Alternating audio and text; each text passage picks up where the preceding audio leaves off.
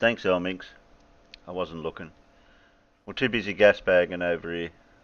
Yeah. As you do. As we do,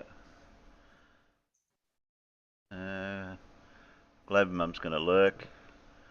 A22 production. Whoop, I heard the feedback just then. We're too busy gas bagging over I know what that is this time. Yeah. I'll give you one guess. Is it Matt? No, that was me. Ah. That was the YouTube feed. We blame Matt. Yeah, it was Matt. It was Matt. It was Matt. Yeah, it was Matt. It was Matt. I bet you even blame me when I'm not here, don't you? I bet you. Well, Matt, you know how it works. Whoever isn't here gets the blame. Yeah. Come on. Yeah. That's like Alan's going to get But I'm here though, and you're still blaming me. Oh, okay. Well, we're going to blame Alan for something too. Yeah, we'll blame Alan for something because he's off making Masani. I'll tell you what, there is one video I think might be worth watching. It might be good to laugh at. One by Kyle Adams. I haven't actually watched it yet, but only trouble is it's 13 minutes long. But about the speed of the IS. Why isn't the ISS continually falling faster and faster? Well, so we I know think why. This title pretty much says it all. We know why. he was in. Oh, I can't. Yeah, we know why. I don't think he does. I think it was Mr. Sensible Server. He was in there a week or two back asking us, why doesn't the ISS sort of speed up? And we all told him why. And then he put this video out, and it's like you didn't listen to a word. One ear and out the other. No, he doesn't care. He's only asking you really to sort of, put a bit more content. You say, because they're saying this and saying that and the other, yada yada yada. That's. We'll play it if you recommend it. Yeah. Hang on, maybe I'll post it in. I like I said, I only saw the title last night. I never got around to watch it, and I thought I'd watch it today. We'll put a vote. We'll give the Peanuts a vote. Vote for Lindsay or what's this guy's name? Kyle Adams. Kyle Adams. Kyle Adams. He's the so-called professor. Yeah, you'll know his voice when you hear it. Where shall I post it, Terry? Anywhere you want for now. Stick it in fair suck if you want. Yeah. Well, I was just going to put it in Shill Your Shit. Okay, I'll put it in. No, you can't post it in there. Oh no, I can't. Oh, yes, you can. You're a mod over there in Discord. So I think you can. It's Kyle, the guy that's been over on McTunes several times. Yeah, he has. Oh yeah. He's the Flat Earth Institute of Science Pratt. Okay. Yeah. Dora wants both. Jeez, masochist. Definitely. Carl Adams and Lindsay. It's the reason why I come across it. He posted it in one of the Facebook groups. And then I just basically said, well, it's because you don't understand orbital mechanics and the basics of laws of physics. And then some guy piped up and said, you understand it, do you? And I said, yeah, okay, well, test me. I'm not an expert, but I know and understand the fundamentals of orbital mechanics at least. And there's been no debates either, really, that I can find. I've been looking for that too. No interesting ones anyway. No. I've been looking for that. Just nothing really pops out at me. Same old stuff. Yeah. Same old. Yeah, he came into Mr. Sensible Server getting on for a fortnight ago now. Just trying to find his original question. But yeah, it was clear that there was going to be a video forthcoming, because he asked the question. Everybody pretty much gave him the same answer, and he's just nothing's happened, just ignored all that and then gone, oh, why doesn't the ISS speed up? Guy's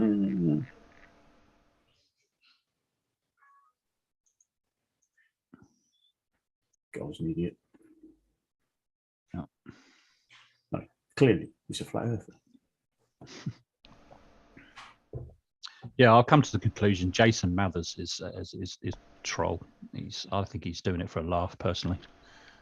I really don't think anybody can be that stupid, because the amount of people that told him exactly what fair use actually is, and he's completely ignoring it. And if you're putting a video on YouTube, it doesn't matter what you say. It doesn't matter if you say nobody's allowed to touch this, nobody's allowed to critique it, nobody's allowed to review it. Sorry, if you don't want people to do that, don't post it on YouTube. Yeah.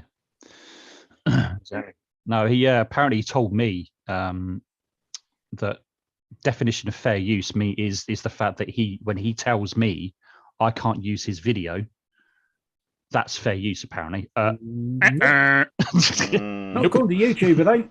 Not according to not according to most countries' laws as well. You know, the there are all law. the variations of it. Yeah. Yes. I've emailed a couple of well-established YouTubers, and they've given me the go-ahead to play their videos, but just do the normal thing and just stop it every now and again and have a chat and critique it. Yeah. What were you going to say, Blue? There, what were you saying about the law? No, just agreeing with you guys. Yeah, you can't tell people they can't use your video for fair use. That's not That's not fair use. Exactly. Yeah. It's the whole point of fair use. So apparently, him saying that supersedes fair use. Apparently. No, you can absolutely copyright strike somebody for just mirroring one of your videos and making no content out of it. Also, yeah, that's different. Yeah, absolutely. That is not fair use. Yeah, I've done that a couple of times. Yeah, and some people are just fine with it. Cheers, Alan. But I don't ever do that unless I ask them first. Yeah. Yeah, I mean that's just common courtesy, isn't it? You know, amongst our own community, sort of thing. You know.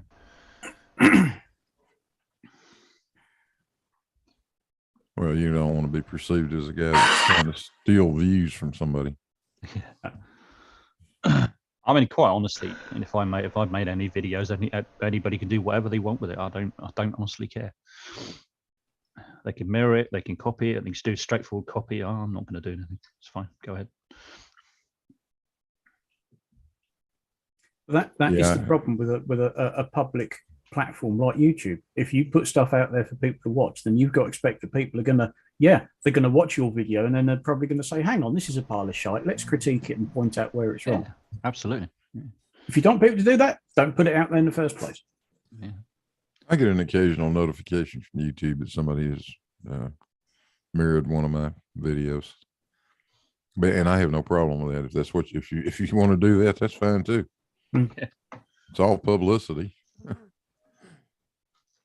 Yeah, I completely cocked up one of my videos was when I was talking about the ascent and descent stages of the lunar module, and I got all ascent and descent all ass back to face because I did it in a rush. But I've still left it up there, and people have made some comments on it, and I've left it up as well. I'm human. I cock up sometimes. You got it, like you said, you got to be open to kind of any kind of criticism when you put something on a public forum. Yeah. It's going to happen. Mm-hmm.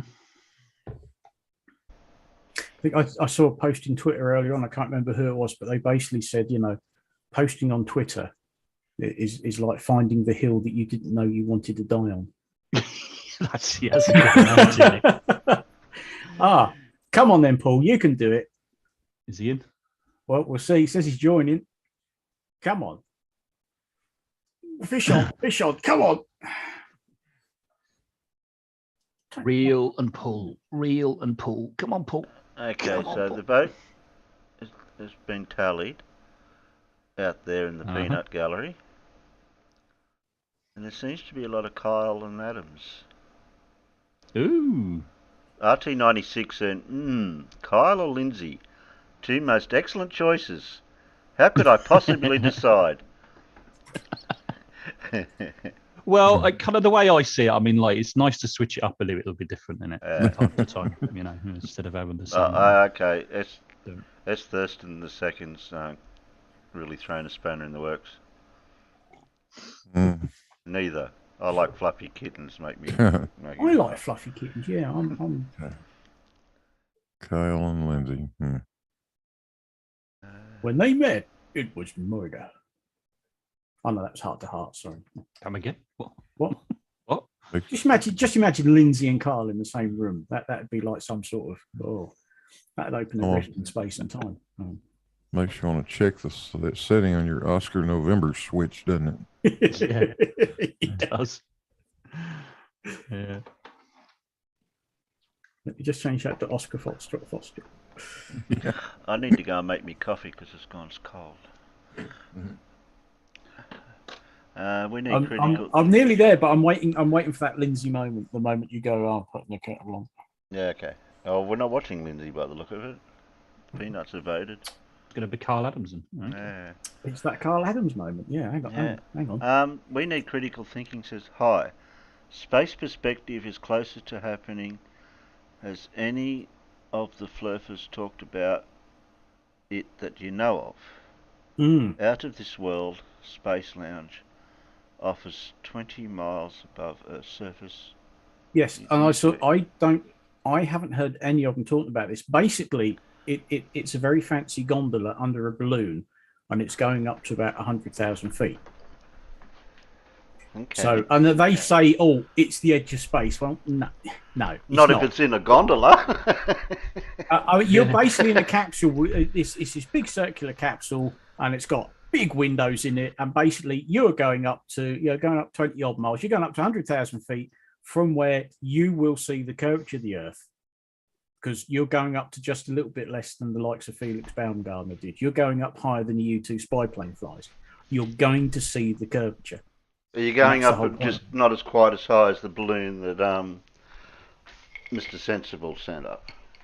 Yeah, Mr. Sensible was 130 something thousand feet, 134, somewhere around about that figure. So not quite that high, you know. And the company on their website, I did have a look the other week. They said, "Oh, it takes you to the edge of space." No, that's 330 or 1,000 feet. But the point is that it will take you high enough that you need to be inside this capsule because you won't be able to breathe. You will see the curvature of the Earth. And that's the whole selling point. And I haven't heard any flat earther talking about it. They might not even be aware of it, to be honest. Is everybody aware that there's a guy since Alex Baumgartner did that jump? There's another guy. One. Yeah, even higher. Yes. Yeah. Not everybody's aware about it. Everybody thinks that Baumgartner's, he's the highest and all the rest of it. No, he wasn't. Well, that's because and I can't remember the chap's name, and I can't remember the company you worked Google. For. Yeah, it was Google, was it? Yeah. It didn't get the same publicity as Baumgartner got because Baumgartner was Red Bull. Yeah, massive sponsorship. Red Bull know how to bloody advertise. Yeah. I mean, he did it slightly differently, didn't he? I mean, essentially had, for those of you who don't know, he had a kind of like a best way to describe it as an exoskeleton, isn't it? Like he was in his own capsule. That was his spacesuit, essentially. Yes. His own suit. So what he'd do was the balloon was actually attached to his suit, as it were, had his own oxygen supply. It sort of lifted him up. So at a certain moment, he was released. Fell back down to earth. I mean, the first guy who did it back in I think was it the early 60s? Something like that. Yeah. He wasn't in the capsule either. He was basically sat on a framework. Yeah. He was literally just sitting there with his feet over the edge, and up he went on the balloon, you know. And then when he got to the point, he just sort of pushed himself off, and that was it. It was Baumgartner who was the first one to have all this big fancy capsule. And it didn't need to. But mind you, that was Rettinger that did it back for the Air Force, is what you're talking about. That was it. That was the guy. He was the first one who did it. Actually acting like the controller for Baumgartner. Oh, was he? Oh, right, good. Yeah. He was in, quote, mission control. saying sophisticated stuff like, open the fucking door. Open the door and open the door and off you go. Yeah. But even at 100,000 feet, you're above about 98% of the atmosphere, aren't you? Oh yeah, yeah. Are they? I mean, like I say on the website, they say, "Oh, take a trip to the edge of space," blah blah blah. But I mean, no. But you are high enough to need a life support system. You can't just sort of open the window and go, "Oh, it smells nice out there," you know. But the main point is you're high enough to see the curvature of the Earth. Yeah, exactly. You 100,000 feet, you're going to see it. I mean, anything where space is just completely arbitrary, isn't it? I mean, there's no, the Kármán line is just completely arbitrary line. It's just, it's not really. Not arbitrary. No. It's got a definition. When your wing control surfaces stop working because there's not enough air there anymore, that's considered space. Yeah. Okay. Yeah, and that is, I mean, that's why the X-15 had 2 control systems. Yeah. one for when there was enough air for it to work, and one for when there weren't. And some RCS thrusters. It had RCS thrusters? Yeah. Yeah. If you watch First Man, that's the opening scene to First Man is Armstrong, and they're telling him, "Oh, you're bouncing off the atmosphere," and he's like, "Well, if I do this and try that, you know." Because all of a sudden he was going down and then started going up, and they'd done anything. He would have just kept going up and up and up, and would have been in big trouble. But they knew that. That's why I had our sources. What's he sent you? Oh, he's sending me images. No, I won't show the other DMs he sent. I'll only show you these ones. Ooh, nice.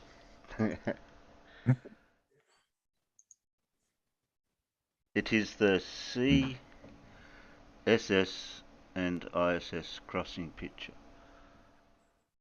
Oh, I saw something about that yesterday. Okay. Yeah. Oh, yeah, nice. If you play my video, then the image I sent you in DM is the answer. Oh, is that the one I missed out on playing last time? I'll have to grab that. I can apparently see the CSS next Saturday night. Okay. But it probably won't be very bright at all because it's only got a magnitude of 2.7. I mean, that's tiny. It is, and it's forecast in a partly cloudy night. So, but that morning, Saturday morning, the ISS comes over a -4.2. But that's at 5 to 4 in the morning. So that's a really bright one. That one. Oh, I've seen in the -4s before. Yeah, it's just there's no doubt as to what is passing overhead. It's so bloody bright. I mean, those photos that I've taken of the ISS have all been in excess of 3.5. Sorry, -3.5. Yeah, I generally don't bother going out and looking unless it's at least a -4. Anything dimmer than that, it's like, well, what's the point? You get so blasé about it. I've seen it so many bloody times.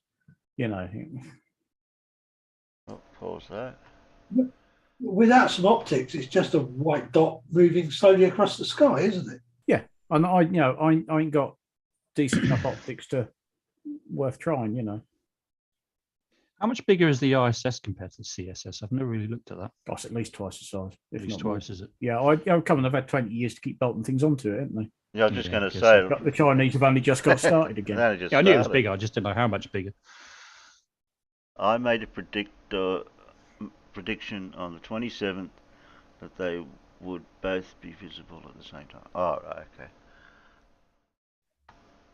Oh, well done, Demon Orb. I did pop back at one point, but because I think I was supposed to be able to see the actual train, but I couldn't see him.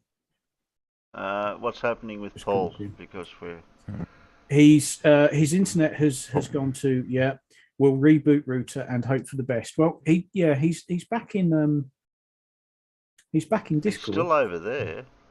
Yeah, but say he's maybe over there. Maybe, yeah. I mean, he's may not be on for Burton, so because he had a couple of times he was trying to get in here, and they just said he was joining, and then wouldn't let him. He couldn't do it. He actually joined for a minute. Yeah, he did very briefly, and he's had another couple of goes since. But hopefully, rebooting the router literally across the room, I suspect. You're Australian. You see the Falcon 9 second stage pass at midnight. No, a router is a woodworking tool. That's the problem.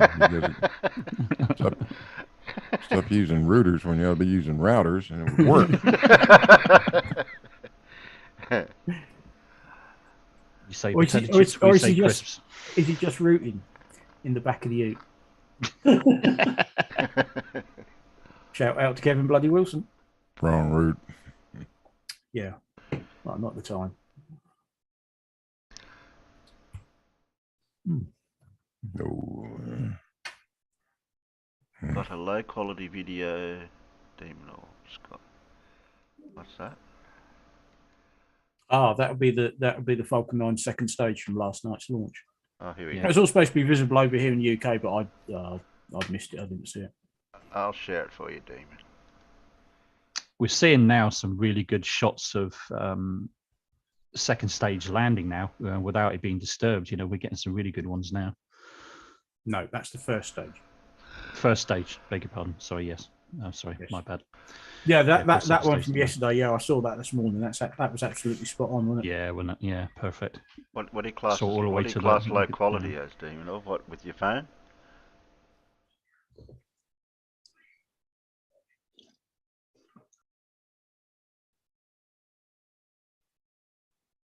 There it goes. It's that smudgy dot. Mm.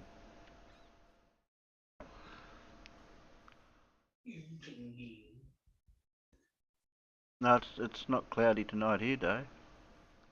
Clear sky. Deorbit burn. I mean, well, SpaceX call it entry burn, don't they? They call it same thing, Yeah, I guess. but I mean, well, it's the same thing. Yeah. As soon as you deorbit it, it's going Exactly. to burn up. Whoa, did you see how fast it went then? Yeah. Yeah, phone video, yeah. Nothing wrong with phone. Couldn't do it years ago with your phone. No. Years ago, they were just a phone. No, I've got an old flip phone there that got a camera in it, but I don't think the video quality would have been that great. Yeah, camera's supposed to be pretty good in this one. What I really need is an adapter so I can hang an eyepiece on the back of my 600mm lens and then hang the phone on the back of that.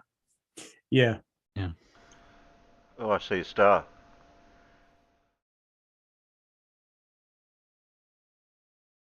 Or an airplane over there.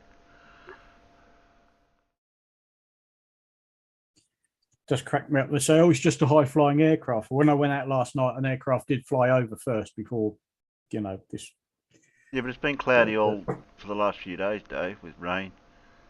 Only just clear sky today, this afternoon. Yeah, but you can tell when they're aircraft because they've got the right lights and the right configuration and they flash. Yeah.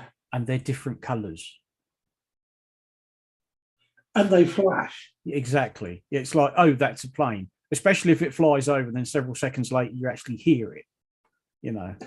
Yeah. Kind of gives it away. It does a bit, yes. Oh, it's a U2. Really? You ever seen a U2 in real life? Yeah. I have. I used to watch them fly over many times. It used to amaze me how they stayed up there. A bit like the Galaxy. You watch that flying by and you think, Thanks that for should that, really Demon. fly out of the sky. Yeah, cool one. I died, so I didn't get to sit up last night. 100,000 rivets flying in close formation. I mean, Yeah, I know how Yeah. they fly. I understand the aerodynamics of it all. But when you watch one flying over at particularly low altitude, because he's coming in the land several miles away at Mildenhall, and you just look at it and you think, no, that just doesn't look right. That should just be going thump. They used to say that one about the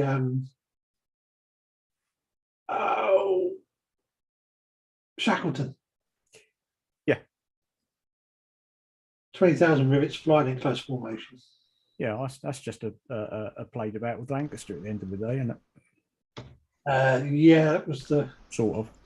final derivation of the style of airplane. Yeah. But sorry, go ahead. And then you watch a U2 fly over and you go, oh, it's a U2. You go away, do something for 5 minutes, come back and go, it's still the U2. I never have, but you might have done either Alan or Farmer's Boy, the Antonov. Did you ever see that up close at all? Not that you will anymore, but I didn't see that one. I used to fairly regularly see its smaller brother because the RAF used to rent it and fly it out of Bryce Norton when I was working there. So that was the 4-engine one. that's another one you've got to look at. And how the freaking hell does that thing fly? I mean, it's huge. Bryce has got a very long runway. Where they all take off from, there's an extra bit. There's another, I don't know, 100, 150 yards of tarmac. The only plane that ever took off back there was this Antonov. And he would sit there for 10 to 15 minutes and get those engines up to proper working temperature. And then eventually it starts rolling along the runway. And it would be like, no, you really need to go faster than that. No, come on, you really need to push it. And you just see it go by. And from where our offices were, eventually there's all these trees and things in the way. And you can't even see the tip of the tail now. And you're thinking, at some point he must be pulling up on that stick because at the end of that runway, there's a road. There's a public road. And then eventually the plane appears and you think, you've just used every single inch of that runway. That's God knows how long it is at Bryce. It goes on forever. And then you'd watch a Hercules and they'd go, ha, ha, ha, ha, ha, thank you very much. You know, they went and got level with our office there in the air. But this thing, this Antonov, I swear, every foot of that runway was needed. You know, it lumbered along, and it's like, are you taking off? Or are you just going to the other side of the airfield for a better view? You know? It's just taxiing. Sadly, the Antonov was destroyed in Ukraine by the Russians, wasn't it? That's right. It was early doors. Yeah. Yep. Right at the beginning. That was the only one, wasn't it? Demonov said UT plane still hasn't found what it's looking for. Fred's, I once lost a jumbo jet. Long story. Right. Okay. I left it here somewhere. Yeah. These things, they do tend to flex a bit. You forget how big they are until you happen to be driving around a different part of the airfield, and then there's a truck with all the flashing lights, and just behind him is the aircraft he's escorting, and you just sort of, I'll get out of the way. What movie is that one off? Jeff Daniels saying, "Must go faster, must go faster." Is that the 2012? Speed. Is that 2012 movie, or is that a different one? Is that Speed? No, that's Independence Day. Independence Day. Oh, got 82 productions in there. I was going to say, you talk Jared up, don't you? What? So you talked Jared up. He's just dropped in the side chat. No, he hasn't just dropped in. He's been out there. He's been there out there for ages. Oh, was he? I hadn't noticed him, to be honest, until now. That's because you haven't posted for a while. That's all. Yeah. He's a man of few words. The first Jurassic Park. That wasn't Jeff Daniels. Oh yeah, that might be right. That was Jeff Goldblum. When he's in the back of the Landy and it's being chased by the T-Rex, and of course he's looking at the T-Rex come running after him. He goes, "Let's go faster! Let's go faster!" Yeah, that's definitely Jeff Goldblum. The only time I've seen an Antonov like used in a movie was that 2012 movie. Yeah, and I think that was the biggie, wasn't it? Because that had the big one had 6 engines. Yeah. I don't know if they used a CGI of it, or was it a real one? Oh yeah, it would have been. Yeah, the biggie that they lost is the Antonov 225. Yeah, and you could tell that because it got 6 engines. The smaller cousin had only got 4. I can't remember what number. Apparently, the story behind it not getting evacuated was basically down to the owners. They couldn't decide what they were supposed to do because they couldn't just the pilot just get in and fly off and away it goes. And to save it, apparently the owners fuffled and dabbled and dibbled and couldn't make up their minds what to do. And by that point, it was too late. I'd like to hear these stories about the airplane and now a submarine. Oh, is that Fred? Yeah. That was the 124 I used to see, the Antonov 124, and that was developed into the 225. Is that the one off the movie? Yeah, the one in the movie is the big 6 engine one, the 225, the one that got destroyed in Ukraine. They did actually start building another one, and it never got finished. So that was a unique aircraft.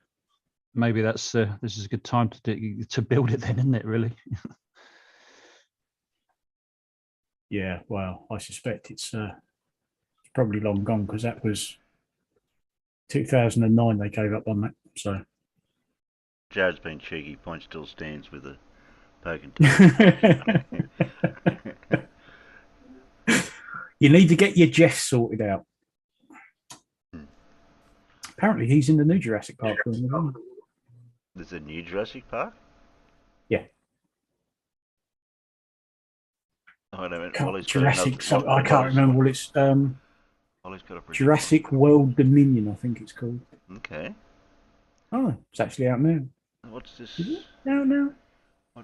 No, it comes out in June. Anyway, we've got something to watch, Terry, have we? Or I don't know. Wally keeps. Much as I enjoy chatting. Yeah, Wally keeps sending me things. Tiangong ISS pass details. 28th of April. Now, see, Dora, we've been waiting just for you. We knew that you weren't going to be back for a little while, so we've just been, yeah, that's it. We've been in a holding pattern, waiting for you to come back. Now you're here. Carl's turned up too. Yeah, Carl's here. Yeah, Carl's here. Now we can start. The gang's all here. No, you didn't miss Lindsay. Yeah, no, we haven't done Lindsay. Yeah, you didn't miss Lindsay. Might not be having Lindsay. No, we're not having Lindsay. I don't know. We can give Lindsay a miss tonight. We might have something even worse today. Yeah, or depending on your point of view. Oh, yeah, it's actually worse. Yeah, I don't know. It probably is, because the other one seems to be a more cogent character, and in that case, why is he spewing such rubbish? What have we got here, Carlo? There we go. Don't you just like find control on your video camera? It's that. Where you've gone then? All the dark stuff. I've got no control of my webcam whatsoever. I can fiddle with mine. No, can't do anything to mine. I'm going to have to get a better one. I can flip, rotate, change colour, change chromatic effects. What I want is one that doesn't clip to the top of my monitor because it's crap. I got a little stand. I should. Yeah, that's what I'm going to have to get for mine, because they don't actually clip. It just sits there, and it's so easy to move the damn thing. I can take mine off that stand and clip it to the tower or the hutch above me monitor. Then I can have it looking straight at me if I wanted to. Fred Bailey says no one has ever missed Lindsay, not even Lindsay. Not even Mrs. Lindsay. Is there a Mrs. Lindsay? Don't know. I think so. We've never found out. I think I just thought it was the secure living facility that let him have access to the internet. Yeah. I know. Professionals in the facility. Don't panic, Peanuts. I know what happened. I didn't share the video straight away after I shared it in here. It's okay. I know what happens. Don't panic. Don't panic. Don't panic. Yeah, I thought you'd pick up on that reference. Don't like it, Upton. Yeah, don't tell him your name, Pike. Yeah. Don't tell him, Pike. Okay. Whose turn is Harry? it? I was just going to ask, Matt, do you know a 4-letter word that starts with P? Yeah, press play. I know lots of 4-letter words that start with P. Yeah. Yeah, but we only need one, though. You might want to turn the volume on. You've unmuted it, but you haven't kind of put the volume up, or do you need to do that? I don't know. Oh, no, yeah, I'll put it up a bit. Yeah. Anyway, press play. It's up now. All right, eyes down for a full hour. You said turn the volume up, Matt. On my fault again. Yeah. Zarking Farquads was that. Well, you could always fast forward past the crap music. Yeah, hit those cursor buttons on your keyboard. Yeah, one of them. Which one? Yeah. Too far. Don't know. Here is a NASA explainer talking about orbital mechanics. The following illustrates how a satellite stays in orbit.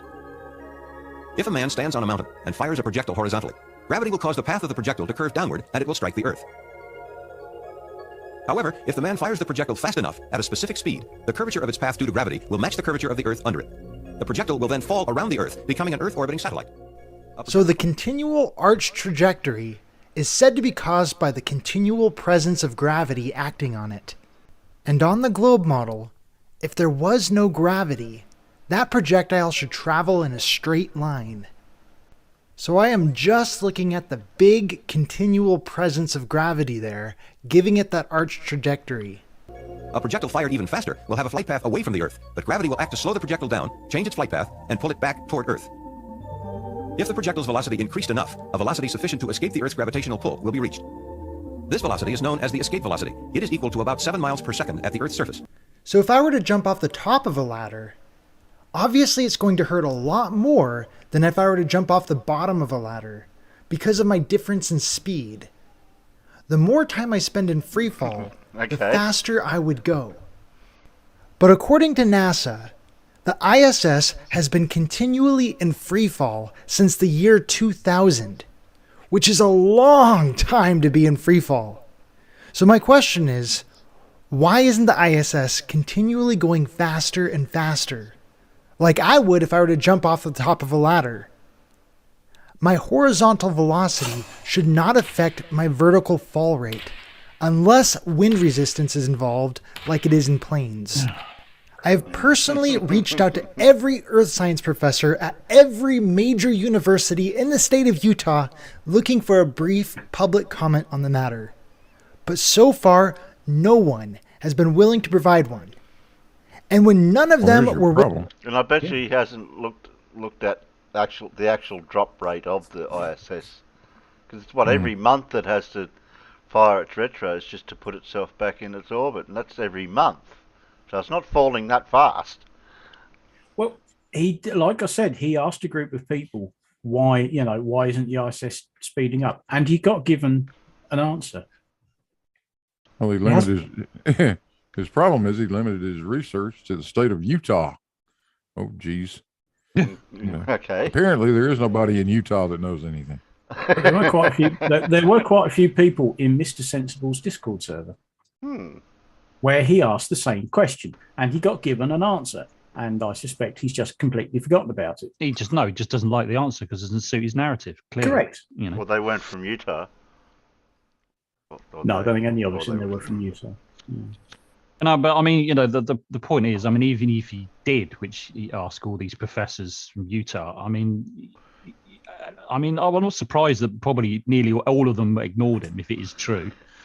I mean, it's just like, people think that NASA or academics and things like that are there at their whim to answer stupid fucking questions for them because they think the Earth is flat.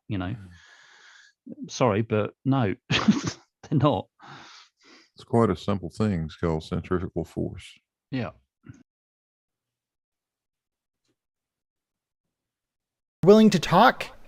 I then reached out to every earth science high school teacher in both Washington and Iron County, both in Utah, and still no one was willing to provide a public answer.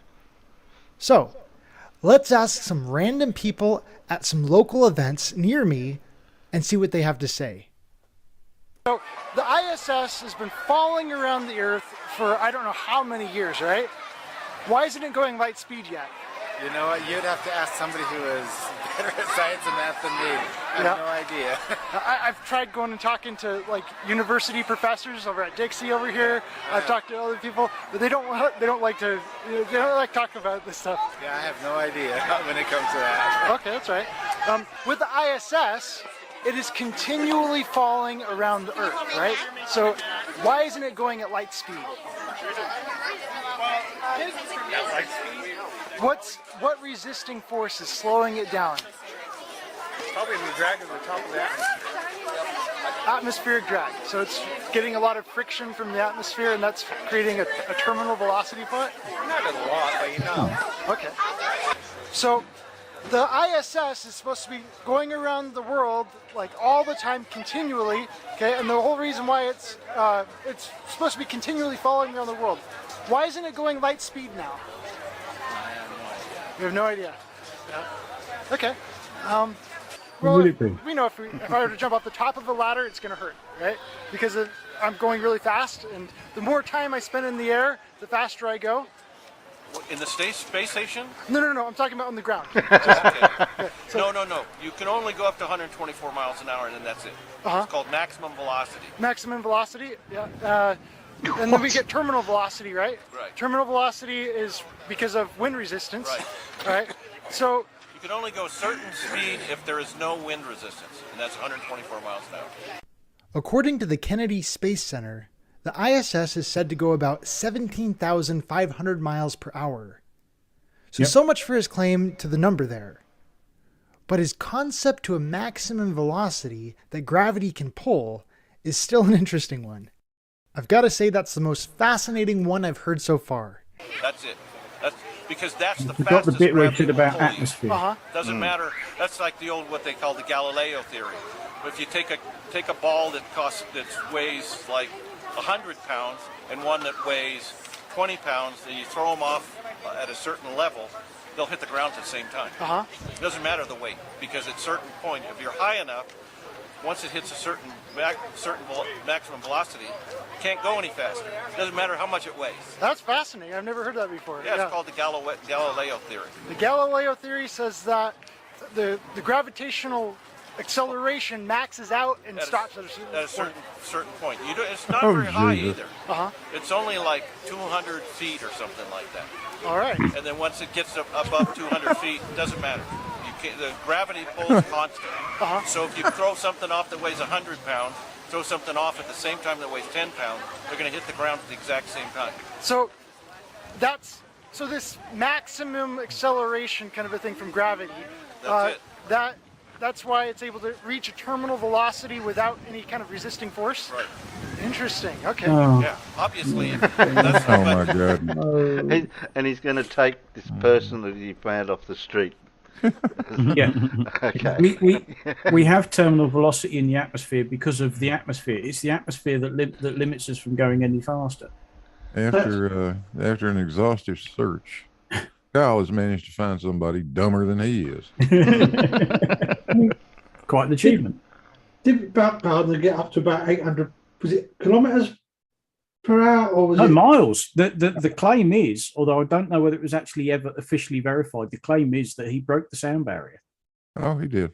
Because he was high enough and the air was thin enough that he could, he was clocked at over 800 mile an hour. Yep, and the sound barrier goes down as you go up.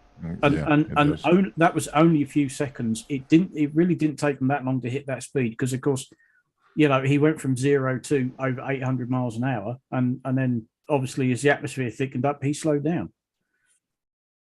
That's terminal velocity because of the friction with the air, and that's even something the ISS has a problem with because there is just enough atmosphere at its orbital height to induce a little bit of drag. Yeah, which is why they have to keep doing these correction burns, isn't it? Yeah, exactly. It does decay its orbit. I mean, it's something like 1 or 2 kilometers a year or something. It's quite minute or something like that. The ISS loses up to 0.1 mile per hour of velocity and 333 feet of altitude per day. Oh, okay. So, and that's why I think something like every 2 or 3 months they give it just a little kick to get it back up again. Yeah, it doesn't need much. It's because the drag is there, but it's not, it's not significant. It's minimal. Yeah. Doesn't the refueling and restocking ones help with that? Yes, I think it's one of the Russian spacecraft docked to it that they generally use. Yes, and they have these resupply missions. Yeah. So it's one of the Soyuz modules, isn't it? Yeah, so there's always one dock that's got fuel in it, so they can do the burn and boost it back up, and then 2 or 3 months later do it again, and so on and so forth. Because if you just left it to it, eventually it'll fall, it'll drop out of the bloody sky, because it'll slow down too much. And of course, once it's in a circular orbit, it isn't losing height, is it? So why would it accelerate towards the ground? Well, this is what we went through with him 2 or 3 weeks back and explained to him how these forces all balance out and why it isn't accelerating. And he's quite obviously just thought, no, that's not the answer I wanted. I'll forget about it. Oh, what you mean, like a certain person and film? Yes. Fred wants you to do a diagram. No, I'm sorry, Rumpus isn't here at the moment.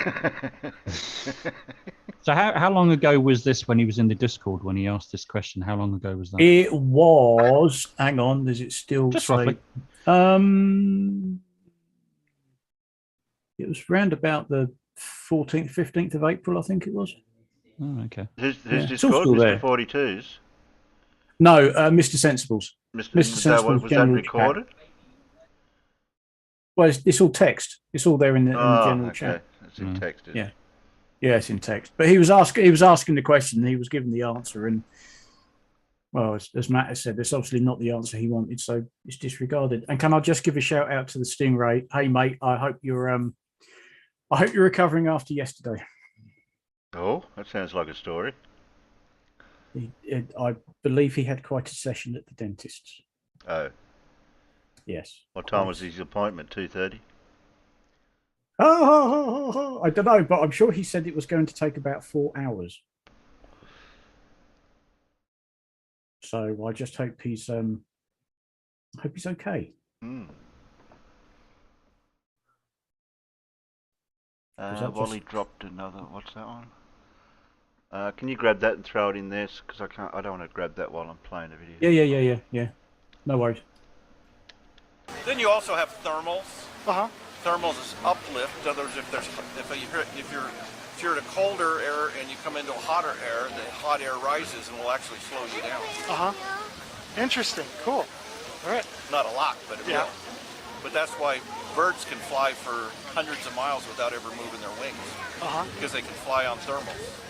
Yeah, okay. And it lifts them up off the ground. They don't have to even move. I thought we were talking about the ISS. The condors, they do that all the time. Yeah. Fly for hundreds of miles without nothing to do with the ISS. Thermals are just warm air currents. So if the ISS has reached a terminal velocity due to thermals, that would be due to wind resistance.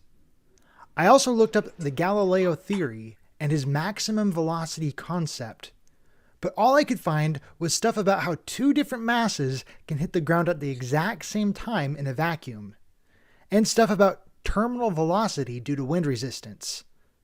I couldn't find anything about a maximum speed that gravity can pull an object without any resisting forces. So he's using this guy now as kind of some sort of representation of science now, isn't he? You know, he's got it horribly wrong, and that's how he's presenting it. Oh, look, this is what the Globers are saying. No, we're fucking not. It's giving him extra content to blabber on about. Huge straw man, isn't he? Yes, massive straw man, huge. Yeah, but that's how it works. That's how flat Earth works. That is a concept unique to him. Do you have any thoughts on that? Do you why the terminal velocity? Yeah, why is the ISS? Why has it reached a terminal velocity instead of going light speed by now? Because it's still within a certain atmosphere, so there's still going to be air resistance. So air resistance is slowing it down? To an extent, yes. To an extent? But because there isn't just a void, you still are running into stuff.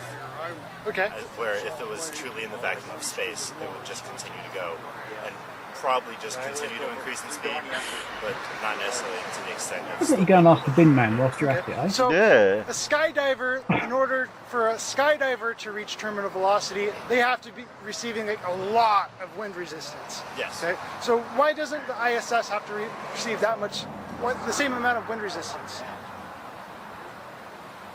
That's out of my scope. That's all right. I could ask my dad. He probably knows. Visit orbital mechanics in college. I've also had this question on our debate board for quite a while now, where I've heard a number of different globe earthers provide different answers. At one point, centripetal force was a term that got brought up as a potential explanation, but on further investigation of that claim, it was determined that centripetal force would be described as a downward force, which wouldn't provide any resistance to gravity, and thus it wouldn't prevent the ISS from continually speeding up. After that, like we said, it was determined. Was a term he determined that as a potential explanation. Yeah. Let's hear what Neil Tyson has to say about that. All right.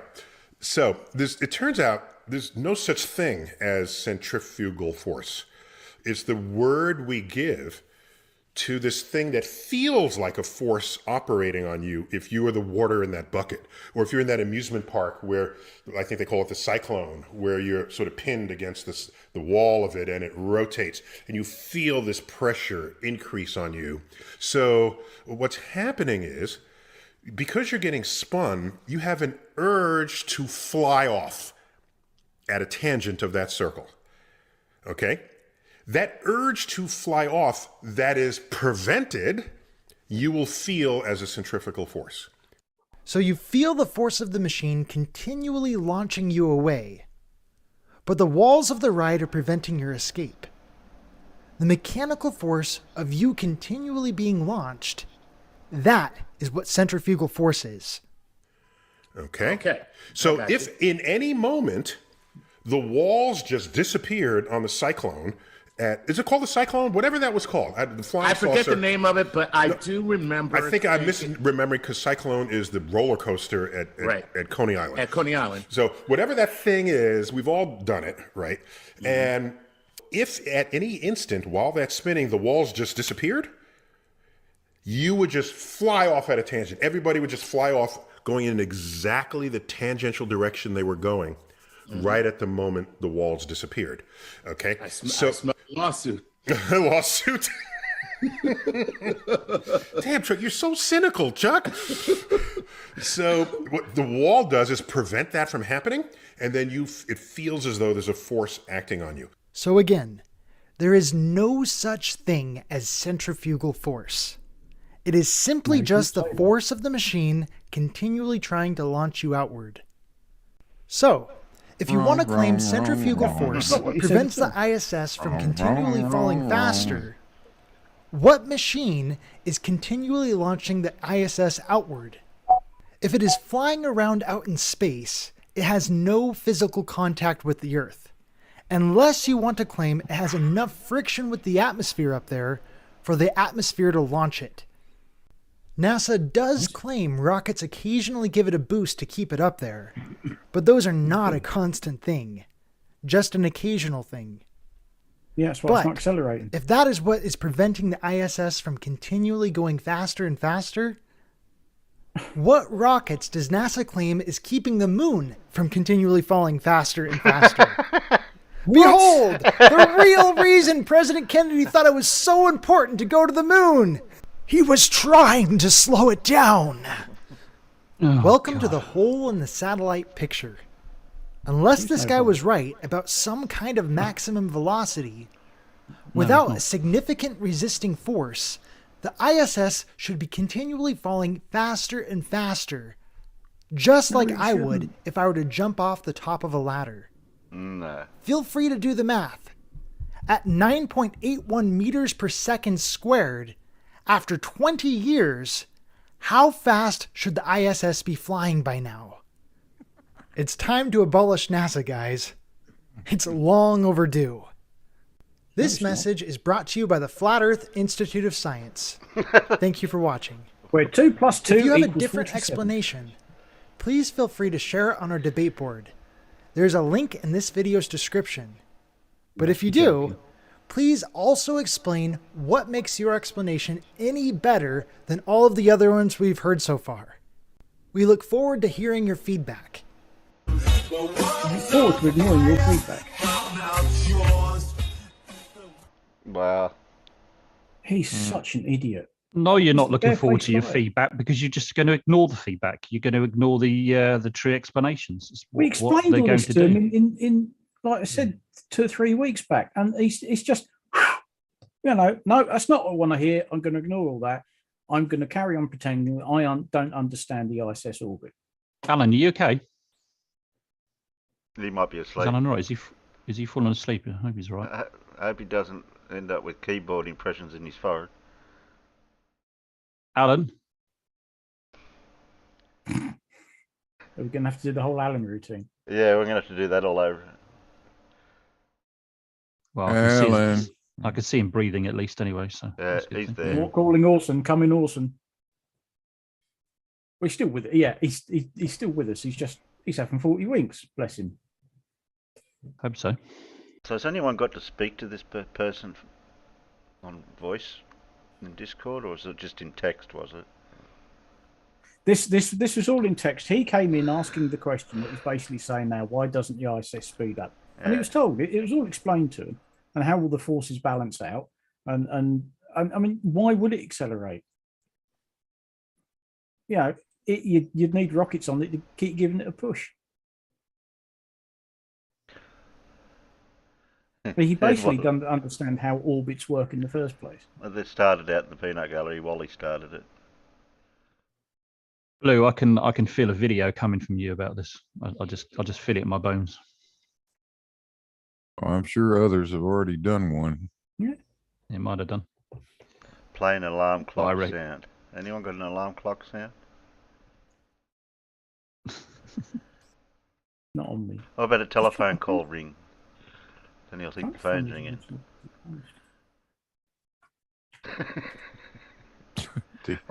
And he'll wake up and answer the phone. Kyle, put Alan to sleep. Damn it.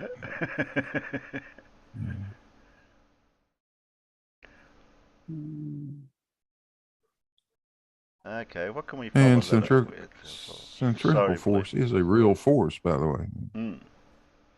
I like the way you dismissed it. You said it was determined. No, you determined it. It wasn't determined at all. Is the word pseudo force in our vocabulary, or is that a Flurfer thing? Sure. No, we use that one all the time. Pseudo force, emergent force, imaginary force. Those are all terms for inertial forces. Right. And it's the same category that gravity falls into. Did you just say the G word? No, I said gravity, not gusset. Come on.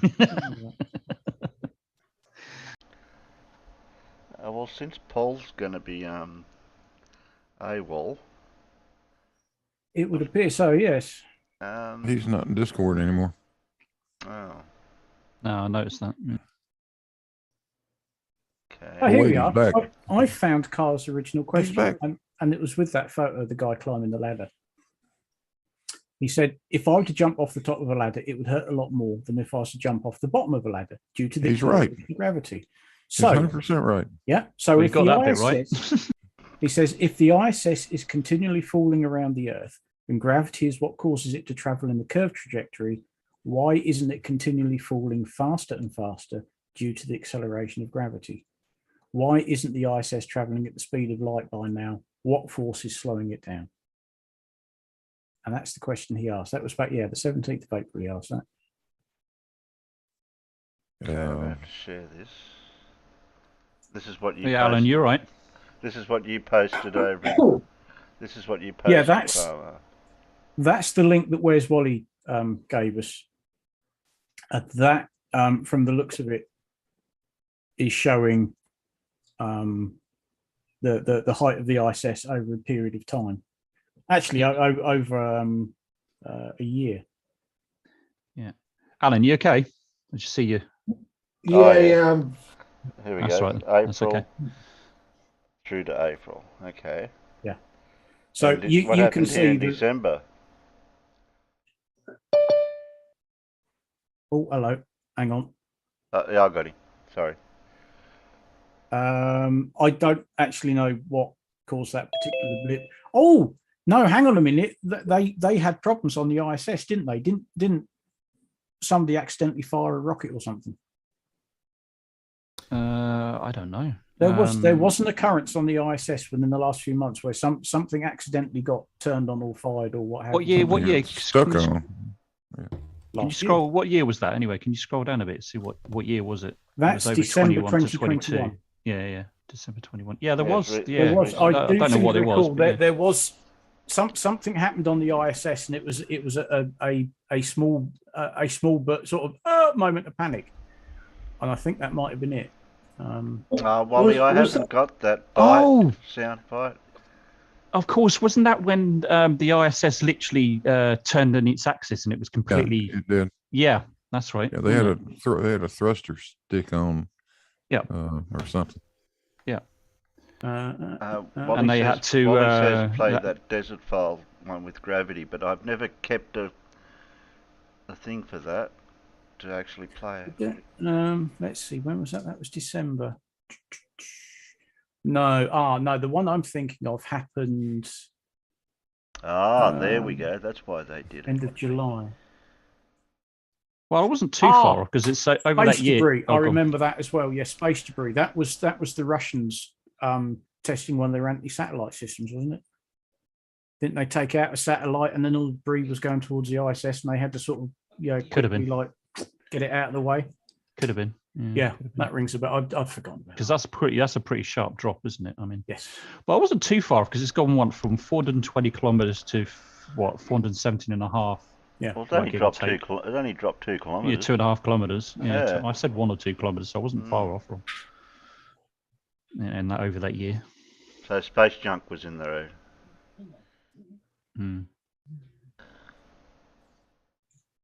Yeah, I think that was the Russians doing something. And Paul's here, by the way, if anybody's noticed. Yeah, Paul's back. back. Paul's back. I don't know for how long, but I'm back for the moment. Man. It seems to have stuck this time, yeah. Have you done a speed test? Or you haven't got that? No, I haven't. No, I'm not going to bother. If I drop out again, that'll be it. Okay. Yeah. Yeah. You don't want to risk a quiz then? Well, I suppose I could. I mean, you're only going to get halfway through and then end up dropping out, I guess. Oh, Mr. Optimistic. We'll get halfway. Yeah, Mr. Optimistic. What? So ask the easy ones first, and then Matt will be happy. Yeah. We get to the hard ones. Oh, Paul's gone. Oh, damn. Oh, damn. Oh. It's kind of a I mean, it is a quiz, but it's kind of a. You'll have to discuss and learn some physics in this one. What? Oh. It's all about materials. Might be time for a cup of tea. Here we go. That's for Alan. Wake up, Alan. Wake up, Alan. Alan. Shut that thing off. Is that Alan reversing out of the room? No, that was to wake Alan up. This Alan fell asleep. I think it As long might as he's blow all up right, too. he seems to be okay. Sorry about that, but this kind of just happens to me randomly. Yeah. So Yeah, that's all right. As long as you're all right, Alan, that was all just. I was going to kill your video stream, and then I thought. So have I missed Lindsay? No, we didn't No, do we it, haven't Lindsay. done No, Lindsay. We didn't have Lindsay. Didn't do We're Lindsay. going to save that for Wednesday, mate, because we know Okay. how much you and all the others love a bit of Lindsay. Thanks for that, M-Ball. I'll save that alarm clock for next time. Get rid of that damn thing right now. Blue was sort of awake, that sort of pleasant, I'm sort of awake, and then all of a sudden it's like, whoa. My ears are still ringing. Yeah. I'm just glad actually I had my volume turned down a bit this time. Actually, it's only about 30%. Had no idea these cheap ass headphones would make it to 130 dB, but they did. Oh, dear. All right. So do you want to have a go at the quiz? Yeah, we'll have a go while let's you're go. here. We'll have a go. All right. And we'll you see clue, how we go and you then. didn't do a clue while you're doing that, getting that ready. You didn't get it to do a clue. Oh yeah, I did actually. I did actually do a clue. He just never got a chance to post it. S somebody C.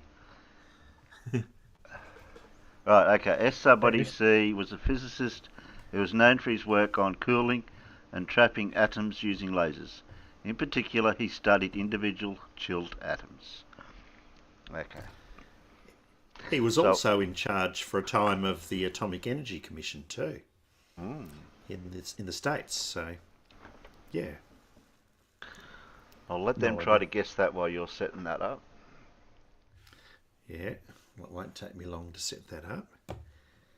I haven't had a chance to put any distraction in the start of this one though. All right. What? No jubblies? Oh, good grief. No jubblies tonight. Jubblies. So, disappointing, I know. I know, yeah. I can quickly Jubbly free zone today. go back to one of my earlier streams and grab a. No, it's not. It's not Sean Connery. Connery. Stephen Cox. Unless the C, the 3-letter last name, it would be Sean Conn. Or about Stephen Cox? No, not Stephen Cox. It's close. Close, yeah. One name's right. Because if you didn't do any questions, I actually found a YouTube channel that actually does physics quizzes. Okay. Yeah. Pretty basic That ones could be for you. interesting. Yeah. For me, they weren't. They were hard. So I just picked that. Carl Edwards is almost right. He's got an S and he's got a Cho, but it's not Cho. It's close to Cho, but it's not Cho. Chi. No, not Chi. Come on. Keep on going through the vowels.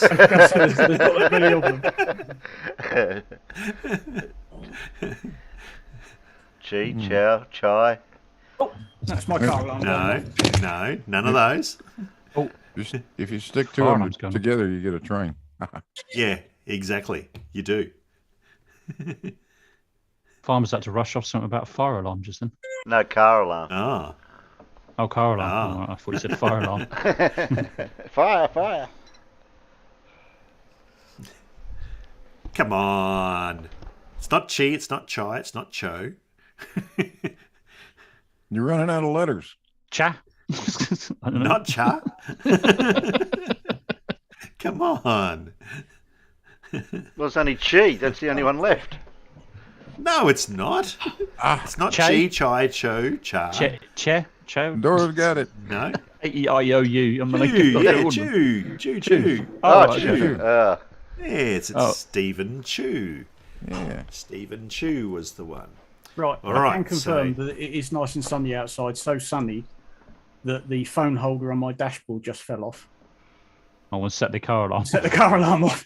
Okay. I just had to go running downstairs to find my keys to go, quick, turn it off, make the racket. Oh, dear. All right. I thought you said fire alarm when you went running off. I thought, bloody hell. No, I ain't got a fire alarm in here. How much do you know about materials science in physics? Do you want the short answer or the long answer to that? Structural analysis and, engineering of bridges and cantilevers. No, I'm sorry, that's structural engineers. I don't do that. Okay, well, here we go anyway.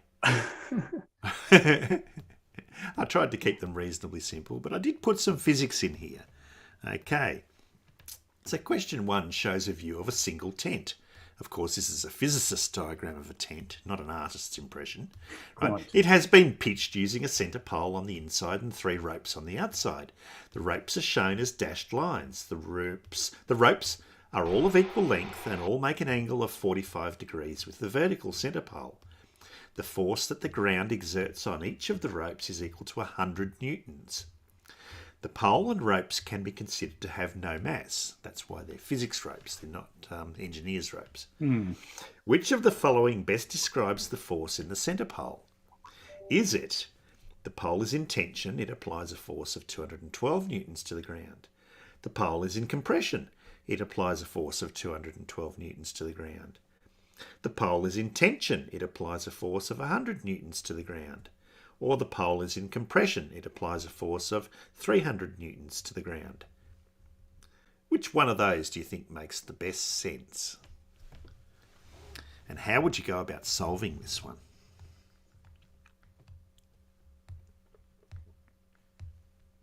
Oh, well, I'd give it to my pet structural engineer. So what's the physics involved in this? What's happening here? I guess you have to answer the question first. Is the pole in tension or compression? Pole's in compression. Yeah. Yeah, it's in compression. Yeah. Right. So Pole's how would you compression load? Right. Yeah. How would you calculate the force exerted on the pole? Well, you've got 3 forces acting on it from the 3 ropes, right? Yep. Each rope's at a 45-degree angle. Each rope has a 100 Newton force to the ground, but that's at 45 degrees. Yep. The sine of 45 degrees is 0.707, so that's 70.7 pounds per rope. Yep. Times 3 would be 212 newtons. You have got it, Blue. That is exactly correct. Yeah, well done. Yeah. Vertical force at the top of the pole from each rope is given by F equals sine of 45 times 100. As Blue said, is 70.7 newtons. Multiply that by 3 and you get approximately 212 newtons in compression. So the correct answer was B. Well done. And the peanuts seem to have done fairly well on that one too. Okay, question 2. Cylindrical samples of 4 different metal alloys, alloy A, B, C and D, are placed in a stress tester and extended under tension to test their properties. A sketch of the apparatus is shown in figure 2.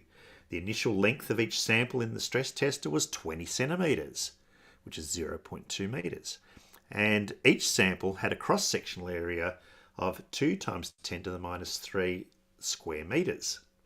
The results of the stress tests are shown in the graph there. So the question here is, the next several questions will relate to this information. The first of which is, which of the following is the best estimate of Young's modulus of the stiffest alloy? So I guess the first thing you have to do is find out which one is the stiffest, and how would you determine that?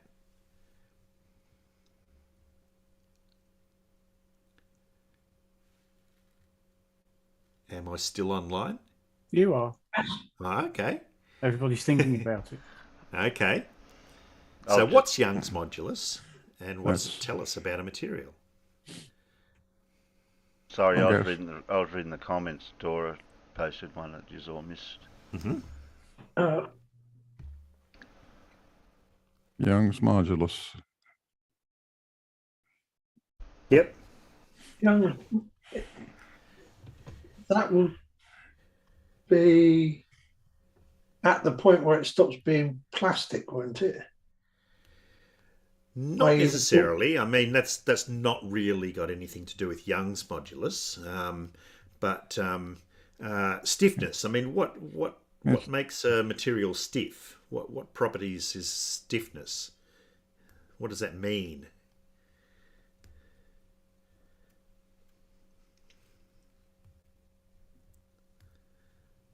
Apart from the lack of stiffness, because I didn't have a proper introductory image. Well, that's what Doris. That's what Doris. Well, yeah, that's got to do with the density of the material, isn't it? Stiffness is all about how easy it is to stretch or bend. Okay, so it means that to stretch it, you need to have a lot of force to stretch it a little bit. Is a stiff material, whereas a less stiff material, you put the same force on it, it would actually stretch more. Okay, so the stiffness is related to the stress. The stress is what you put on a material. All right, that's the force you apply per unit area, and the strain is what you get when you put the stress on the material. And that's the deformation, the change in length. Okay, and Young's modulus is defined as the ratio of those two things: the stress divided by the strain. Okay, so it's basically the rise over the run. It's the gradient of the graph. So the stiffer material would be the one with the steepest gradient on the graph in the first section of the graph. Okay, so you can see that as you apply forces to these materials, the stiffness actually changes after a certain point. Once you get beyond a certain point in the stress strain. Uh-oh. Uh-oh. Uh-oh. Oh, we lost him. Uh-oh. We're going to have to figure this one out ourselves now. Lost him all. What words that kept coming into my mind was elasticity and breaking strain. And I was like, to try to figure it out in the mathematical side of it, that was what was getting me stumped. Well, yeah. At least I figured out that you were basically looking for the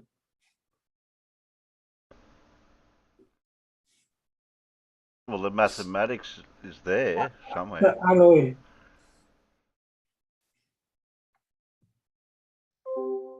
Yeah, we lost him. No, we lost him. Yeah.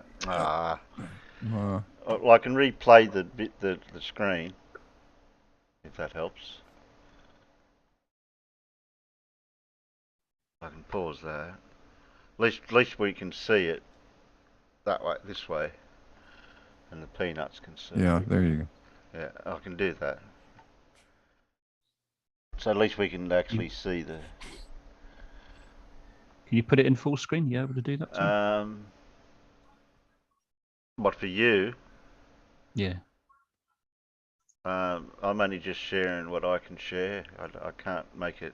No, that's right. I just wasn't sure how Zoom. This is what you get. Yeah, I don't know how big. I don't know how big it is. What you're getting.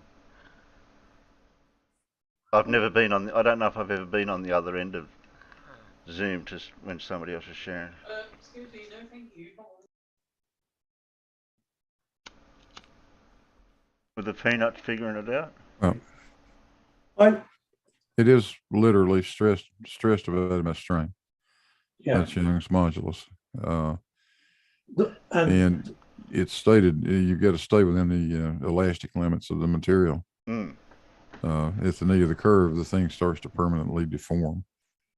The material is failing at that point. Yeah.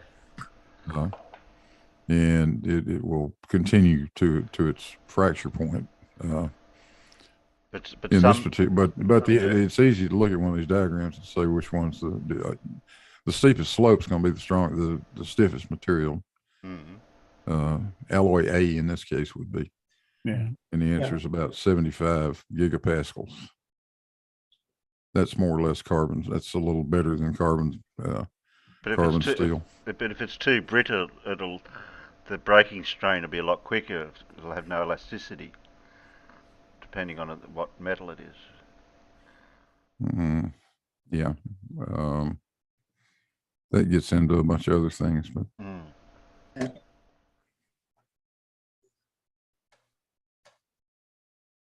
Yeah, that's what I was thinking about all that, trying to figure out how could I. But that's Young's modulus is a thing we use frequently in engineering for all sorts of things. Yeah. For instance, I can't define how the torsion wire in Cavendish behaves if I don't know what the Young's modulus of that wire is. Yeah. I have to know that to know the stiffness of the wire.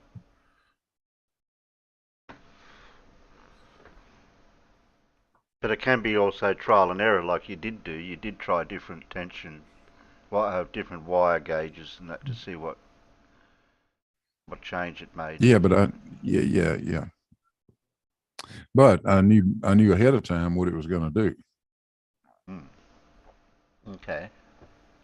And I think we all agree that Dora has given us a really nice answer in the chat.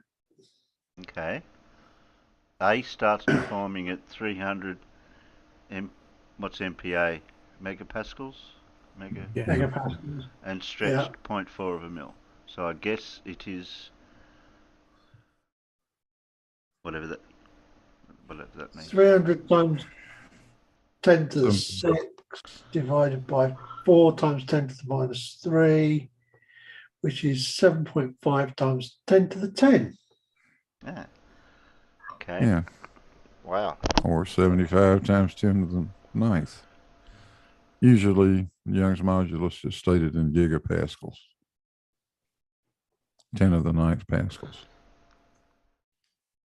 Wow, these quiz questions were going to be going pretty good with this theme that Paul was doing, the first one and this one, and the next one would have been interesting too.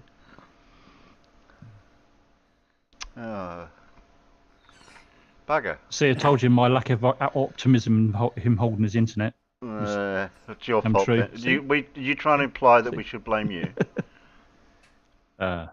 Yeah, well, you usually do anyway. Farmer, Matt said. Hello. Matt said we've got to blame you. No, it's Matt's fault. It was I jinxed it. He jinxed it. He predicted it was going to happen. Could we have the easy ones first before you drop out? Yeah. Oh, they were the easy ones? Holy shit. Those were the easy ones. I suspect they probably were as well. I don't know if I'm going to play these videos, but where are they?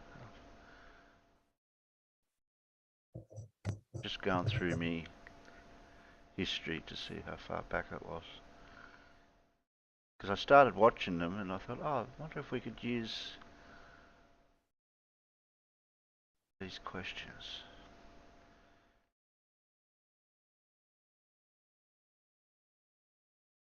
I think it's called Mind Your Decisions. That might be the one. I was a little bit concerned about you there for a little while, Alan. I could see you breathing, but Yeah. and because you looked a little bit red as well. It's kind of like you're like, I hope he's all right. Yeah, I think it's just. I don't think I think this just the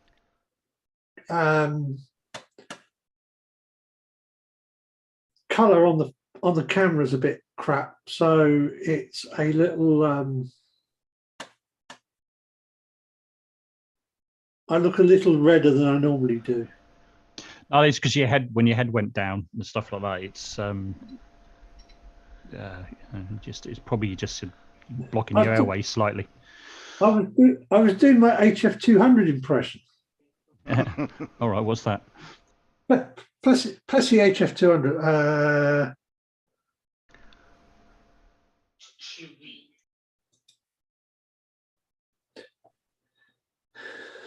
I'll see if I can find something like what I'm sharing now. If that's the theme you want to. Math question. Yeah, well, there's that. That's a question. That's one of them.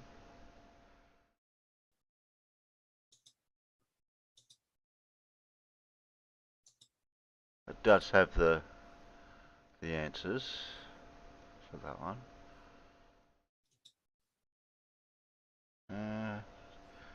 See if I can find another one. Yeah, it's a channel that's out there. It's got all sorts of different. Depends on what. Because you've got maths, you've got solve angles, logic tests. What else we got? Triangles, circles. A lot of interesting ones.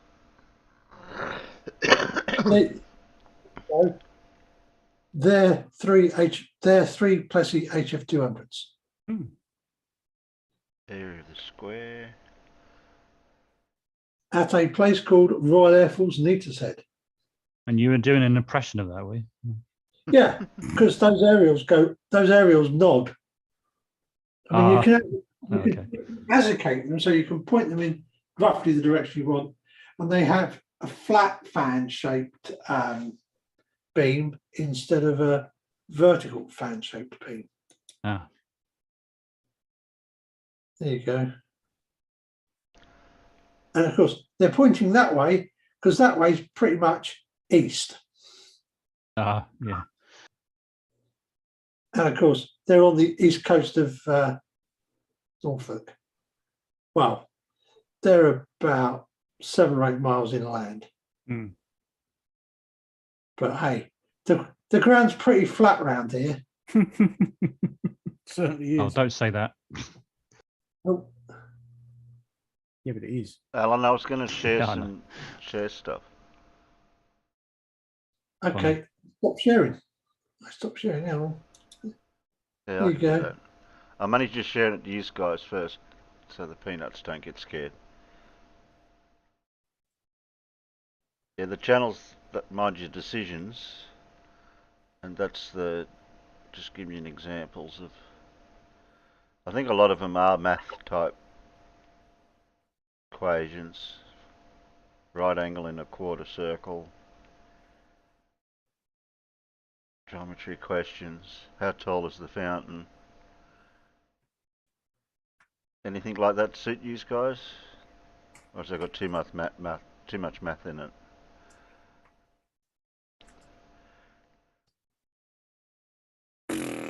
Yeah, blow that. Yeah, okay. Glad you said that, not me. Well, I was trying to find something to mirror what Paul does, because Paul does his questions. I thought, what if I could find something else out there that I could I do have some strengths, but mass definitely is not one of them. Well, I never learnt all these equations and all the rest of it. I'm employed for my problem solving and creative streak.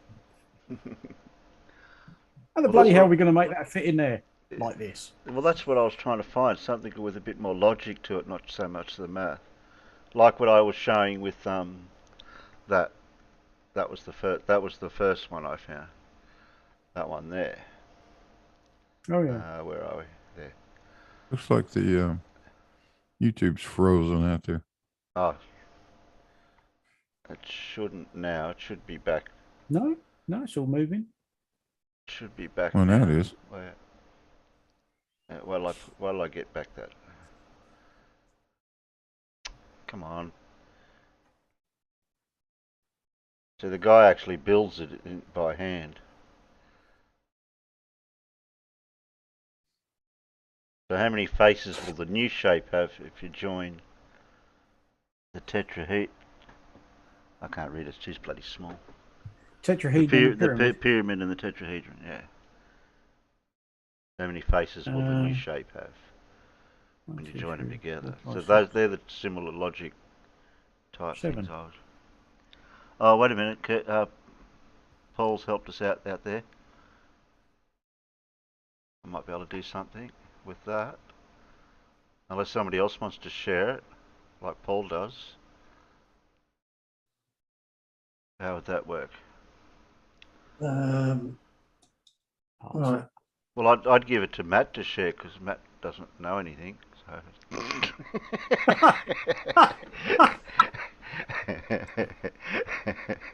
The trouble is that just the answers. Well, Matt said he wants the easy ones. I might just have to kill my video for a minute. I don't know. Is he there? He's muted. He's not responding. I don't know. I'm guessing he didn't hear that because he hasn't responded. Yeah, he hadn't responded yet. Oh, wait a minute. We're having another go. Yeah, he's having. Let him in. We'll see if we can get him back. I'm letting him in if he can get in. There he is. There we go. Yeah, where's Matt? Now we have to put that alarm clock back on. Okay. I'm back for just a moment. My internet. Can you hear me? Yes. Yeah. Just listen for a moment. My house internet's gone to shit. It's not gonna allow me to connect all the time. It's just going to keep dropping out. I'm on my phone at the moment, but my battery's nearly flat. No! If you want to do the quiz, I've posted a link. Yes. Can I just say this before my battery goes flat? Yes, Matt, go. Can I just say this? Can I say this before my battery gets flat, Matt? Thanks. Oh, fuck.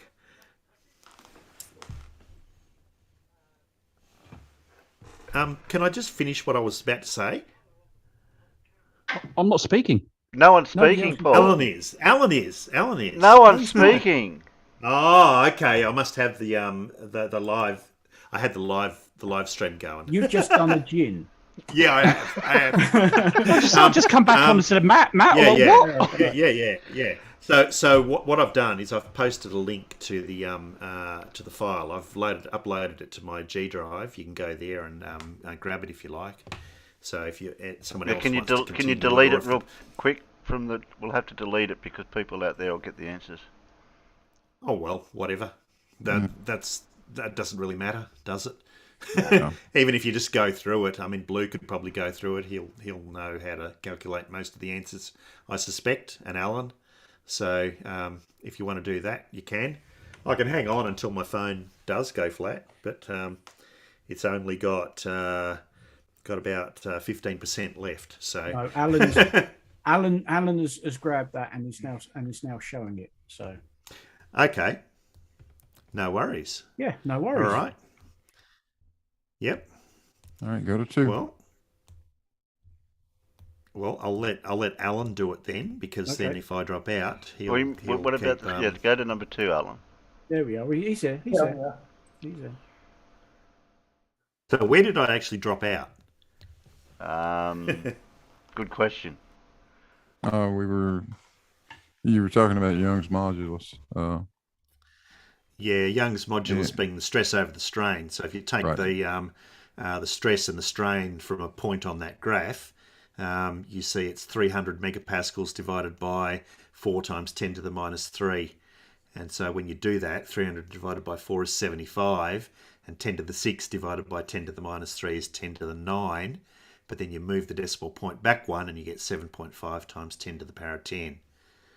So the answer to that question would have been A, 7.5 times 10 to the power of 10 pascals. And Dora got it right. For that. Yeah. Yeah, good. All right. Groovy. Right. All right, the next one. When alloy B is stressed to 250 megapascals, which the following is the best estimate of the force applied to the sample? Remember, when you apply the force, it stretches the sample. And the stress is the force per unit area. Now, you were told the area of the sample, which was 2 times 10 to the minus 3 square metres. So you should be able to use that along with the stress to actually calculate the force. Stress equals force divided by area. You know the stress, you know the area. You should be able to calculate the force. Go.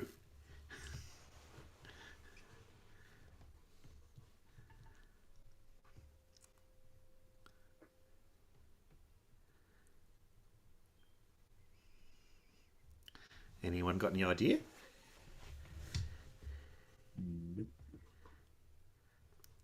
Stress, 250 megapascals, 250 million pascals. The area was 2 times 10 to the power of minus 3 square metres. Stress being force divided by area. To get the force on its own, you have to multiply the stress by the area. Stress times area. So 250 megapascals times 2 times 10 to the minus 3. 250 times 2 gives you 500. A million multiplied by 1,000th gives you 1,000, which is 250. 500. No. It's 500. It's 500,000 is the answer you're looking for. Paul. Yeah, 500,000 is the answer. Yeah, that's exactly right. Yeah, which is 5 times 10 to the power of 5. Right. Yeah. So the answer there is C. Oh, John, right? Guess C. Good. Yep.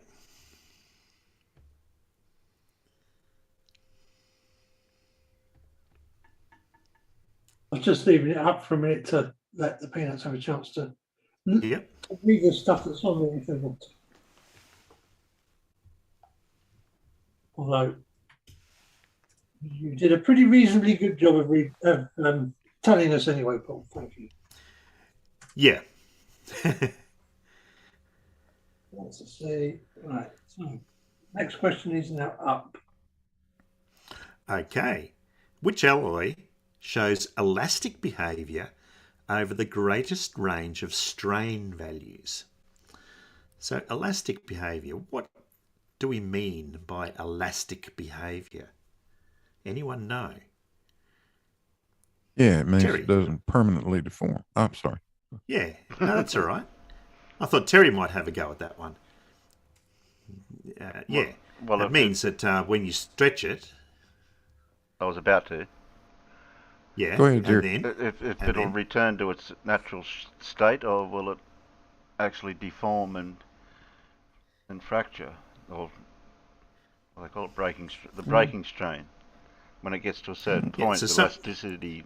Not really breaking. Oh. No, you don't have to go to the breaking point. Yeah. I mean, if you stretch something and let it go and it returns back to its original length, that's elastic. It means that it hasn't permanently deformed. But if you actually stretch it a whole heap and it actually deforms a little bit and then you let it go and it shrinks again, but not quite back to its original length, then that you've gone beyond the elastic limit and it's not in the elastic portion anymore. The elastic portion is that part of the graph where Young's modulus is the same. In other words, the gradient is linear on the graph. It's the first portion of the graph, the elastic limit. Okay. And so we're looking for something that shows elastic behavior over the greatest range of strain values. Remember, the strain is the horizontal axis on this graph. So we're looking for the thing that shows a range of elastic behavior over the greatest range of values of strain. Which one is that? Be that one. Which one is that one, Terry? D. I can't see what you're pointing to. Sorry, there. D. Huh? D. D, yeah. Right. Yeah, that's right. That's the one. That's the one. Absolutely. Yep. I couldn't read elastic limits on the thing because the letters were cut off, and I didn't notice that until you were talking about the elastic limit. Yeah, I go, oh, there's always elastic elastic limit. Yeah. Maybe I should have took through to this second one on here and showed the graph of stress and strain. And yeah, that's what threw me off, because I was thinking about the elastic limits because that's the actual wording there, but I couldn't read the word because it was cut off a bit. Yeah. Yeah. And of course, you want to, when you're building things like bridges and skyscrapers and stuff, you always want to make sure that your supporting structure is going to deform well within the elastic limit, because you don't want the damn thing stretching and then not going back to its original shape. That's not good. Right. Yeah. And it's also, it's got another name, and that's on your graph there, which is called the yield point. Yes. And that's what engineers talk about, is the yield strength of the material. We design as to a percentage of the yield strength. For instance, structural steel typically will have a yield strength in the range of, well, hell, now I'm going to do it in PSI because it's what I'm familiar with. Doesn't matter. Yeah, but 36,000 PSI steel would be typical structural steel. And we usually would never go beyond 66% of the yield strength. And of course, this is the thing that the conspiracy theorists get wrong when they talk about the World Trade Center collapsing. They don't understand that when you heat steel, it changes the Young's modulus for the steel when it's heated, and it can significantly reduce it. And so, with a significantly reduced elastic limit and Young's modulus, the steel can permanently deform, or even plastically deform or break. Well before it would have under normal conditions. Yeah. Yeah, structural steel, oddly enough, will increase in its strength, its yield strength, up to about 300 degrees Fahrenheit or slightly above. And then it begins to decrease, and then it begins to decrease rapidly. And by the time you get to around 900 degrees Fahrenheit, it's well below 50% of its yield strength at room temperature. So that's what they miss. You're right, Paul. They totally miss the fact that you don't need to melt the fucking steel to have it fail. You just need to weaken it enough. That's all. Exactly. I remember having a few conversations with Flurfus about the Trade Center to do with the metal for that, for the heat. I was trying to explain it to him. Yeah. Yep. Yeah. If you take structural steel and take its temperature up to 900 degrees, some of that steel will have been stressed to the point in its design that you are now operating in plastic deformation. That steel is now failing. It's in the process of failing. Yep. Wasn't the Trade Center also had water come down from the roof? Didn't they have water on the roof for fire extinguishing or something? I'm not sure if it did or not.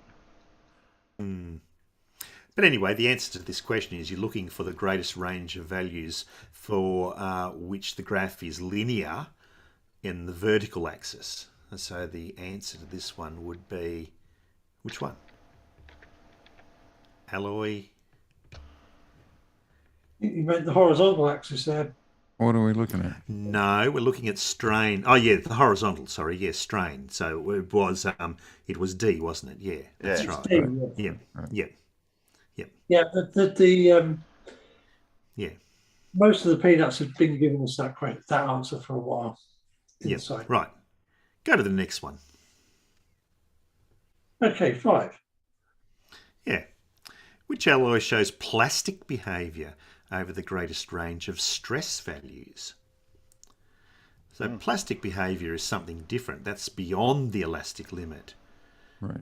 All right. So once you go beyond the elastic limit, it means that you're now deforming it, and we say that the material plastically deforms. It can neck. It can to pull, for instance, to pull steel into wires, you need to plastically deform it. Because you don't want to make it into a wire and then have it snap back into its original shape. That would be no good. That's not helpful. No, it's not very helpful at all. that was too easy. Yeah. Paul. I already answered it. So which one is it, Terry? A. Which one? That's right. Over the greatest range of stress values. Yeah. So you're looking at the bit of the graph that's not linear. So all of them have a little bit of that. But if A is the one with the biggest range on the vertical axis that shows plastic behaviour. Yeah. Yeah, and we all got A from the peanuts as well. Yeah. Good. See, they do know physics. I don't know about all the numbers and everything, but I can think about it logically. Yeah, well, that's the whole point of this, is to, have a think about it and think, from common sense, sort of even almost. You'll be able to get most of these answers. All right, go to the next one. Number 6. Which alloy would be described as the toughest? So what makes something tough? I'm looking at the fracture point too. I think that's a clue as well. It's got something to do with the fracture point. Yeah. But it's more than just the fracture point. I mean, you can have something with a, like a fracture point that's way out beyond, something else, but it might not necessarily be as tough as something else. Now, what makes toughness? Anyone like to have a go at describing how you would define something being tough? No. I mean, these are the sort of words that we use to describe materials like toughness, brittleness, ultimate tensile strength, Young's modulus, all these sort of things. So what does toughness actually mean? Paul, Dora from the side chat says 6A, can withstand the most pressure before snapping. Okay. It's got a little bit more to do with than just the pressure before snapping, because you can have something withstand a lot of pressure before snapping but still not be tough as something else that will break at a lower pressure. It's got more to do with it than just the strain or the stress. You need to combine both of those in some way to get the toughest material. And if you click at Alan, give one click, and you'll see a little box come up. Right? So a tough material will require a lot of energy to break it. The energy needed to reach the ultimate tensile strength of the material is related to the area under the stress-strain graph. So if you look at the area under the stress-strain graph up to the ultimate tensile strength, or the breaking point, that gives you an indication of the toughness of the material. The bigger that area, the more energy you need to put into the material per unit volume to break it. Okay? And so obviously to require more energy to break it makes it a tougher material. Okay? So the one there that has the most area under the graph is A, because it goes both high and wide. And this brings me to the point, you can have something with a very high tensile strength, as in need a lot of stress to break it. But if that line is almost vertical and doesn't go very much, you don't deform it much before it breaks, then there's not much area under the graph. And so it might not necessarily be a tough material. And things like glass are like that, where a piece of glass doesn't stretch much before it breaks. It's got a very high Young's modulus, but it's not very tough. Okay? So you're correct, Al. Not very ductile, Terry? is it? Not very ductile, yeah. That's right. That's a word for it. Yeah. Whereas you can have something that is very, very ductile and basically flows plastically at the very slightest sniff of stress. Yeah. And so you would get the thing going almost along the horizontal axis and not very high on the graph. And that too would have not much area under it. So that wouldn't be very tough either. Yeah, like soft copper. Right? Yeah. Stuff like that. Very ductile material, but it doesn't take much energy to break it. Yeah, that's right. Doesn't take So much Terry energy was to right. form it. Yeah, right. Terry was right. Alloy A. So next question is now up. Yep. 7. Okay.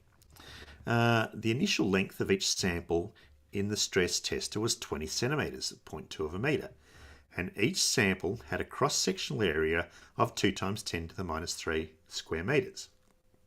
Which of the following values is the best estimate of the total energy required to strain alloy C to a strain of 0.024? So you're looking at the graph for alloy C, which is that second one from the bottom. And you're trying to estimate how much energy is required to strain it to a value of 0.024. So I guess the first thing would be to look up where 0.024 is on that graph, and where would it be? The fracture point. Yes, because even though that says 24 on the horizontal axis, it does say below in the little legend there that that's times 10 to the power of minus 3, which makes it 0.024. And from the previous question, we know that the stress energy needed to get it to that point is the area under the graph.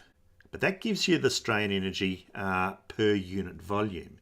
So if you estimate the area under that graph, how would you do that?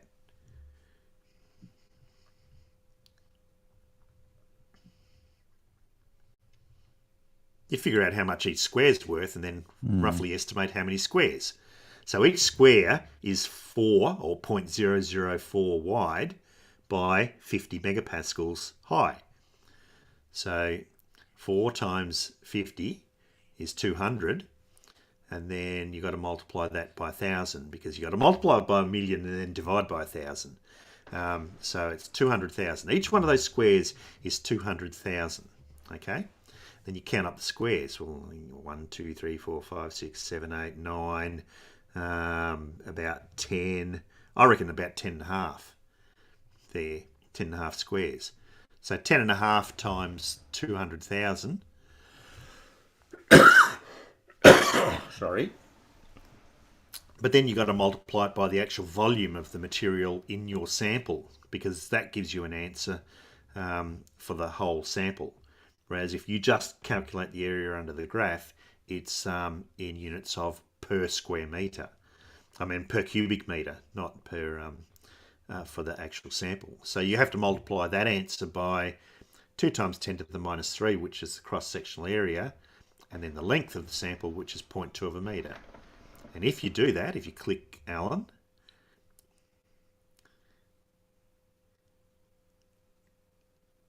you'll get that, right? So the energy per unit volume is given by the area under the graph. We then multiply this by the volume of the sample to get the desired answer. Each sample on the grid is worth 200,000 joules per cubic metre, and the area under the graph is approximately 10 and a half squares.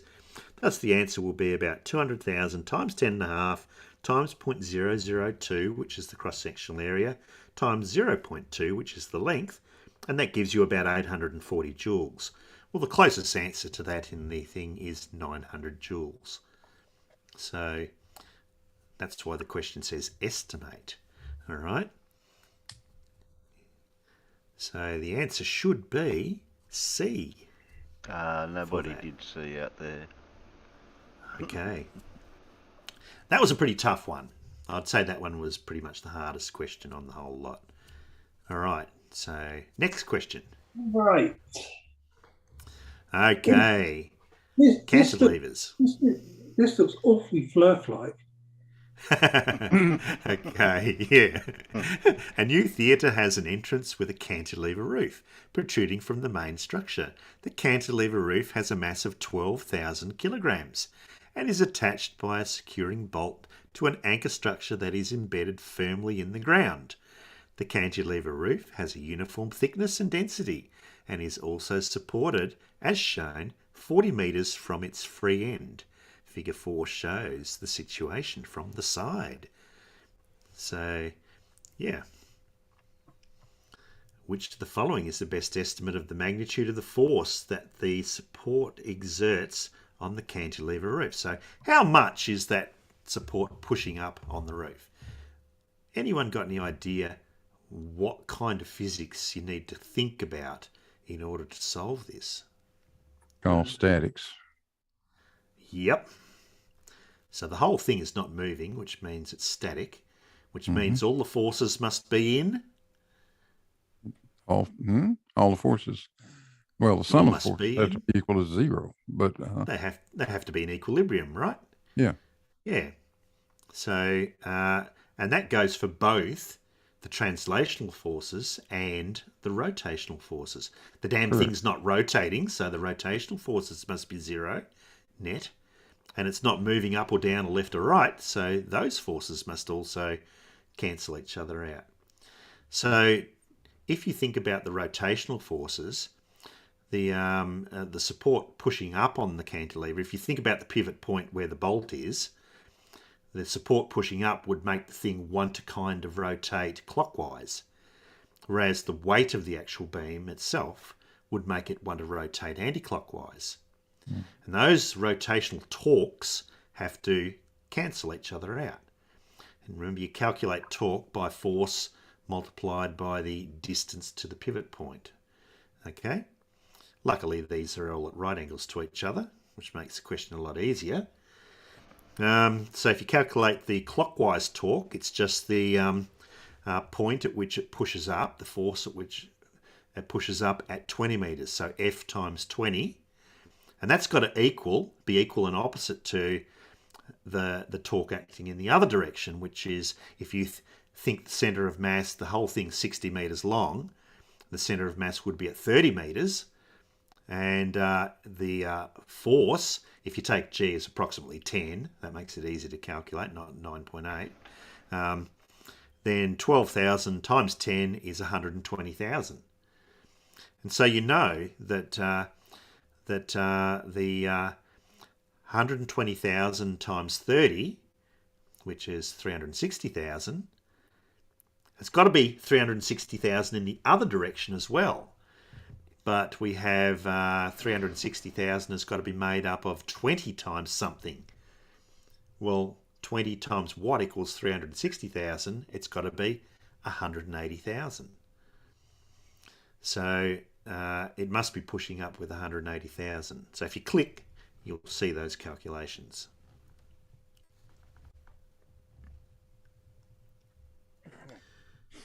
Make sense? Yeah. Funnily enough, I saw a little clip of a Discovery documentary about a very large trestle railway bridge in America that was somewhat over 100 years old.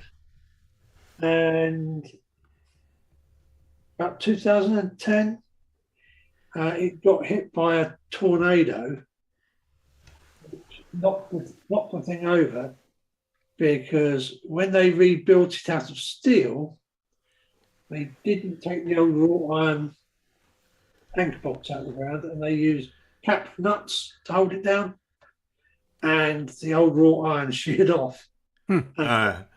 Yeah. It was the biggest bridge like that in the world. Yeah. So here we used rotational forces or torques to solve this problem. So the answer to that was D. So if we can go to the next one. This time, which of the following is best estimate of the force with which the anchor structure is pulling downward on the cantilever roof? You can do it two ways. You can do it using rotations as well, here if you want to, but it's just as easy to do it using translational forces. The thing's not moving up or down, so all the upwards forces must equal all the downwards forces. There are two downwards forces, the one at the anchor point pulling down and the weight of the roof itself acting downwards. And there's only one upwards force, and that's the support pushing upwards on it. So they must equal each other and be opposite. So the weight plus the anchor force must equal the support force. We know the support force was 180, and we know that the 180,000 newtons, and we know that the weight force was 120,000 newtons.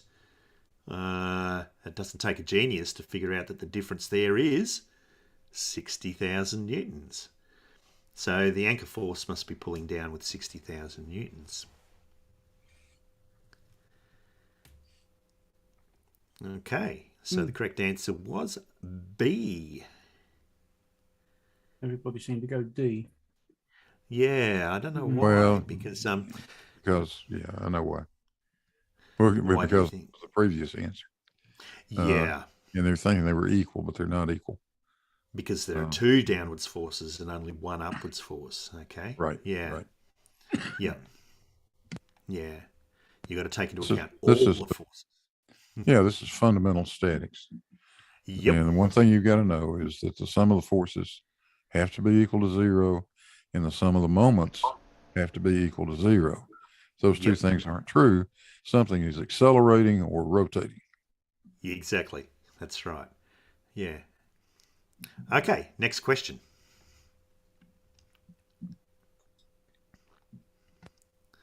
You'll be able to use common sense with this one. I think everyone will get this answer right. Igloos are temporary structures that can be made from blocks of compacted snow. These blocks of snow are very weak in tension, yet it is possible to build a strong and stable igloo using them, providing the igloos are shaped as arches or domes, which can be considered as a collection of arches. Figure 5 shows a cross-section of a strong and stable igloo.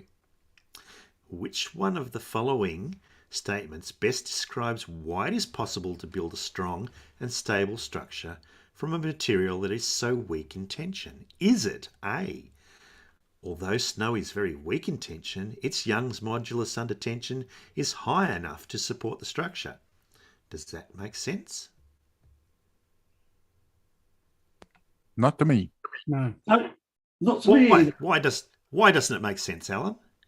Well, because I don't think anything there is actually under tension. No, it's not. Nothing in that structure is under tension. Right. B, the arch shape and the force of gravity ensure that the blocks of snow are always in compression, and snow is strong in compression. That makes sense. It does, doesn't it? Right, because they've told us in the information that snow is good under compression, but not under tension. And in the diagram, you can kind of see that because of gravity pulling down on those things, the forces are going to translate such that the snow is always going to be in compression. That's one of the good things about arches. Mm-hmm. People that designed those big cathedrals and stuff knew that a long time ago. Yeah. The Romans knew that. Yeah, exactly. The Roman Yeah. arch. There Yep. you go. Yep. I mean, just some of the domes the Romans built out of Yeah. concrete. Yeah. But Alan, what did the Romans ever do for us? Yeah. C, which we know is probably wrong, and D is wrong too, because B is the correct answer. C says, strong and stable igloos can only be built when reinforcing material is included in the snow blocks, forming a strong composite material. No. I don't think the Eskimos had access to composite materials to build their igloos. Carbon fibre igloos. No. And D, although snow blocks are weak in tension, they are strong under shear stresses, thus suitable for the task. No. Do you know what a shear stress is? Just no. Yeah. A shear stress is like a sideways force. Right. Yeah. No, snow is not good under shear, which is why we have avalanches, right? Yes, it is only good under compression. Yes, that's right. Like so many things. Yeah. Yeah. Many materials are like that. Yeah. Yeah. No, Next question. There's only 2 to go.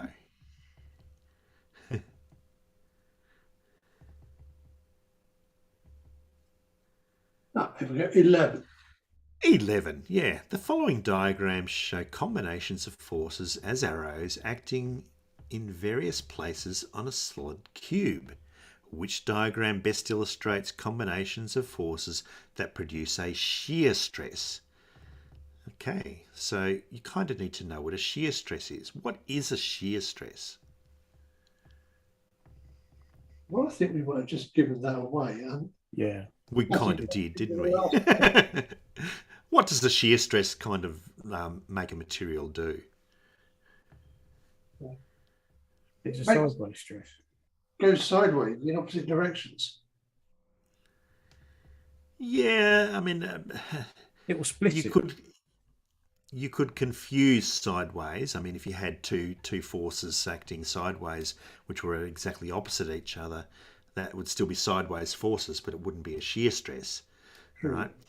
Shear stress is one that sort of makes layers of the material slide over each other. Yeah, when they're acting in different planes. Yeah. And it could be more than just that too. Like if you grab a material and twist it, that's also applying a shear stress to a material as well. Yeah. For instance, the torsion wire in your Cavendish is under a shear stress, right? Yes, it is. Yeah. So the correct answer would be? C. C is correct. Yes, absolutely. Yeah. And the last question. This one's an easy one too.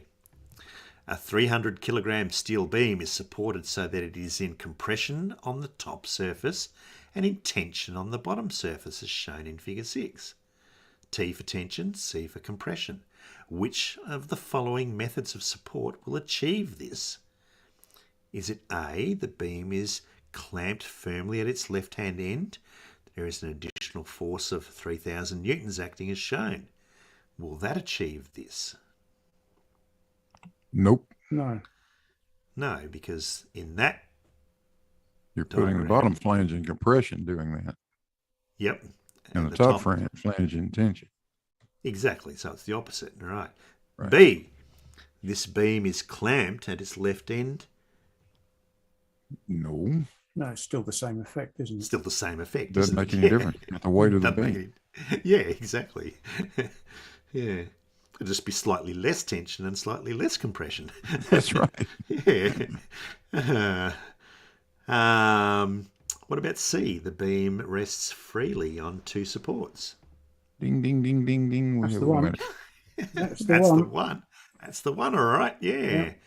Because it will make it want to sag down, which puts the top under compression and the bottom under tension, which is why they have those big wide flanges on the bottom of the H-beam and the narrower ones on the top, right?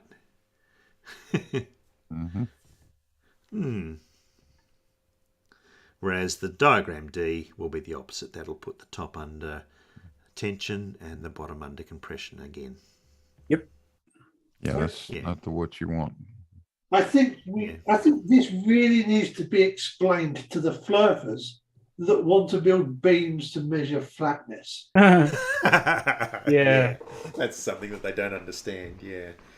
That there is no such thing as a weightless beam, right, Alan? Yeah. If only there was a weightless beam with infinite infinite rigidity. Yeah. If only. An an infinite Young's modulus with no mass. Yeah, that's kind of like what the ether was like. All right, so the ether, its properties had to be such that it was transparent to everything, right? Yeah. That you couldn't feel it. It had no viscosity, and yet it must have been the stiffest material in the whole universe because light travels through it at such a high speed, because the stiffer a material is, the higher the speed of sound through it. Okay, so they figured that like if a light wave is traveling through it at the ether at the speed of light, that it must be very, very, very stiff according to known theories. So it had to be stiff, had to have no viscosity, it had to be transparent, and have no mass. Kind of like a magic material, right? Yeah, yeah, just a little. Yeah. Yeah. Clipping ether band, boy. Yeah. Which is why it makes more sense that it actually doesn't exist. Yeah. I like this question. 12 shows you exactly why engineers try to avoid fucking cantilevers. Yes. Yeah. Yeah. We don't like cantilevers. They're not good. No, because there's a hell of a lot of stress in that little bit there where it's embedded into that sidewall, right? Oh, yeah. Yeah. Yeah, that moment that moment is enormous. It is, yeah.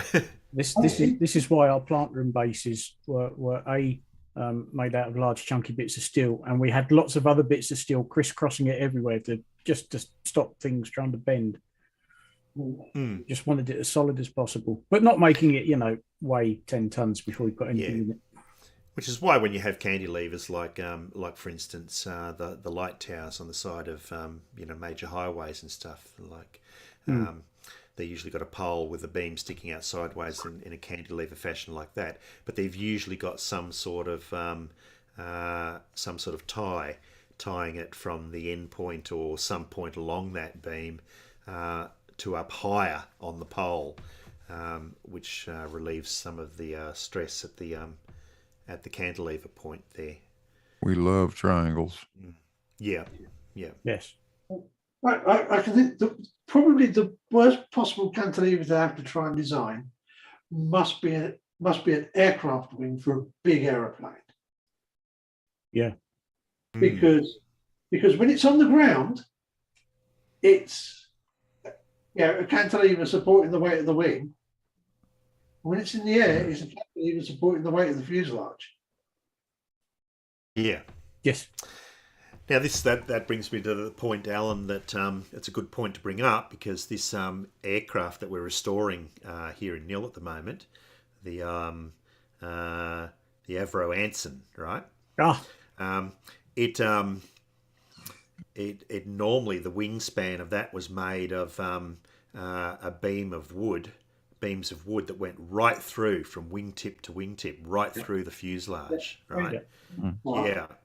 But they couldn't do that when they were restoring it, so they've restored each wing and it joins in the middle in the fuselage there. So this Avro Anson will never fly. It will be able to taxi and just lightly get off the ground, but it will never actually fly because it hasn't got the strength. I thought the Australian Civil Aviation Authority had actually banned the Anson anyway, and other aircraft with wooden wing construction. I'm not sure about that one, because I know there are some that are still flying here. So, yeah.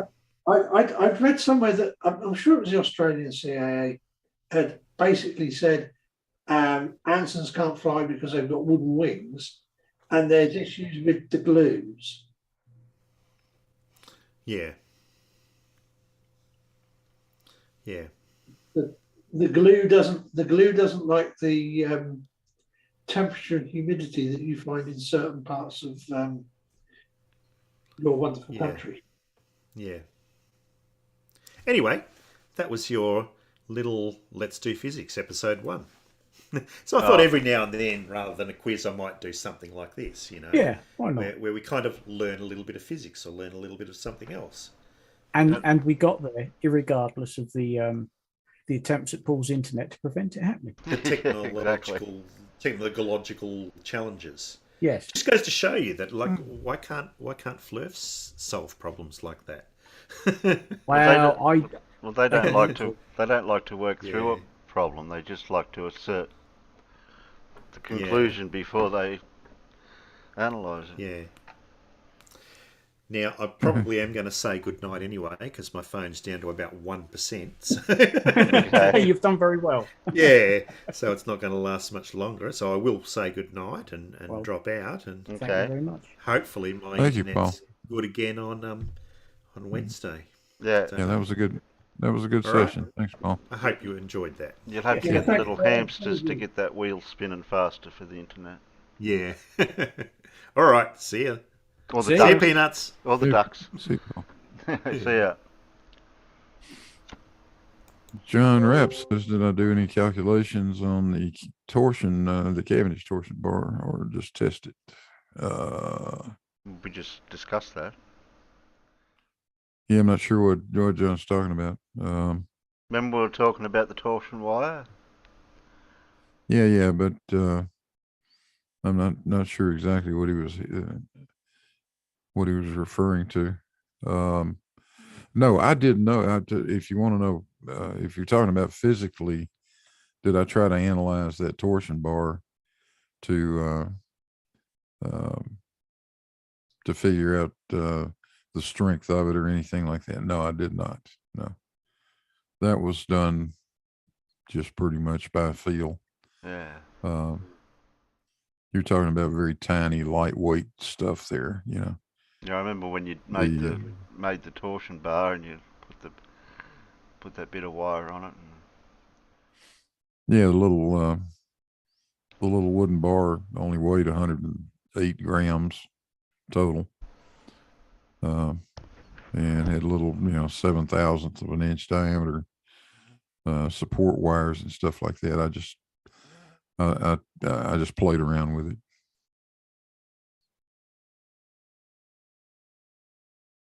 I'm not sure an analysis of any sort would have done anything for me.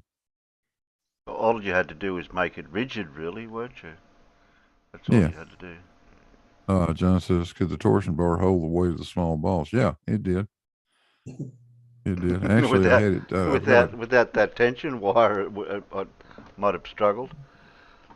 No, it actually. I've got a picture of that where I attached the weights to each end of the bar.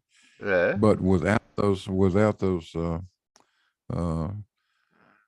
top wires connected to it, and just sat the thing up on a block to see what it would do. Oh yeah, and it sags like crazy. Of course it does. It's going to. Yeah, but it wouldn't have been rigid. There would have been flex in it. Yeah. But you didn't exceed Young's modulus, did you? No, I didn't. No.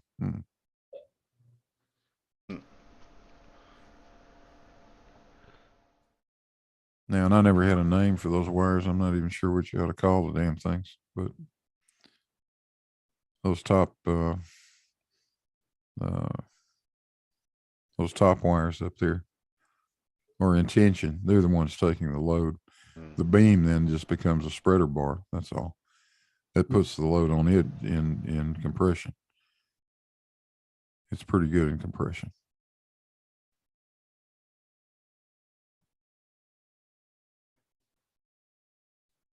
I'd have called it something like the suspension wire. I would have called it something like, I don't know, the suspension wire, as it was suspending it. Yeah, maybe. Oh, bugger. Might be able to play that a bit faster. Looks like you could do it in the afternoon. That was well, farmers. I'm knackered. I mean, it's been a busy week, and I keep waking up at stupid o'clock, and I can't get back to sleep. And you think at some point I'll be able to catch up on my sleep? Maybe tomorrow. I don't know. I barely slept last night. That's probably why I went out earlier, like I did. Yeah, I don't know what it is. I mean, I have been busy as well. It's Now you know why I do that sometimes. Yeah. I'll play Wally's thing and he goes for a minute. Left hand down a bit. Turn it down. No.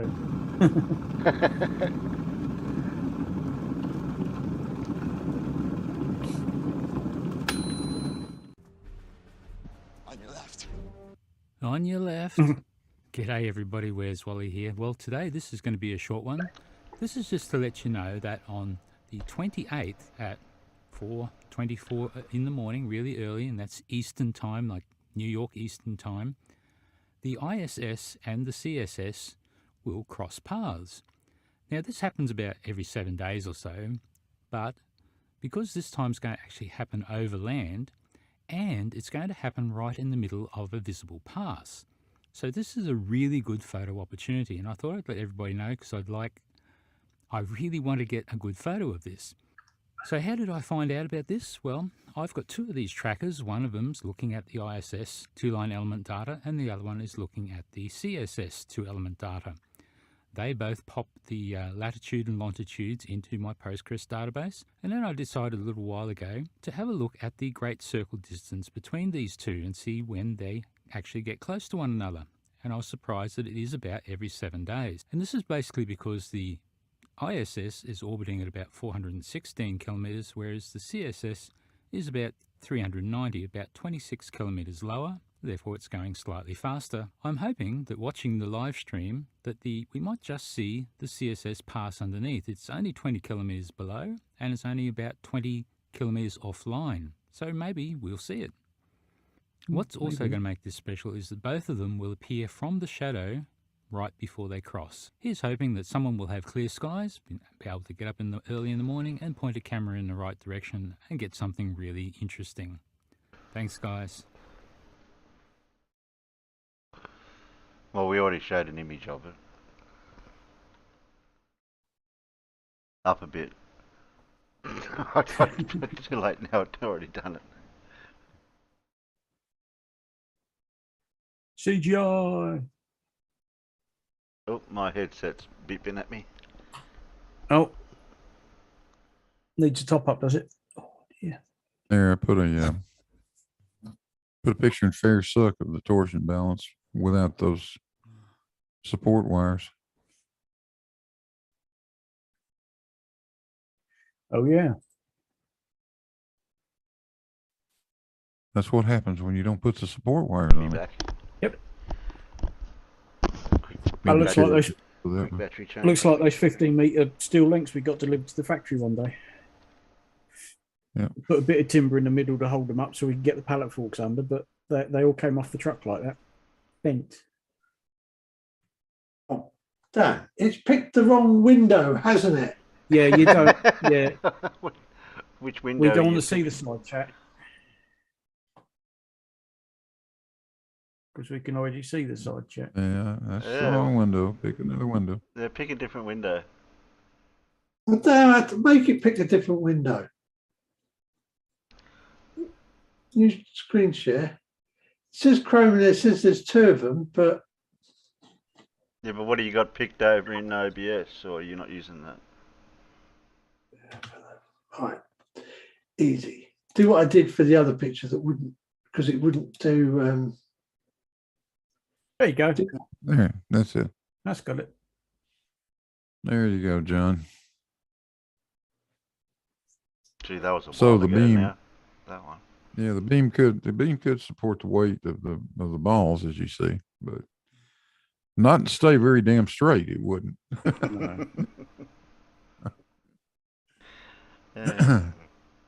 But I was curious, about the strength of that thing. Mm.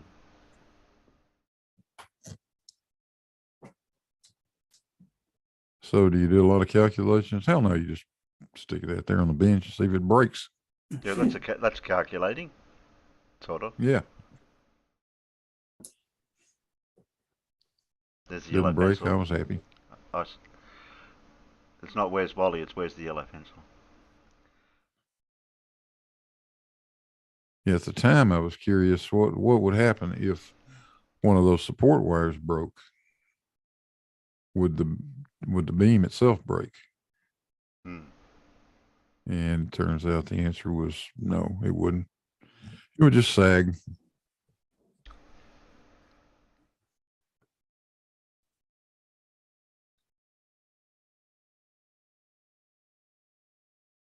But you don't want that thing, that banana hanging up there in the cabinet. No. Over time, it'll just sag more and more and more. So is Terry ready with the video to play us for us then? Can somebody help Dad, please? What? Eh? Huh? Oh, that's why Wally's Huh? out there.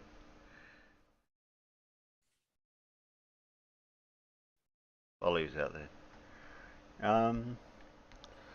I've been trying to get, or I've been wanting to play that dearth and debate with Professor Dave, but Mr. 42 seems to be the only person that has enough of it to play. We missed out on that the other week. I think there's a channel that's doing sort of edited versions of these debates, and I'm sure he did. I thought he did that one. Let me see if I can find it. The problem is I can't remember the name of the bloody channel. Because 42's got it going for 21 minutes with Mr. 42. You know, a couple of seconds in between saying something. We can have a bit of Lindsay speed on it. Oh yeah, I've got it up to Lindsay speed. Because I've only got that video and what else have I got left? And Simon Dan's. So they're the only two I've got to play. Yeah, I didn't watch Simon Dan's yet deliberately so we could watch. Yeah, I've got Simon's ready to go. Found it. Because I do want to get a bit of that debate and play a bit of it so I can hear the dirt. Yeah, but we're not going to watch the whole hour, Wally. Jeez. No. The channel is called Debate Shorties. Right. And they have covered this one, and he's condensed it down to 35 minutes. Okay, well, I got 15 minutes from Mr. 42. Yeah, well, this obviously includes more than Mr. 42 did, but the debate was just over an hour, and he's got it down to 35 minutes. Mr. 42... Okay. He had to do another one. He 2 minutes left. Yeah, he thought he'd done the whole thing, and then he had to do another very short video just to address the last few minutes that somehow he'd missed. No, I think he thought it was a full 2 hours, so he broke it so that he could do it as 2 videos. Yeah, and he didn't realise he broke it near the end. 2 hour program with just the first hour of dirt. So he broke it, and there was like 3 minutes left, I think. Nope, I just pressed the wrong thing. Sorry. But you know, I mean, it was basically, I don't understand, blah. Yeah. Some explanation of science. No, you're wrong. I deny that. You didn't say spoiler alert. It's dirt. Nothing's a spoiler alert. Yeah, what can I say? We're talking about a flatty. How can you have a spoiler alert?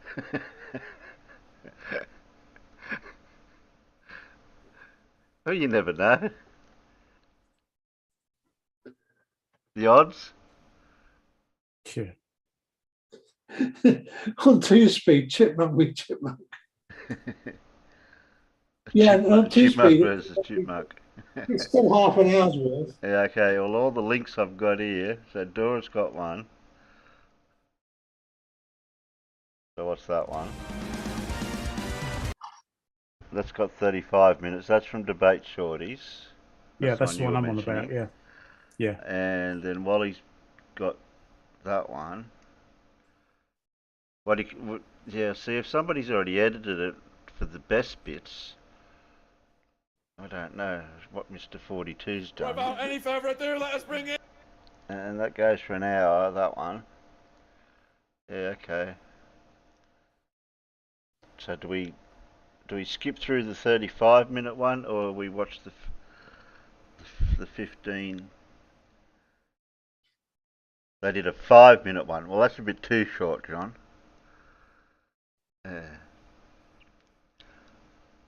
So 5 minutes is too short. Yeah. 15 minutes seems to be from Mr. 42, where he's grabbed bits out of it. Or we can watch the whole hour one and do jumps. Yeah. Do our own jumps. Yeah. Without any further. Just keep Sorry, Blue. We'll just keep mucking around, watch the whole hour one while we're mucking around talking about which one to watch. Yeah. Oh, that's why I had it all ready to go.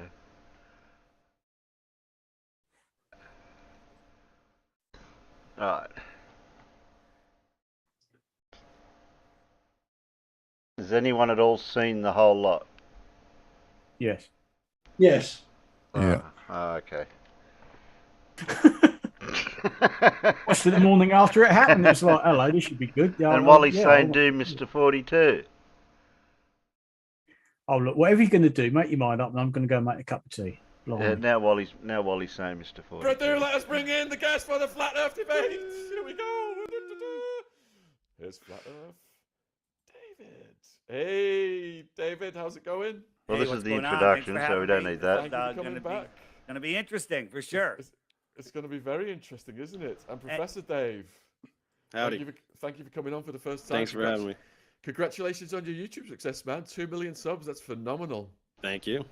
Yeah. This is the first time I think a real flat earther, I'll call myself a real flat earther, has spoken direct with Professor Dave, as he normally does videos, that just go out and pretty much straw man us, whether you know it or not, or gaslight us, and then there's really no way to respond because. No, so you've never seen my channel ever and have no idea what I do because I make academic tutorials. I have, but your flat Earth stuff is is gaslighting us essentially. It's devastating and destroys flat Earth easily. Absolutely. So I started. Straw man. Oh, he says that they think the Earth is flat. What a straw man. I'm with you. Listen, I don't mean to come off that way. Would it be okay to look for some common ground? Can I just ask a couple of quick questions, Dave? You good with that? Whatever you want to do, man. Yeah, I'm just for to see if we have any common ground. Do you believe we went to the moon? Yep. Okay. Do you believe that governments are here, especially the American government, for the people's well-being? It's a pretty complicated question. Okay, you don't have to answer. That's fine. That's good. Do you believe that there's censorship going on YouTube? Yes. Some stuff is deprioritized in the algorithm. I don't know if that qualifies as censorship. And is the news here to inform or to fill us with propaganda? The news is largely propaganda. None of that has anything to do with the shape of the Earth. So I don't know what the hell you're even talking about. Literally, none of that has to do with the shape of the Earth. So you're really off to a bad start already. Just looking for some common ground. That's all. Oh, so we both don't like the government, therefore the Earth is flat. So the common ground is then we're going to try and keep talking points to 3 minutes each, responses to 2 or 3 minutes each, so we could get through this hour. And everyone could get an equal share of the time involved here. And I think the first point that we've got up on the list is, what is gravity? You want to go first, Dave, or you want me to go? Oh, okay. This is how we're doing this? Okay, so according to general relativity, it's the curvature of space-time around massive objects. And so this is one of the easiest ways to know that the Earth is a sphere, because everything we see, everything, including the Earth, right, very large, massive objects are crushed into a sphere. That's why stars, planets, moons, everything pretty much is spheres. So you can now go ahead and do your electric gravity bullshit, and then I'll explain to you why it's stupid. Well, the question is, does anybody any scientist or anybody that's ever proven that any of the luminaries we see in the sky are even physical, let alone spheres? Yeah, we can see them in telescopes. You can see them. So you believe that if you see something, that'll tell you its shape. So when I look at this, are these spheres? Oh. Are these spheres, Dave? Are these spheres? Yeah, no, I've seen this little trick, and I know the third one from the left is flat. It's showing you. Here's the problem. One from the left is flat. Dave, let me give me a second, then you can go. No, because I've seen you do this. Because I watched 2 of your videos, and you say the same crap in every single one. Right. I know what these are. I know what these shapes are. So how do you know what shape the moon is? How do you know so that the moon is even a physical object? During a new moon, no one sees the moon in the sky. I know your talking points. So this works because that's not moving. The things in the sky move. So if you take the third one from the left, which I know is flat, and you move it around, it's going to start to change shape, right? If the moon was a flat disk, I don't even know if that's one of your talking points or not. As it passed over you, it would change shape. It would distort. I don't think the moon is a flat disk at all. Okay, so it doesn't matter though. That's why what you're saying is stupid, because these objects do not move. Now, the other problem is it's not just about shape, it's about other things like composition. Do you know what spectroscopy is? Yeah, spectroscopy is you can measure gases, but it has to be in a container. Where's the container? No. Stop. We're looking at light. We're looking at light, and we are understanding about the materials, right? We're understanding the composition of things based on light. So when you start talking about gases, you show me immediately that you don't even know what spectroscopy is. So you do not know the ways in which we figure out things about celestial objects. You literally don't even know the definitions of the words that represent the techniques that we use. So why are you even talking about it? So my question is, spectroscopy needs to be in a container. Otherwise, you don't know. Spectroscopy needs to be in a container. The study of how light interacts with matter needs to be in a container. What does that mean? Otherwise, when you're looking at the moon, you don't know what gases you're seeing in between us and the moon. Gases? The moon is solid. The moon is a solid object. How do you know that the moon is solid? How come you can't see it during a new moon? Why can't you see it during a new moon? Yeah. Because do you understand how vision works? Right? In a new moon, what's happening in a new moon? The light from the sun is illuminating the side away from us. Right? Light illuminates the things that it hits. So a new moon is when the side that the sun is illuminating is the other side away from us. What do you want it to do? The light to go around the moon and come back and hit the other side like magic? Or the backside of the sun. Or what is it? In the sun's shadow. When it's nighttime, you're away from all lights and there's a full moon, I can read by that moonlight. That moonlight casts a shadow on the ground. Don't interrupt. That casts a shadow on the ground. So that moonlight, which is reflected sunlight off a dusty, dirty, rocky, rock ball in your world, is bright enough to travel 238,000 miles to cast a shadow on the ground and to light up my book so I can read. During a total solar eclipse in your world, the Earth is a full Earth from the moon's point of view. It's bigger and shinier, and it should light up the moon, but it doesn't. And no telescope, from any position with infrared or anything, has ever seen the moon. Can you think of why? Can you think of why? Can you think of a much, much brighter object that is right there where the moon is? Well, during the corona of the sun, which is thousands of times brighter. What you're doing right now is you're basically saying, I'm going to shine a spotlight directly into your eyes, and then you tell me if you can see a firefly 2 centimeters to the right. Like, what are you talking about? Do you seriously not understand this stuff? A child can understand this stuff. So when you're throwing out words like spectroscopy, what's the difference between spectroscopy and astrospectroscopy? What do you mean astro? So astro is a prefix that means stars. So if that's even a word, it's spectroscopy pertaining to stars. What are you, like, Googling stuff furiously over there? I'm just asking you, I've taken a few notes. I figured out, I watched a few of your videos. I know the straw manning that you're going to try to do and the things that you're going to try to claim. And in reality, an infrared camera, a regular camera from the space station, they should be able to see the sun, the moon, either approach the sun, eclipse the sun completely, or exit the sun, and nobody has ever seen it. So again, why are we looking up in the sky? I just explained. I just answered your question. You just answered it again. You asked a question that I just answered. The sun is very bright. Right? Way, way, way brighter than Earthshine. Do you understand that if something very bright, you're looking at something very bright, you can't see something way less bright next to it? What are you not getting about that? When there's a total eclipse of the sun and you have the little ring around there, you can block that out so it doesn't blind you and you still can't see it. You know what? It doesn't block it out. The corona. Have you never seen an eclipse? Why are we talking? You can make a fake eclipse, right? By putting a disc in front of the sun and then looking at the corona, and you can do the same thing with the corona. You can block it. Why are we looking up at the lights in the ceiling that determine the shape of the floor? Because it works really well. It's the easiest way to figure out the shape of the Earth is by looking at the celestial objects in the sky and recording their motion. It's very, very easy. 1 second, Ash just said we've got to move on to the next talking point, which is space is not as depicted, displayed in media, movies, etc. Flat Earth, Dave, do you want to start with that one? Ask the question again, please. Space is not as depicted, displayed in media, movies. Yeah, I mean, space is, they're just giving us images of insanity in space. Like when they show us nebulas, right? They show us this and they tell us this is where stars are born. This is where there's gas and dust, so much of it that it's creating stars and spitting them out like ping pong balls, where they go run away and they park themselves in the rest of the galaxy. This gas and dust in space in a vacuum, in zero pressure, how does that work? How come this doesn't collapse in on itself? This is just it does. That's how stars are born. Yeah, they do collapse. It's how stars form. Dave, in your world, this is gases are collapsing upon themselves and then igniting themselves in a vacuum, in a vacuum, and then they no, stop. Look, I know that you want to just spew your script without anybody challenging, but you say so many stupid things, and I'm here to tell you why everything you're saying is stupid. So when you say stars igniting in a vacuum, the reason that's confusing for you is that you think stars are little bonfires, because you're a moron.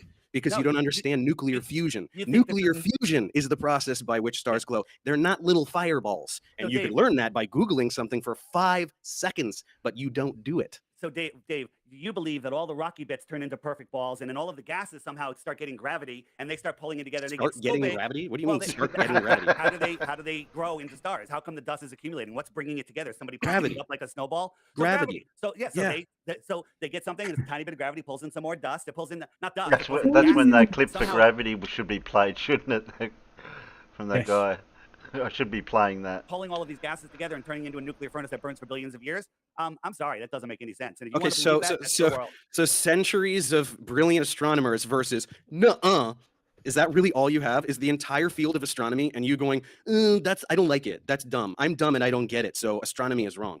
That's literally your argument against astronomy right now. You never met these men. You don't know anything about these men other than the stories that the controllers of this world genetic tell fallacy. You know they wrote books, right? Genetic You know they wrote books that we can read, and then we base astronomy on that and do astronomy every day, right?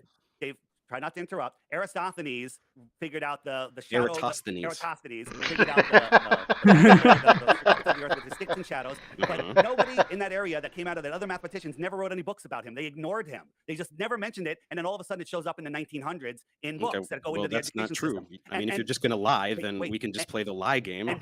And Dave, what about the fact that that proves nothing? It works perfectly on a flat Earth. Sticks and shadows prove the Earth is flat. And no, they don't. It's a globe. But you'd have to assume parallel rays. Listen to this. Aristophanes believed that parallel rays are coming into Earth, right? And no one has ever seen parallel rays coming into Earth, right? When we look, we always see them curved. We always see them corpuscular. But he also believed that the Earth is geocentric and we have an infinitely far sun, and so that sun is orbiting around infinitely far, being so far away that the rays come in parallel, and that's a whole nother problem. But how is a distant sun orbiting around a speck Earth? In the middle of you playing with sound, Alan. Space. That doesn't make sense, and they didn't think about what that. Doesn't make sense? What doesn't make sense about an Earth orbiting a sun? What you going that doesn't make sense? Isn't an argument. Dave, stop being a dick. Listen to what I said. You stop being a dick.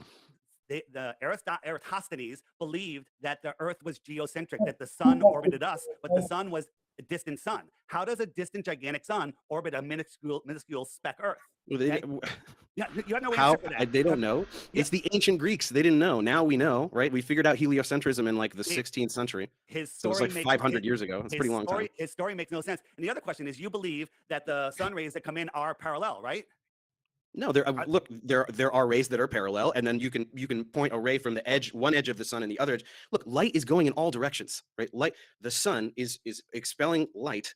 There's spherical waves of light, photons in every direction, right? So you can identify parallel rays, and then you can identify one from this edge, and if you want to talk about individual photons, you can draw paths from the edge of the sun going in one direction, the edge of the sun going in the other direction. You're trying to oversimplify things. You're trying to go, oh, it's crepuscular, it's all parallel, and so then this time it works for my talking point, and then another time it doesn't work for my talking point. My point is Aristophanes' story. What's that, Alan?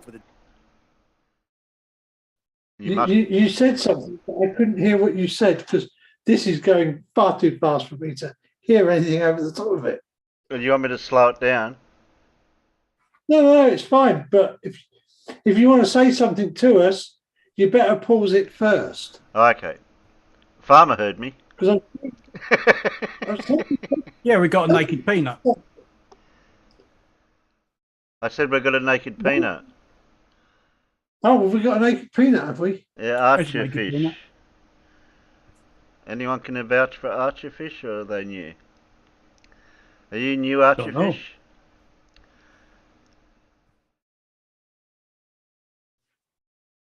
The distant sun orbiting a geocentric Earth. Yeah, if you just say it doesn't make sense and stop talking, I guess. How does a distant sun orbit a geocentric Earth when the Earth is tiny and the sun is gigantic? Well, it doesn't. In your Long story short, it doesn't. He was an ancient Greek and he didn't know heliocentrism. They didn't know when Newton developed Newton's law of universal gravitation. He didn't know why massive objects attract one another, right? He just said, this is what happens, and I have this equation, and we use Newton's equations to do all these incredible calculations that predict the motion of objects on Earth and in space. He didn't know what gravity was. Einstein gave a better explanation. The curvature of space-time warped around massive objects. We're probably going to get a better model later. Just that we don't know why things happen doesn't mean we can't do science at predictive power. So as it turns out, Eratosthenes and Ptolemy, the Ptolemaic model, was wrong. Heliocentric model is correct. It doesn't matter that they didn't know that part, or that they didn't know why something happens. Do you not understand how science works? So if he was wrong and the Earth were heliocentric, do you think his experiment proved your globe? Yeah, it did. All of those experiments proved the globe. It just didn't have anything to do with heliocentrism. It proved the Earth is a sphere. Absolutely not, because on a small, with a local sun, in like the flat Earth is, we have no shadow here, and we have a shadow here, and then you could do your math and figure out what the once you get another sphericity of stick this flat there. plane is, right? Okay, so for that to work, how close is the sun? How close is the sun? How close is the sun? Yeah, the really sun, close, like right above the clouds, which we'd be able to see if you went up in a plane or a balloon, and it'd be like right there. Huh? Dave, there's tons of videos explaining how the sun is an apparent object, and we all see it in a different. Oh, it's position. only there's videos that say dumb things. No, it's no, like that Lindsay's. show science, show experiments, and when you try to triangulate the sun, there's a problem. You can't do it. You can't triangulate the sun. So how far the sun is? Some flat earthers say it's 3,000 miles away. I don't like that answer. The math works. We can scale it and make it 6,000 miles away. You've never done any math in your entire life. You just say the math works and expect people to. Stop being a condescending prick. All right, try. Why don't you stop condescending to the entire human race and pretending that every scientist ever is a liar and satanic deceiver? That's much more offensive than me calling you stupid, which you are. Dave, what is the sun? What is the sun? It's a star. It's a star. It's a burning. It's a star. It's a nuclear furnace that's working perfectly, and it's bending space-time where it can hold on to all of the planets that go all the way out to Pluto. Is that your belief? Well, Pluto's now a trans-Neptunian object. So we'll go. But Neptune. yes, yes. And then the sun's gravity ignores all of the moons because the moons are attracted to their planets, and it negates the sun. That's what you believe. What do you mean negates the sun? Yeah, so moons. So what you're saying is that like one of Jupiter's moons should go flying towards the sun. Is that what you're saying? I'm not saying that. I'm that's asking what he's saying. if you believe that the sun's gravity has no effect on moons. Yeah, you can calculate. You can see this is what real scientists and people who understand science can do calculations. So instead of you going, I don't believe it, what you could do is you could take Newton's law of universal gravitation and take a moon, whatever moon, if you want to talk about our moon or one of Mars's or one of Jupiter's or whatever, and you could calculate a number that is the gravitational attraction between the sun and whatever moon you're talking about. And then you could do the same thing for the moon and its parent planet that it is orbiting. Which number do you think is going to be bigger, buddy? Which one do you think is going to be bigger? The planet, the one that it is orbiting around. When we have a planetary alignment where all the planets are lining up, all of that gravity. Hang on, you know what? Sorry. I would like you to actually just address what I just said, because this is what happens is I say something, or a flat earth debunker like myself says something that just annihilates the idiotic thing you just said, and then you just gish gallop to another point. I would like you to admit that what you just said is stupid based on what I just said. Repeat what you said. I just explained to you why what you said about the sun and the moon is stupid. Oh, wow. And you just jumped to another talking point. So you say that the gravity of the planet is holding on to these moons, and it's so much stronger. Let me finish. I'm reiterating what you say to show you how stupid it is. It's holding on to the planets, but the sun's gravity, it can hold on to the planets, hold on to distant planets, but can't affect those moons at all. Can't affect, like I just said, you can do a calculation. Did you want to do the calculation? Do you want to do it together? Do you want to learn something today? It's called Newton's law of universal gravitation. Do you know what is in the denominator? R squared. It drops off, gravity drops off by the square of the distance. So as things get very, very far away, their gravitational influence is dramatically less, exponentially so. So when you have a moon that is right near a planet, the gravitational effect is way more than the faraway sun. Isn't that neat? Isn't that a neat thing that we can do with math and numbers that are real things that scientists do instead of just going, it doesn't make sense, so that's dumb. You done? Yeah. What do you got? Do you want to address this thing, or do you want to jump right to another thing? I want to jump to something else, because you say that the sun's gravity that can hold on to Neptune and Pluto can't affect the moon, which is way closer to it, and that the Earth's gravity overwhelms that. That's stupid. That's me saying it. Why? You're the all you're saying is that's stupid. All you're saying is that's stupid. And all you're saying is that it works because I could do math, but it doesn't. It doesn't work. What do you mean it doesn't? Dave, model it. You know about the three-body problem? I'm sure you know about that. Oh, the three-body problem, so we can't do calculations. Stop being such a condescending prick. We already know. Just talk normal. Have a discussion. Sorry, hang on one second. This is serious. This private chat keeps covering the screen. Can this stop? Why is this doing this? The private chat. Yeah. Like, it shouldn't cover the chat, should it? Just trying to make sure everything's all right. Covering the whole screen. All right. Anyway, yes, we're sorting it out. There seems to be a problem with Sean's. I can't hear you, Sean. Oh. Yeah, that's what's going on. I've been watching Sean every now and then, just chatting away, and we've not been hearing him. There's tons of important snippets of information lost forever to the. Dare I say it? Like to get off of the lights in the sky, because I'd rather talk about the shape of the Earth. Because they destroy the flat Earth? Well, you say that, but the lights in the sky have nothing to do with the flat Earth. Okay, so this was my first talking point. Were we going to do the talking points that we prepared? Because my first talking point is about this, and it is an absolute annihilation of flat Earth. That's why you don't want to talk about it. That's why you say, why do we look at the things in the sky to figure out the shape of the Earth? Because that's how we figured it out 2,000 years ago, by looking at the stars. Can I show my slide that shows this? Okay, here we go. Observation of the stars. Next one. Can you? You're controlling it, right? Do I just tell you when to go? Okay, so if you're in the northern hemisphere looking at the North Pole, then hang on, all this stuff is covering. I can't even see the text. I think I remember what it says. Anyway, if you're looking at the North Pole in the northern hemisphere, the stars rotate counterclockwise. Go to the next one. If you were in the southern hemisphere looking at the South Pole, the stars rotate clockwise. Next one. How does this make sense on a flat Earth? Sorry, this is a screenshot from one of my videos. So in the video, they're rotating in different directions. Why would two people on a flat pizza land look at the sky and see a sky that is rotating in different ways? Next one. And furthermore, why can't we all see the same stars? There are stars that you can only see in the northern towards the northern hemisphere, and stars you can only see in the southern hemisphere. Next one. On a globe, this makes perfect sense. If you're in the northern hemisphere looking at the North Pole, east is to your right. If you were in the southern hemisphere looking at the South Pole, east is to your left. Next one. And the reason we can't see certain stars is because you can't see You through can't the see Earth. through the Earth. Next one. That's it. That's a good point. That's why in the northern hemisphere we can't see the Southern Cross. That's why in Yeah, the I southern can't see hemisphere, we Polaris. can't see Polaris. Next one. Almost done. Quick one here. So it actually gets a lot worse than that in the southern hemisphere because you've taken a globe and you've unwrapped it. The southern hemisphere makes absolutely no sense. People in the southern hemisphere who are all looking at the Southern Cross are somehow supposed to be, we're believing Looking that they're in all different looking in directions. completely different directions and seeing the same object often at the same time. Next one. Go to the next slide.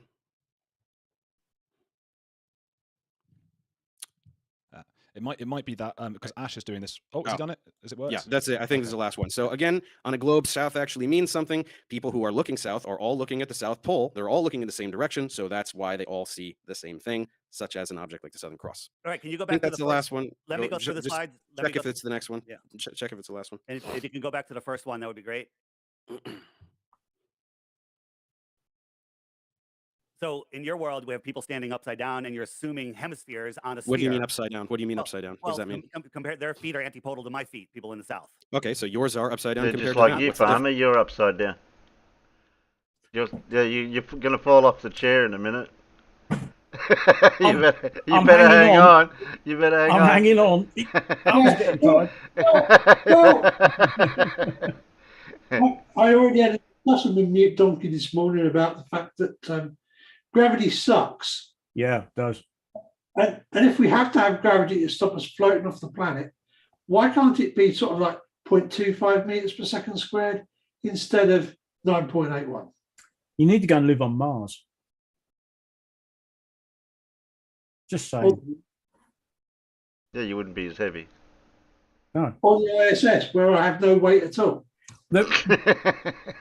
Yeah, but that's actually a bit awkward to say the least. You're probably better off where you just weigh less. Yeah. Not quite so complicated then. Yeah, but the no weight on my spine would also be really good. Well, yeah, no, there is that. Yeah, yeah. You wouldn't be able to sit down though. I told you to tie a rope to the roof and just hang from your feet. That apparently is one of the things that astronauts really miss the most on the ISS for any great length of time. You can't sit down. Yeah. Yeah, where do you put your hands? Yeah, that's why they're forever doing weird things with their hands, because they forget half the time. They just start floating about, Yeah. which gets a bit awkward after a while, I think. Well, given the fact that I'm supposed to be strapped in when I'm sat down anyway, a lot of the time, I'll probably get away with sitting down. Because you just put the lap strap over your lap, don't you? Yeah. And then you don't float away. Yeah, but yeah. Well, you can't, need to have free fall, you can't. a force to move you, though. If you Yeah. stay still, you stay still, unless you're getting a force to move you. Yeah, well, the sitting down problem is the fact that you can. I mean, yeah, if you keep completely still, yes, you can be in a sitting position against something. But the minute you start moving your body, because of because there's 3 laws of motion, you tend to start wobbling around if you move your arms or your legs or your head or anything else. Yeah. Yep. Hence why the strap is handy. It stops you from moving. I like how they've got those little bars they hook their feet under to stop them. Yeah, they've got those bars everywhere. Yep. difference? What's down on a globe? I'm not saying. I'm just saying people are upside down to each other halfway across the world. So if we can go back to the original slide so I can remember all the points he made so I can address them, that would be fantastic. I think the issue is that Ash, the producer, is having some issues with his internet and isn't able to do it. Sorry about this, guys. We're usually quite good with the tech and everything. So yeah, I'll try to. I can tell you the points again. I'd rather just see the points rather than hear you say them again. Okay. If the I don't know, he can't change it back. I don't think so. He's in like the Philippines or something mad like that, so he's having some difficulties with it. And I think Sean is as well. Good thing I'm here, saving the day. Okay, look, but yeah, it was that in the northern hemisphere, the celestial sphere rotates counterclockwise. In the southern hemisphere, it rotates clockwise, and we can't see certain stars. You don't have to do the whole presentation. You can just remind me. Can't they do my trick and just do the share of the live feed, then go back to the shot and then reshare it? That's what I'd do. That's it. Go ahead. So no matter where you are in the world, all of the stars, all the lights in the sky from the things that we call planets, wandering stars, sun and moon, they all rise in the east, set in the west. If I'm standing on a flat Earth looking out to the south, the stars are coming from my left. If I'm standing in the north looking at the north, the stars are coming from my right. That explains the opposite direction. You just explained the globe model. Yeah. He's not saying whereabouts he is on the Earth though. To see a star trail like that. You don't How understand. on the flat Earth, how do people see the sky rotating in different directions? Because Explain you're that. facing in different directions, David. What do you mean facing in different Wait, hang on. Speaking of facing in different directions, Flat Earth Day, because we've changed the angles a bit, you're a bit off the screen. There, that's it. I got it. It would be better if you can make me widescreen so I can show what I'm showing. Make him widescreen. And I'll just say, Sean's just saying that his thing is freezing, so I guess he'll be back when he can. But for now, you keep going. So on a flat Earth, if you have a flat Earth, north is to the center, south is every direction away from the center. So if the stars are going this way from my right shoulder to left shoulder, I'm looking at the North Star, they're going one way. When I turn around and I look at the south away from the center, they're coming from my left shoulder to my right shoulder. They just changed directions. Okay? There's no argument there. There's nothing to argue. Okay, now do clockwise and counterclockwise, well, because that's really what we're talking about. What do you mean it doesn't matter? You're talking about a direction. I'm talking about clockwise versus counterclockwise when you're looking at the poles. The optics of poles. the sky. Yeah. Well, you say the poles. So getting back to your point where you have somebody in Santiago, somebody in Johannesburg, and somebody in Australia, when they see the Southern Cross, well, they don't see it at the same time. They see it 12 hours apart from Santiago. They don't see it at the same time, so people looking south can't see the night sky at the same time? David? I think it's Perth, Africa, and east coast of South America somewhere. I think they can see the Southern Cross at the same time or something. Yeah, you've got to be on the very eastern coast of whichever country. Is it probably Brazil and South America? Yeah. But they're South Africa and Perth. But you can. It is technically feasible. Falkland Islands. Falkland Islands will probably do it. South Georgia. Yeah, I think that might be just a little bit far too west of Falklands. I have seen the map of it. It is you're right on the eastern tip of South America. Yeah. Farmers, Falklands is off the east coast of South America. Yeah, but I don't. It's not as east, is it? Yeah, it's moving east towards Africa. That's the direction you want to be. If you've got to be on the east coast of South America, you're going to be a bit.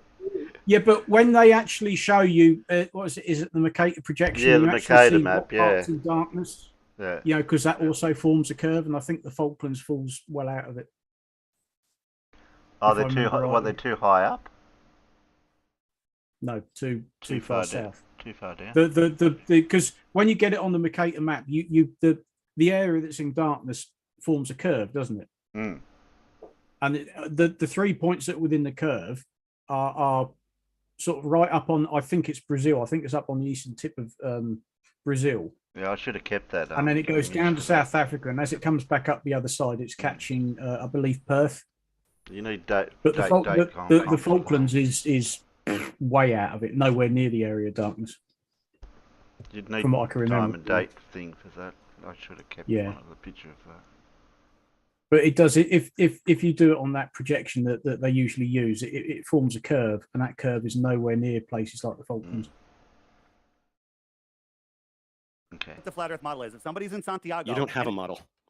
Listen. Yeah. Stop being a We dick. don't have a Pull up, model. You pull stop up being on a that dick. straight Your away. entire existence is being a dick to Hey. all of science. So Keep stop being a dick. Keep going. Mhm. So somebody's in Santiago and it's midnight. They're looking at the Southern Cross. Well, somebody in Australia that's looking south, they're looking at the noon sun. You tell me how they can Noon see the sun? star- How the many? noon sun. How many time zones apart are they? Are they 12 time zones apart? Well, at noon, close to noon, right? Okay, no, first of all, not close to me, but it doesn't matter. How about you go 4 hours apart? Why don't you go 4 time zones apart? They should still be looking in completely different directions. 12 midnight, 4 a.m., night sky, both looking south, both can see the Southern Cross. On your pizza world should be looking in completely different directions. Explain that. Dave, when the only time that can happen is in Johannesburg and Santiago, and if you He's add not trying to magnetic explain it declination on in the there, flat they're Earth, is both he? looking in the same direction. Magnetic declination? Yeah. So you think just saying the word magnet is going to be an argument here that's going to work for you? Look up the magnetic declinations of those areas. You don't know what direction you're facing, right? There's certain areas of Antarctica that the magnetic declination is 170 degrees. So when your compass says north is that way, it's 170 degrees the other way. You just got to look at the stars to know which way south is. Look, you can dress it up however you want. We're talking about looking this way and looking that way, Yeah. and they see the same thing. And you're fixating on Santiago and Johannesburg because you think that they're far enough apart that they're not going to both be nighttime. I'm telling you, you can go any distance apart. Just go from Perth to Sydney. Right? That's far enough apart that if you're both looking directly south, you're looking in different directions and you can see the same thing. You cannot explain that. That's why you're trying to throw out jargon to confuse people. I'm not trying to throw out jargon to confuse people, David. That's exactly what you're doing. When you're looking towards the same area. You're looking towards the same area. And, but on your pizza world, south is a different direction for every longitude line. Yeah. Do you not understand that? On He your doesn't- pizza land, doesn't even right, you understand have his all own these flat longitude Earth lines. model. Directly south is towards your No. magic ice wall. Everybody looking Magic south is ice looking in a wall. different direction. Magic ice wall. Yeah. So stop trying to skip to something else. Right? Are you denying that longitude lines, everybody on your pizza world is all looking in a completely different direction when they look south? NASA or NOAA, they tell us, what longitude lines you're talking about. They tell us that the magnetic declination is a different direction. So It's we're got just- nothing to Or do are you with just randomly grasping at words to try to make sense of Got something nothing that to is do with absolutely that. unexplainable? It really is. David, it's clear. not true. And the optics in the sky, again, do not prove the shape of the Earth. You say that Well, they I do. just did prove it with they- that, so I don't know what to tell you. Let's move on.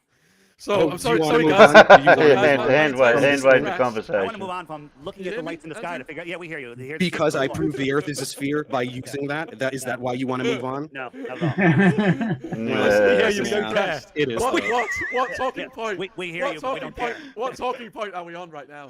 I just finished proving the Earth is a sphere by looking at stars, something that we've been doing for thousands of years. Yeah, so says you. Go ahead. Yeah, and everybody who's ever lived. So NASA isn't gonna really help you with that one. Sorry, buddy. They started in the 1950s. All right, so we've got a talking point from Dave, which is the Bible has 200 references to the flat Earth. Every major ancient civilization cosmology depicts the Earth as flat. That's from me or from Dave? That is I would from never say you, that. I think. That's not from me. That's not from me. It's from A Ash, different it's day. Ash. Yeah, I mean, if you're a Bible believer, from page 1 in the Bible, it says God separated the waters from the waters and created the firmament. That's all interesting, but I don't use the Bible as science because science will show us on a small Earth, Dave. Yep. You have to have a physical horizon, right? If my fingernail is a boat as it goes, No, he's gonna away, go to it the disappears horizon now. below a physical Yeah. horizon, and zooming in will not bring it back. However, we can see too far. They say the ball is 24,000 Oh, not the see too far thing. We can see things that are Oh. way, way, way farther. And with infrared, now we're seeing things 500 to 1,000 miles away. If anyone was playing I know- yeah, we Flat are. Earth Go- bingo whilst watching this, it'd be so easy to fill your card in. I mean, you've have you got this sped up a little bit? Yeah. Yeah. Even at normal speed, Dirt is still going at 10 to the dozen, and he just throws stuff in there. He hasn't got a clue about what he's talking about. A typical Flurf. He's heard somebody else say something, and he'll throw it in there. And yeah, you'll fill your bingo card up in next to no time because he just bangs them in. Yeah, we're talking about references in the Bible to a flat Earth, and he goes to the horizon thing, sort of jump to that somehow. That's it. Look at Jay Tolan Media's channel. Oh, It's go amazing. look at some lies that a flat earther said. That is real evidence. No, it's sure. it's Dave. It's well documented. You haven't looked at it. And then when you say the curve is a Documented. parabola, I absolutely agree. It is over 1,000 Guarantee you, miles. yes. It's off a little bit, but anything under 1,000 miles, all three formulas come within a very close proximity of each other. Yeah, right? but the problem is you can't do math, so you just do the math wrong. Well, you just say that, but if you look at all of the curvature formulas, under 1,000 miles, it's perfectly accurate. And then you think that we're spinning at 1,000 miles an hour and we don't feel it, and we're changing. Oh, no, go we're to this changing now. directions. Yep. How is that possible? How You tick that off your card, farmer. about when the Earth comes around towards the sun in the winter, in our northern winter? It's speeding up and taking its sharpest turn, and then we don't feel any of those forces. Sharpest turn. Okay, so this one's really hilarious to me.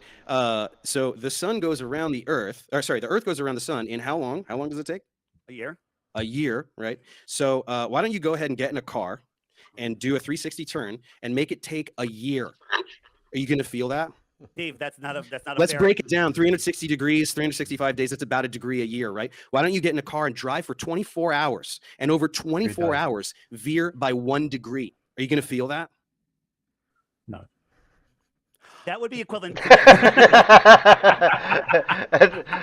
There was a pause in his brain then to think, well, shit, where am I going to go with that one? Yeah, just go back 10 seconds and watch that bit again, because that is priceless. You can almost hear the penny drop. How do you? Around towards the sun in the winter, in our northern winter, it's speeding up and taking its sharpest turn, and then we don't feel any of those forces. Sharpest turn. Okay, so this one's really hilarious to me. So the sun goes around the Earth, or sorry, the Earth goes around the sun in how long? How long does it take? A year. A year, right? So why don't you go ahead and get in a car and do a 360 turn and make it take a year? Are you going to feel that? Dave, that's not a Let's fair... break it down. 360 degrees, 365 days. That's about a degree a year, right? Why don't you get in a car and drive for 24 hours and over 24 hours veer by 1 degree? Are you going to feel that? Bingo. That would be equivalent. People say, I'm trying to think of the easiest way. I'm just trying to think of something to say that will make sense. Stop you there, right? If you want to compare if you want to compare that to reality, imagine you're in an airplane where you remove the outer shell of the airplane, you double the speed of the airplane, and you nosedive 2 miles a minute. Okay. What? And that just to follow the curve of the Earth. That's the speed that the Earth is curving. And when something's moving and it's curving, that's acceleration. Okay, so he's gone somewhere completely. I don't know where he's gone. We're not using it properly. Acceleration is rate of change in velocity. So you're using it like it's velocity. So you don't know what acceleration is. When you change off of your vector, that force is equal to acceleration. Okay. Yeah, but I just told you, right? It takes a year to go around the sun. What? How much are you feeling? Do you want to calculate it? Should we calculate it together? I'm talking about the spin of the Earth. The spin of the Earth. The spin of the Earth. Right? The rotation of the Earth. 2 miles we do a not minute. feel. You're falling, like if you take Yeah, a you point don't of space feel- and you go for an hour, you're you only falling feel at the the same constant- rate as a skydiver free falling. Okay, No, That's you don't feel ridiculous, constant right? speed. You are You're curving off of changing your speed. line of your trajectory. This You're one, curving. I think I figured out, and I think this one is genuine confusion on your part. So I don't want to hold this one against you as much as other lies you tell, which are just blatant lies. This one is just you not understanding. You're trying to compare motion within the atmosphere of the Earth. So you're like, oh my gosh, something going through the atmosphere so fast and it's crazy and we feel it, versus motion in frictionless I just got a space. YouTube notification that I'm live. Oh, is that what that was? It's just told you now that we're live. Yeah. That was about 3 hours ago. I was going to say, it's on the ball. Wow, that's the longest, that one. Christ, even I got the notification ages ago. I don't know why my phone's so slow for those things. Do you not understand that that's not the same thing, right? The atmosphere on Earth is very thick. There's a lot of friction, right? So when you try to move through air, there's friction, and you feel it. It doesn't matter. What do you mean it doesn't matter? If that air is spinning with the Earth, which you have to believe in your model, you would feel. Doesn't matter. You would feel that motion. If you're in an airplane. Why would you feel the motion? Why would you feel the motion? Because your energy is changing directions, and you would have. Your energy is changing directions. What about eclipses, guys? What about eclipses? Hold on. That's my third talking point. I hope we get to it. Let's finish this point. Your mainstream science says that because of the spin of the Earth, because of the centrifugal force, that the water bulges at the equator 14 miles high. What? This is what Neil deGrasse Tyson and science tells us about the spin of the Earth. The water at the equator, yes, it does. No, it bulges doesn't. 14 The miles actual high. Earth, It makes the actual Earth 29 is miles. actually wider in its girth than what it is from north to south. I didn't realise where this had come from, because several weeks back, Chris Berry came into Jose's show and asked us, did pilots have to bank up and climb over this 70,000 foot wall of water at the equator? And it's like, what the kinhell are you on about? Now we know where he got it from. Yes, the equator has a greater circumference than it does going the other way from North Pole to South Pole. Yeah. But it's got a bulge, but it doesn't just you don't fly towards the equator and then go, my God, look at the size of that wall of water. I bet that's why they call it an ellipsoid. Yeah, but I can't grasp just how dumb you have to be to legitimately think that there's a 70 to 80,000 foot wall of water at the equator, and nobody's ever noticed it before. Nobody said, "God, I have real struggle flying over that," you know, and boats have got to go up it and cross over to the other side, and it's baffling. And yet these people are technically classed as adults and they can vote. Yeah, I did this before. There. Yeah. That's from real satellite image. Yes. That was taken. I'll just grab the actual image. That was actually flipped, dissected, and then re-established. And it actually shows. It actually shows these morons the difference. think that is like a lip, you know, a sudden hump in the water. Yeah. I'm sorry, my brain just can't get around how dumb you have to be to actually think that for real. Yeah, exactly. And then question it. Well, fathers, there is only one hump that pilots have ever really flown over.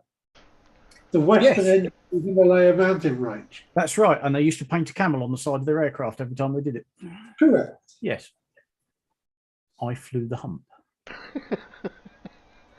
Which I still think is brilliant. Don't put bombs on the side, put camels. Was there any rum with that? Was there never any rum? Oh yeah. because RAF officers get bloody gin, don't they? Yes, that's why there's no rum, because they'll drink gin. Gin and tonic. Go on then, let's have some more. This is the first time I think a real flat earther, I'll call myself a real flat earther, has spoken direct with Professor Dave, as he normally does videos. You've gone all the way back to the front. Pretty much. What did I do? You're a minute and a half in again. Oh, did I accidentally press? You've clicked on the wrong tab. You've clicked on the wrong tab. Oh. Yes. One of them somewhere. Wasn't that one? No. It's that one. Yay. Yay! Oof, I just did that to see who was actually paying attention. Yeah, of course you did, Terry. It's nice to know that you're on the ball and testing this. Well, I was getting ready to shoot myself in the head if I I was getting ready to go and make a very, very, very long cup of tea. I know I'd never see you guys again if I did go back to the start now. All right. Yeah, I was wondering why it was muted, and I didn't mute it before I left, and I'm going, why is it muted? Okay. Press play. Wider yes, please. No, that's the Earth, not the water. What are you talking about? Are you a moron, dude? The radius. This is what happened. You're very confused. No, stop, because you just said a very specific number, and I know why you said that number. The diameter of the Earth is about 27 miles greater at the equator. That's the whole Earth. You're trying to pretend that it's all water, that there's just this big thing of water that's 14 miles. Is that what you're genuinely trying to say? Exactly. Well, that's what Neil deGrasse Tyson says. But let's no, he didn't. No, he didn't say that. The Earth is bulging. So does that mean that large bodies of water at rest near the equator, if you hung a plumb line over it, that it wouldn't be perpendicular to the surface of the water? It would be off just a little bit because of that bulge? Or does gravity? Well, what does the bulge of the equator have to do with the water? Well, because the gravity pulls everything to the center of the Earth in the whole world. And if we have a bulge at the equator, a plumb line, which should be vertical, it should be perpendicular to the water, would not be perpendicular to the water because the water would be sloping away because we have a bulge. What do you mean sloping away? Okay, a bulge isn't, first of all, as I just said, this has nothing to do with the water. It's the shape of the Earth itself. So you're just completely wrong anyway. But second of all, this is the thing with you guys. You think that the curvature of the Earth is supposed to be, you're talking about a plumb line. Do you think that the curvature of the Earth is supposed to be like this or something? Do you have no idea how big the Earth is? Do you not understand that the curvature is not detectable at the surface of the Earth? It's really big. It's a really big planet. We can see boats go over the horizon. We can see boats go over the horizon, but we can't see the curve, right? Dave, according to your math, there's certain things that should be behind a curve at certain distances, but we can see far. But we can't. You just lie about them. You just said earlier that we can see things 1,000 miles away. Are you out of your mind? Everybody should be able to take a telescope then and see something 1,000 miles away. Why can't they? Dave, you don't know where it was taking it from. It's infrared cameras. Go look at J-Toll and Media One and watch all of the. He's the special one. He can do it. Nobody else can do it. Actually, Nobody no, else other can get people this can do it. footage. So, But they don't. Dave, let me ask you a They question. just don't. No one else has done it. Do you Or believe tried to do that it. the ground is horizontal? It's almost perfectly horizontal. Oh, horizontal is level. Horizontal's parallel. Level is horizontal. There you go, I got it. There you go, I paused it just for that for you. But level is horizontal. There you go.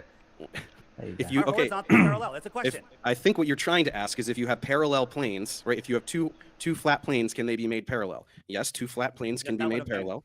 Well, what are you saying? Because nobody has any clue what you're saying. If you have a horizontal line on Earth, then there's only one point that would be touching the Earth, and the rest would just rise up into space. But all horizontal lines line up with the horizontal horizon. Okay, they're all parallel. Yeah, do they, or do they just look like that because your eyes suck and they can't distinguish between arc seconds of angle?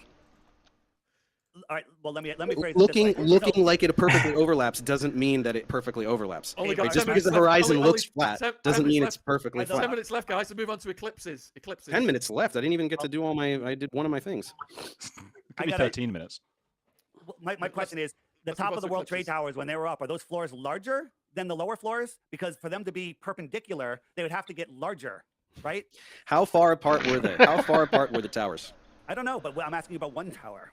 I don't know. Okay, but it doesn't look. It doesn't matter. We're talking about the distance between the towers or the width of a tower. Do you know how much curvature there is over such a small distance? 1 degree. It is for so 60 small that it is something miles, isn't it? 100% negligible.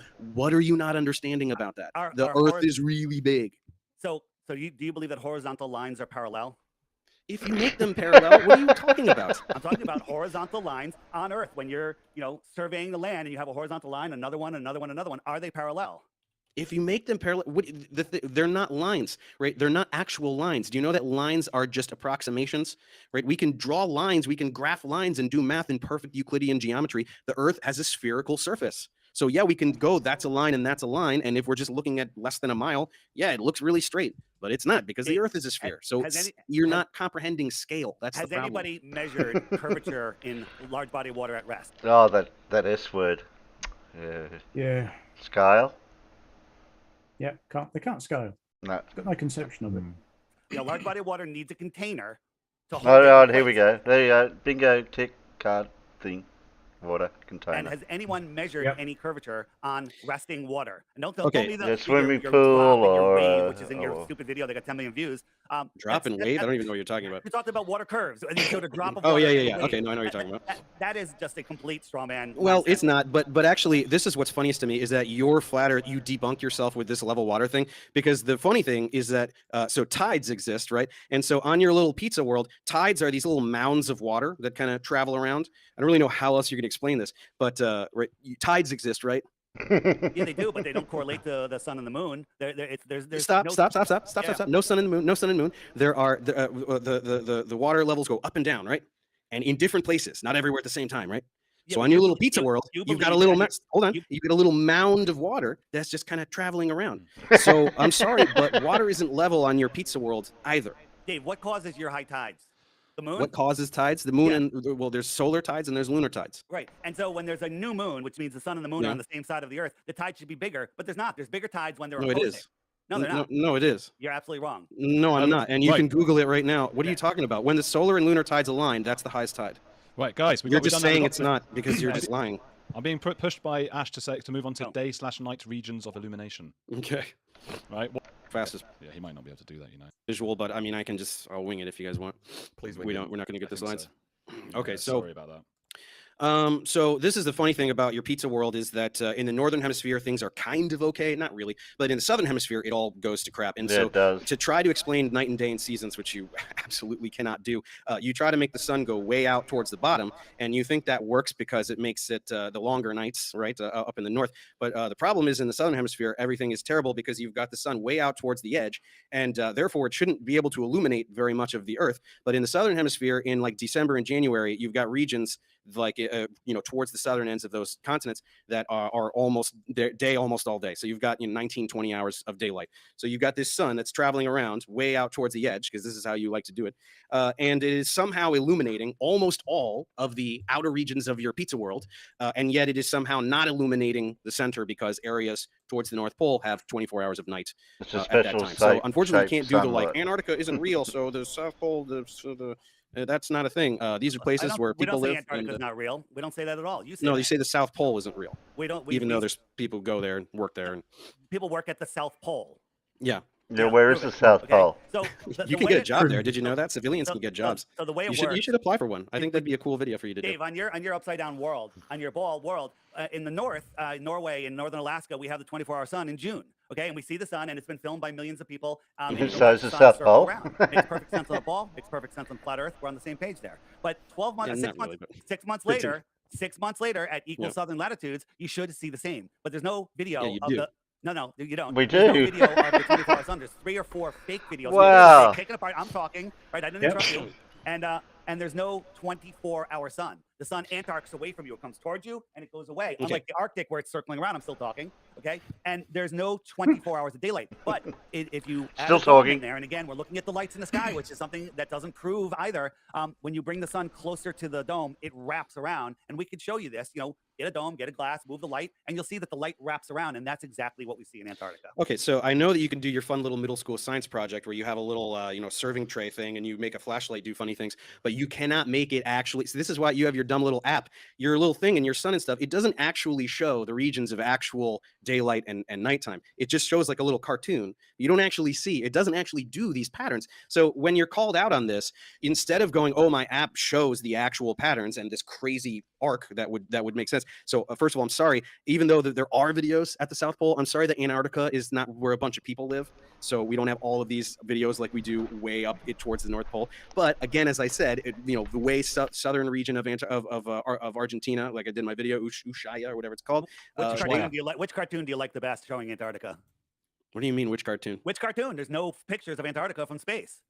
Okay, well, there are, so that's really dumb. But No, let me there's not. continue demolishing. Okay, stop. I'm going to continue demolishing the idiotic thing you just said earlier. So you can do your little thing. Flat Earthers love to do their little middle school science project. So, okay, you've got the thing and blah, blah, blah. So why can't your Flat Earth app do it? Why can't you actually show the regions of day and night? Why can't you look at that and go, yeah, look at that. I see the light illuminating this part of the Flat Earth, right? And I can see that we have 20 hours of sunlight in southern Argentina. And I can see that. You just have a little cartoon doing nonsense, and then all of your idiot people who buy the thing, they're not like, oh, that looks cool, and they don't actually look at what it does at all, right? Why can't you have it show that, right?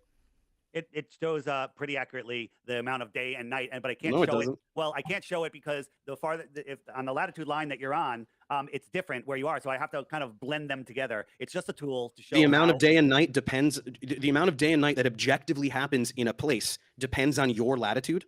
Absolutely, 100% on your ball too. When I'm in the north, I don't think you understand. I don't think you understand what I just said. No, you don't understand what I just said. No, I definitely know that you're not saying anything. I'm saying that in that town in Argentina, there is an objective time where the sun rises and sets, Yes, and but where you are doesn't change that. There's no place that you have 17 hours of sun. You have daylight. Daylight is the illumination of the sky. It's not the sun. From the sun. No, the sun is. You're saying that daylight is not from the sun? Absolutely. So if the sun Where is rises, it from? If the sun What's rises making up- the sunlight then? No. The sun is lighting up the sky. It's like a photographer. You have your main light, and then you have your backlight. The sky is the daylight. When the sun is on the east side of your house, right on the horizon, go to the back side of your house. You can read the newspaper. Well, where's that? That sunlight's not. What's it going through your house? It's lighting up the sky. It's and that's scattered by atmospheric particles. That's what It's you still say. sunlight. Yeah. Well, that's what you say to say a thing that Dave, explains how why what come- I just said how is come- stupid, and I have how no come- way to combat it. How come nobody has filmed the 24-hour sun in Antarctica? They have. You just say it's a lie. No, They show- have, and bring you it, just go, bring it. "Oh, that's fake." No, we don't. We don't just go, "Oh, that's fake." We But show guess you how what? it's fake. That's why in my video I don't talk about Antarctica, because you just say it's fake. That's why I picked southern Argentina, because people live there and they have 19 hours of daylight, and you can't explain it because it's this I did huge. explain it. You can't No, you didn't. understand You it. just said there's a Absolutely. glass thing in the flashlight. You're just doing a middle school science project. You're not actually explaining anything. You're just going, "Oh, I did a thing in my living room, so all of science is wrong." That's what you're doing. You don't. The globe. I wish I had the slide because Again, the globe. Dave, the optics of the sky are no way to prove the shape of the Earth. Well, they are. Yeah, well, and that's I in just your did it world. twice. Yeah, well, and you have no way to blaming combat it. anything I just said. So that's why Can you I- say that thing over Can I and just over. interrupt here? Flat Earth, Dave. What would it take? Because I think Dave is saying that people live in Ushuaia and that they have this, and you could just go and ask the people though. You could go. What would it take to convince you, and how important is it? Why is it important to you to hold this belief? What does it mean to you? It's not important to hold the belief. I'm looking for the truth. And if the globe was true, I'm looking at Blue's avatar with Antarctica showing up on the bottom of it there. Yep. But that's upside down though too. Don't forget that image. It's around the other way actually. then when in It was Antarctica, actually in the other way when they took it. Yeah. in December, you should be able to see the sun circle all the way around without dropping. And you do. You can. Dave, I've seen loads of documentaries where that happens. You can. You cannot see it. It's absolutely untrue. And we show the best one that they have. They show it 24 hours of the sun going around. And when it comes around, not only is it the same clouds, the sun is in a completely different position, like months different position. So it's all camera trickery, and it's provable. It's not just us saying it. So when you watch No, this, it you're is like, just oh, you saying it. Yeah, well, not true. And do some research, Yeah. Dave, and then get out of your little ball model, and you'll see. We don't live upside down on a space ball flying through an infinite Down is space. towards the center of the earth. Nobody is upside down. That's one of the dumbest things you morons say. Down is towards the center of the earth. Nobody is upside So down. on your world, there's people upside down relative to me. And you're upside down relative to them. It's a sphere. Who cares? Good luck with that.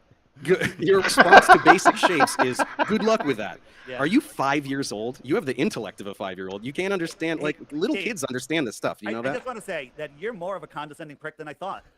I wouldn't say you're more than anything I thought. I know what you are, but I'm sorry, again, to reiterate for the third time, your entire identity is based on the idea that all the scientists in the entire world are lying deceivers. So absolutely not. you're No, a condescending that's douchebag. what you say. And me That's what calling you stupid, which you are, does not hold a candle to All right, what Sean, you are. that's what he claims. I don't believe that. And Wait, that's what I've you're got another question for other Dave, Oh. Professor Dave.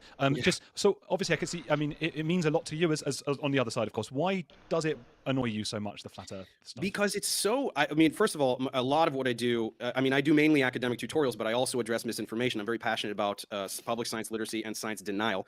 And flat Earth is the bottom of the barrel. So I go after like anti-vaxxers and stuff like that. And that is a little more sophisticated.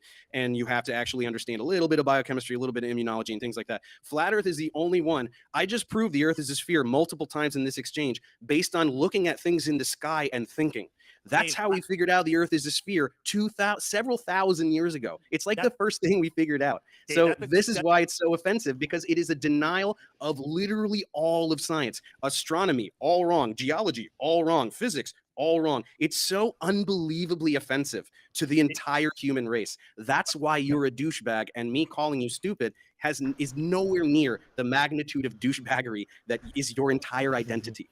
You're talking to him, not me, right? Sorry, No. yeah, to Davey boy. So he believes that scientists that he never met 2,000 years ago proved that the Earth is a globe, when in reality, in the 1940s and 50s, and Yeah, we up to the went early around 60s, there was 2,000 no years teaching ago. flat Earth in No, public school. Here, no, they absolutely, weren't. That's just a absolutely. thing you're saying. That's There's absolutely globes from hundreds and hundreds of years ago. You can't just say that. Like, you should show me something. Show me a textbook. You can't just say, "Oh, this thing I made up is true." You're an idiot. What are you talking about? We've known the Ptolemaic model, which was reigned supreme from 100 or whatever, to the Copernican model, used a spherical Earth. Geocentrism used a spherical Earth, and then Copernicus and Kepler happened, and they wrote books. By the way, they wrote books, and you can read them. That they exist. And we've known about heliocentrism for 500 years since. So I don't know what you're talking about. You are completely pulling that out of your ass. Nobody taught a flat Earth anywhere for any measurable amount of time. Can we have Dave tell us how seasons happen on the globe? Okay, so I wish I had the graphic because it really works really well. So there's a tilt in Earth's rotational axis, right? It's tilted like this. So one of the hemispheres is exposing more of itself to the sun, right? And so you get more direct light versus, so let's say this is the northern hemisphere, this is the southern hemisphere. More of the northern hemisphere is exposed to direct sunlight, so you have longer daylight, right? So it's so hard to just do in my hand like this. No, I get it. But, I understand. You got it, when we're tilted towards it, the sunlight's hitting direct, and it's more intensified here, and down here it's spread out more. Makes sense. Yeah, because of the curvature, so it has to spread out around a greater area. But isn't the sun so large that all of the rays leaving the sun are parallel? And why wouldn't the parallel rays that are a little off to the left, hit us direct? Are the rays leaving the sun parallel, or are they leaving not parallel? Okay, when you have a certain okay, here's a lateral distance. If the sun is directly hitting the part of the Earth that's directly facing it, that's a certain area. Then if you move this way, we have the same lateral distance, but there's a lot of curvature here. It's covering a greater surface area, I have to ask a question. So can the Earth can okay, do you want to admit that I just explained that perfectly and that your talking point was invalid? I know. I admit that you explained that perfectly, but I have to Okay, ask a great. question. So we have the pole here, and we tilt the Earth. Okay. And can you tilt the Earth this way? That's a tilt also, right?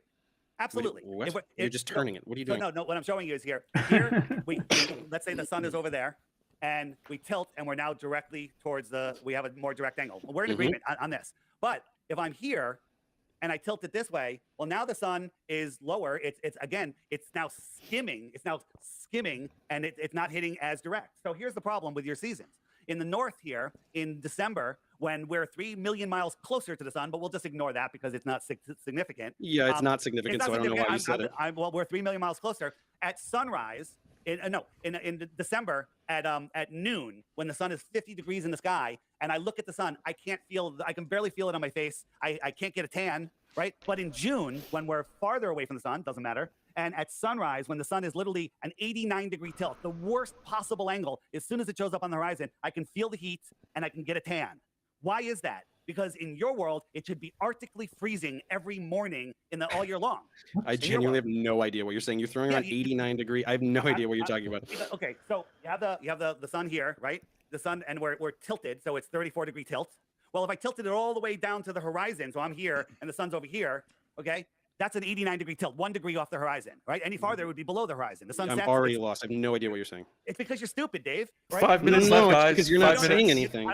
You're just going, if again. I tilt it this way, this has nothing to do with anything. If the Earth is tilted 34 degrees, that's how we are. 23 degrees, something like that. 23 degrees, whatever. If we tilted it 90 degrees, the sun would set. It would set over the pole, which doesn't happen. So the farther, 5 minutes left, guys. 5 minutes left. The farther I tilt it, the more spread out those rays are. Well, the spin is the equivalent to the tilt. So when I'm spinning away from the sun's getting lower and lower and lower. It's spreading out across the world. It should get colder and colder and colder because that sun is spreading out. Spreading across? You understand that there's always a face of the Earth. The sun is always hitting half of the Earth. Not according to time and date. All right, but isn't it always hitting half of the Earth? On the ball, it would be, but it doesn't. Yeah. That's well, not it does though. So what are you talking about, David? You're not listening. Okay, I am. You're just not saying anything. I can tilt. So if we're tilted away from the sun, we have our winter. And if I tilted farther, it gets really cold because Antarctica or the Arctic is tilted farther away. That's why it's cold in your world, right? But it's not. What do you mean? If we tilt it further, it's not tilted further. It's a 23-degree axial tilt. So what do you mean tilted further? What are you talking about? Why is it colder in the Arctic in the winter than it is in Florida in the winter? I just explained it. It's getting more direct sunlight. Absolutely. So don't interrupt.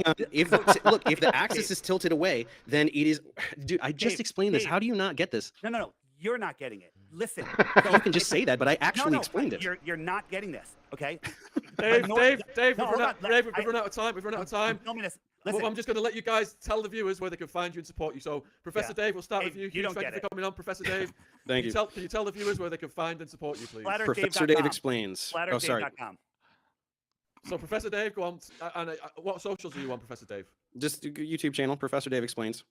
All right, so Professor Dave's YouTube channel link will be in the description box below this video if you want to subscribe, if you want to check his stuff out. Huge thank you for coming on. Flat Earth Dave, do you want to tell the viewers where they can find you? You can find me at flatearthdave.com, but I'm thinking of making it ProfessorFlatEarthDave.com. But flatearthdave.com because we get to make up to being professors. That's always nice. Yeah, I actually taught at an accredited university though, so it's not that weird. Thank you, guys. Multiple degrees. I have a master's degree. They fired you. Can I get those bitcoins? Can I get those bitcoins? We've got another debate coming up in a minute. So huge thank you guys. Yeah. Take care, and you all right, bye, buddy. Oh, we got through all that. Cheers. Yeah. Good night. Just a constant stream. You sure you filled up your bingo card? Several times over. Twice. I filled up my bingo card while I was asleep. That's the first time that Dirt has ever actually properly debated somebody, and I strongly suspect it's the last time that he'll do that. Because he just got tore apart, and Professor Dave, I thought, was being very polite with him. I mean, all the Dirt supporters at the time in the side chat, and they go, "Oh, God, moderate! He's being so rude. He's being so rude." It's like, no, he's not. He's holding back. Mm. You know, I mean, Dirt is an absolute idiot. No two ways about it. Yes, Earth is an idiot. Yep. Ding. Yeah, exactly. Yeah, Ding. Yeah, a lot of dings. Lots of dings. Oh, I can start closing Yeah. all these tabs now. I don't need all this. All right. It was a painful experience. Oh, I'm sorry.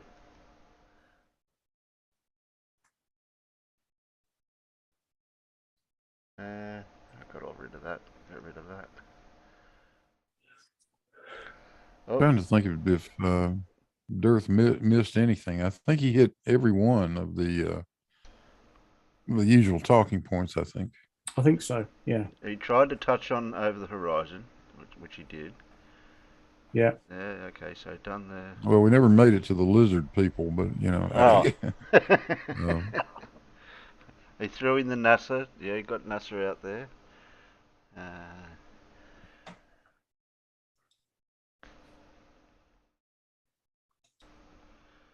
Didn't really touch on gravity a lot, just a little bit. Yeah.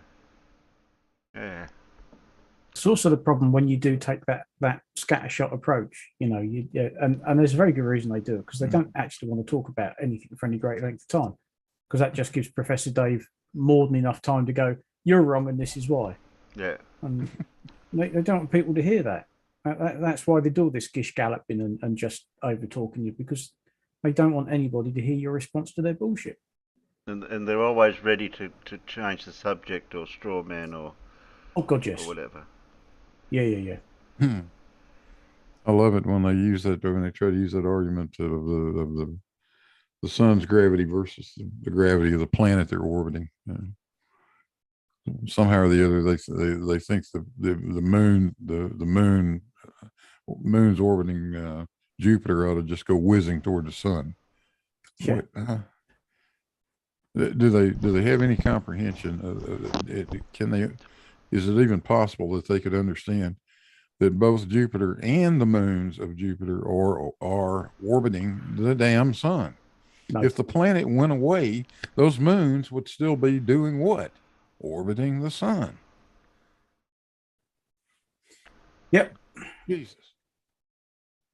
No, 9 o'clock. I don't think he did Cold Light, because I don't think he got the chance. Cold Moonlight, yeah. Yeah, I think from the sounds of it that they'd got talking points set up already. And I think, as Professor Dave said, "Oh, we're not going to get to that." I think he'd got talking points that he wanted to do, and they just didn't get time. I mean, they only had an hour. Yeah. You know. Do a part 2. I'd be very surprised if Dirt comes back and does a debate like that with anybody who has half an idea of what they're talking about, because he just won't stand a chance. I think it demonstrates why he's never done it before, because he goes on all of these YouTube channels, and all he does is he gets his chance to spew his bullshit, and then that's it. Whoever's hosting the program says, "Oh, what do you think this will?" And he just spews it all out, and there's nobody there to go, "Hang on a minute, Dave, you're talking out your ass." That's the first time he's had that, I think.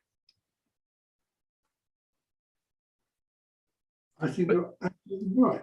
And it's just worth it for that moment when Professor Dave just got him to stop and go, and I think even then the penny might actually have dropped. I don't know. So he couldn't think of a response to bring to the next subject quick enough. No. Well, like you say, he's just used to be able to do his own gish gallop. Yeah. Without being challenged. He goes on shows and just spews it out, and they go, "Well, thank you very much," and he's off to the next one, you know. Yeah, I mean the talking points. Yeah. 3 minutes per talking point. You're never going to get that. Not out of a Flurf. No. The Flurf will keep moving the goalposts just fast enough that you will never quite keep up. Yeah, so many of them do it. Have we still got time for Simon? I don't know. You tell me. What is it over there? No, it's getting late. But Paul's already gone, so he doesn't have to go to bed. Oh, he can't. I bet he was in bed a long time ago. It's 1:30, 4:30, and 11:30. Pick a time zone. 4:30. 4:30. Yeah, I was going to say, Terry, you of late, because of when you normally start, you have been going to sort of just after 5 here. So you probably have got time for a Sideman Dan if you want to. Yeah, I was just looking at the time. I'm still wide awake, so I'm not going to fall asleep. Equilibrium, angular compression, Rayleigh criterion, vanishing zone, magnetic black hole, mind generating vortex thingy. Oh no, we didn't do Lindsay, John. Hang on, there's a group name. Oh no, I'm thinking the Zodiac Mind Warp. Yeah, that's it. That sounded like a pop group for me there, but I'm thinking the Zodiac Mind Warp. Okay. Trust me. I fast forwarded it. Do we need Simon on Lindsay's speed, or is he okay normal? He's on. Yeah, he's okay on normal, but at least you've gone past the advert. Yeah, I've gone past the advert. Yeah, that's right.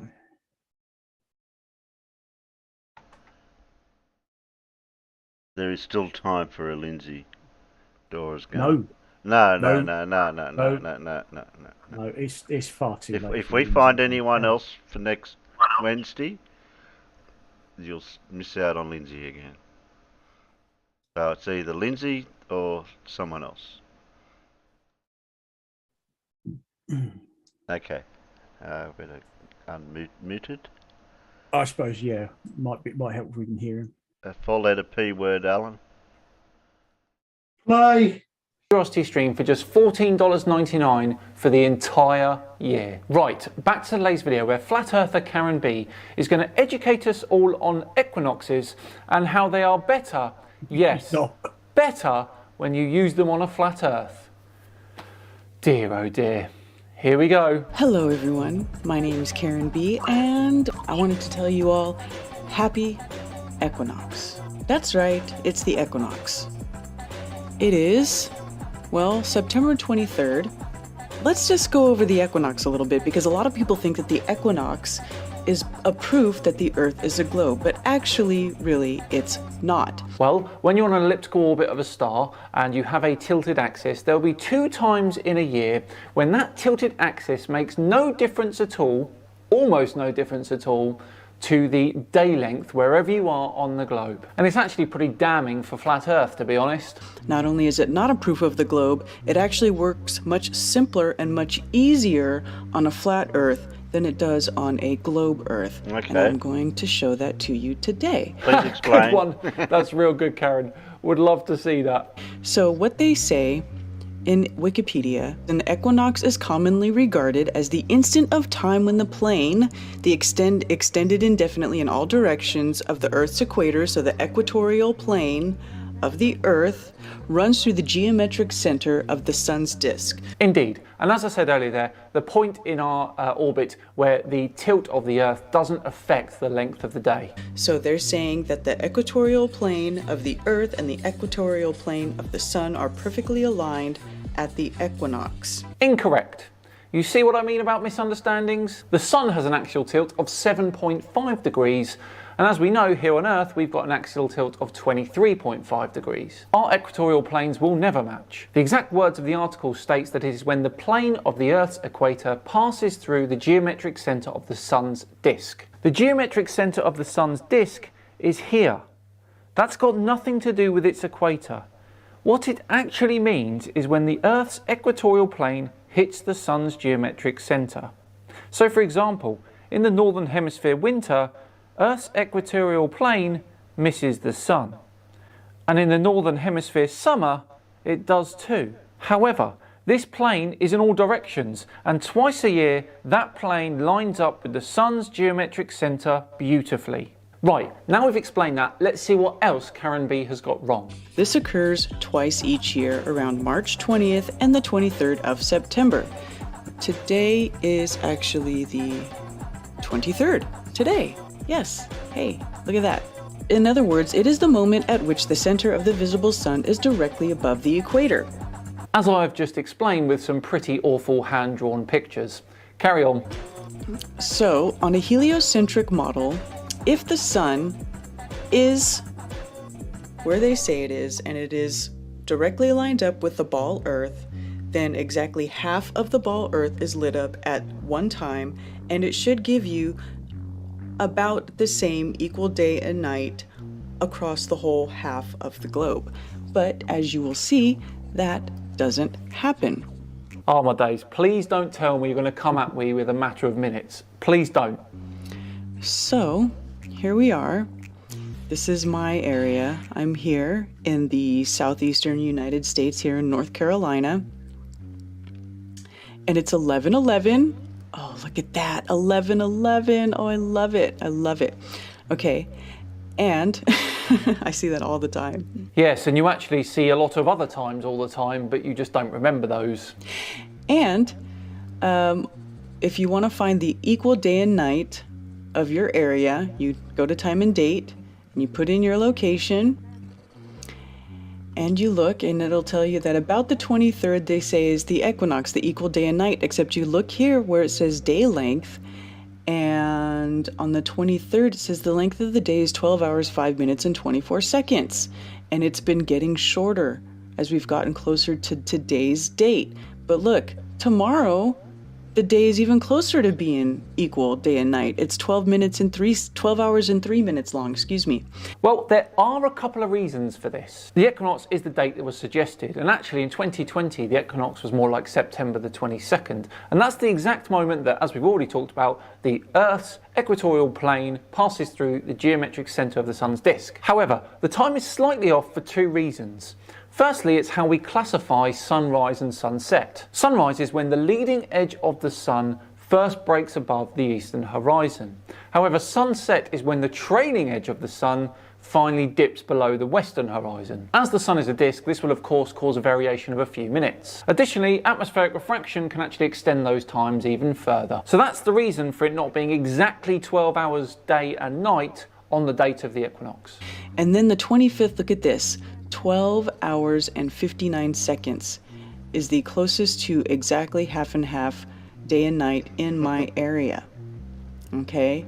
That is not the 23rd, that's 2 days later. 3 days, but it doesn't matter for reasons I've just explained. Okay? And get this.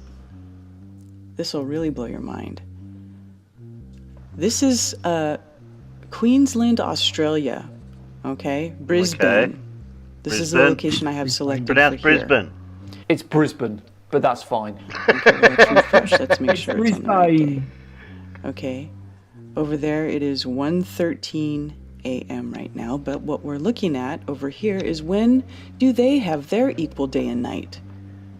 When does the day and night actually split equally half and half? Why Brisbane? Why not And Sydney? you'll see That's closer to me. that they actually already had their equinox. Looks like on the 18th here, their day is almost exactly 12 hours.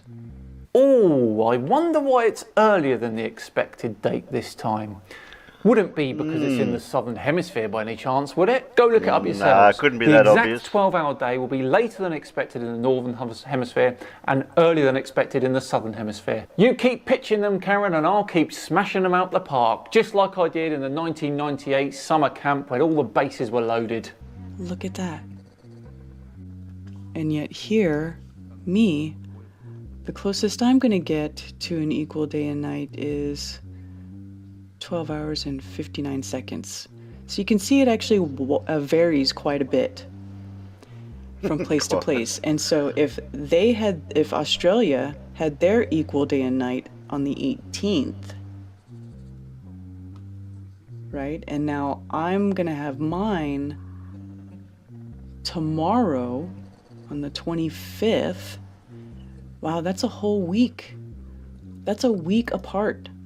Okay. Well, I said it. And you know, if you look at the mainstream explanation of why this happens, it was the best city. they're going to tell you that it's not actually equal because of refraction and the planets slow down the Earth's orbit. Like here. They do what now? What are you talking about here? What is it? Let's see what it says. So on the day of an equinox, daytime and nighttime are approximately equal duration all over the planet. They are not exactly equal, however, due to the angular size of the sun, atmospheric refraction, and the rapidly changing duration of the length of day that occurs at most latitudes around the equinoxes. So the angular size of the sun was the sunset-sunrise difference I was talking about earlier. So here, it's going to be rising on my equal day and night at 91 degrees and setting at 269. Okay. Let's check it here. The 18th. Rising for their equinox at 88 degrees and setting 271. But you're looking at their specific shortest days, not the exact equinox date. Okay, so it is off a little bit. And they want to tell you it's because of refraction and that the planets, you know, cause the Earth's orbit to speed up and slow down. Well, the Earth's orbital speed does change slightly as we go around the sun. Kepler discovered that. And the Earth is not exactly in the exact same place in space or along in its orbit as it would have been on any given date the year before. It takes 365.25 days to go around the sun. It's why we have leap years. Love to hear the flat Earth explanation for that, by the way. So we do have to take this into account too. They'd like to tell you that the equinox is because the ball Earth and the sun are exactly 90 degrees apart from each other, or the equatorial plane of the ball Earth is lined up with the sun's geometric center, and that is why everybody is seeing the sun rise at 90 degrees at the same time on the heliocentric model. All this stuff is backward engineered math, okay? You can't really prove or disprove that that is why the equinox happens, okay? The point of this video is that an equinox is entirely possible on a flat Earth and is much simpler to explain. I can't really imagine a simpler explanation, but please do try, Karen. Oh, wait, she's still incredulity ranting. Hang on. Another thing to consider is, if this is really how the model really is in real life, how come the North Pole is so much more habitable than the South Pole? How come it is so extremely cold in the southern part of the globe? Why? Why wouldn't it be the same? How come there is almost no flora and fauna? In fact, there is no natural flora and fauna living out down there in Antarctica. It is cold, it is desolate, it is harsh. Even the penguins don't want to live there all the time. In fact, I don't even know how they do it, but they're the only ones who do. The temperatures in the Arctic Circle are actually much more temperate, and it is a much more livable area quite far north. Whereas Antarctica is almost... a flipping ocean. Not a bloody great island. Correct. Uninhabitable. Yes, there is a reason for this. The Arctic ice sheet is sitting on water and the Antarctic ice sheet is sitting on land. It really is that simple. Now, on to your flat Earth explanation for the equinox. Thank Rob Skiba for making this video, this graphic that so eloquently explains how the seasons happen on a flat Earth, and it is because the sun is on a circuit above the flat Earth, and it goes in between the tropics, the Tropic of Cancer, the equator, and then the Tropic of Capricorn, and it does not go outside of these lines because that is the sun's set path. When the sun is over the equator, that is when the equinox happens, when it's passing over the equator. Okay, and the sun does travel from the Tropic of Cancer, which is north of the equator, to the Tropic of Capricorn, which is south of the equator. Total nonsense. And your explanation throws up more questions, the answers to which have never been given, and if they were, would be way more complex than the actual explanation that I've given. When the sun is over the equator, how does it know that it must throw its light different distances? What causes the dead straight line of illumination required for an equinox? What force is holding the sun up there? What force is driving the sun in its orbit above the Earth? What force is moving the sun from the tropics through the equator to the other tropic? As you can see, Karen, your explanation is riddled with holes and throws up way more questions than it answers. Total nonsense. Well, there we go. What a lovely Flat Earth Friday that was. Really enjoyed it. Always love talking about the sun. It's definitely one of the Flat Earthers' Achilles heels. Right, there we go. All done and dusted for another week. It really was one of my favourites, that one. I wonder what Karen B will think of that. Thank you very much for watching today. If you enjoyed it, then please do consider subscribing to the channel. I say it all the time, but we're pushing for that 500,000 subscribers. I want to get there by the end of this year. And if you really enjoyed it, hit that like button as well. Just enough time to once again thank Curiosity Stream for sponsoring today's video. If you want to take advantage of getting Curiosity Stream for... I think we filled out a few things on your bingo card for that one too. Oh, she's such a gormless bin. And it works on the Flat Earth map. Yeah, right. What map? Oh, what? You mean with Well, it's a map, not a model. Changing lampshade. That's right. Don't forget the lampshade. And if the sun travelled north of the equator or south of the equator, its circuit around the Earth would go very fast in the towards the North Pole. Yep. It's swung on a rope by Space Hammer Man. It's got a magic shape changing lampshade. Or, and hear me out, this could be unconventional, or okay. The Earth isn't flat. Yeah. Oh, okay. It could all be, to quote CHL, bollocks. Bollocks, yes, it is all bollocks. Shout out to Cool Hard Logic. Yeah. Okay. Shame he's not doing stuff anymore on it. Yeah, but I think the problem is he had pretty much done it all to death, hadn't he? He'd covered it all. Yeah. But, yeah. Because there's nothing new in FE. Nope. She really pulled FA. I think it was diminishing a little bit by the time I came onto the scene. It was sort of like on its full circuit. Because I've heard all the arguments since then till now, and I've memorised most of them. The problem is you get a fresh crop of idiots that come along, and you know they're not familiar with the arguments. This is flat earthers, of course, yeah, and they just spew it all out again, and it just goes again and again and again. I mean, you know, Flatsoid, he ain't been on the scene 5 minutes, but he's just spewing out the same old crap again and again and again. It's like we've heard all this before. Well, that's why it's so easy for me to nearly argue with the newer ones, because they just spout the new stuff, the old stuff, and then okay, well, I know what the answer to this one is. Yeah. I mean, they do sometimes take a different approach. I mean, Bev, bless him, he has, because he started out, he was a flat earth, and it was research flat earth everywhere. And now it's like, no, we're not flat earthers. No, we're just interested in geometry. Yeah, but you don't even get that right. The only thing I don't like is when they start spouting other stuff, like everything from political to, you know, to anti-vax and all that sort of stuff. Well, yeah, that's because most of these guys tend to be, to some degree, conspiracy theorists. Yeah. Because disguising that, you know, lying about the shape of the Earth is a conspiracy, and if you can subscribe to that, if you can swallow that bullshit, you'll swallow anything else. Everything, yeah. And you'll start going on about what vaccines do and 9/11 and God knows what else. And NASA lying to us about images from space, how they've doctored them and. Well, that's because they have to be. Yeah. They have to be fake. Anything connected with space has to be fake.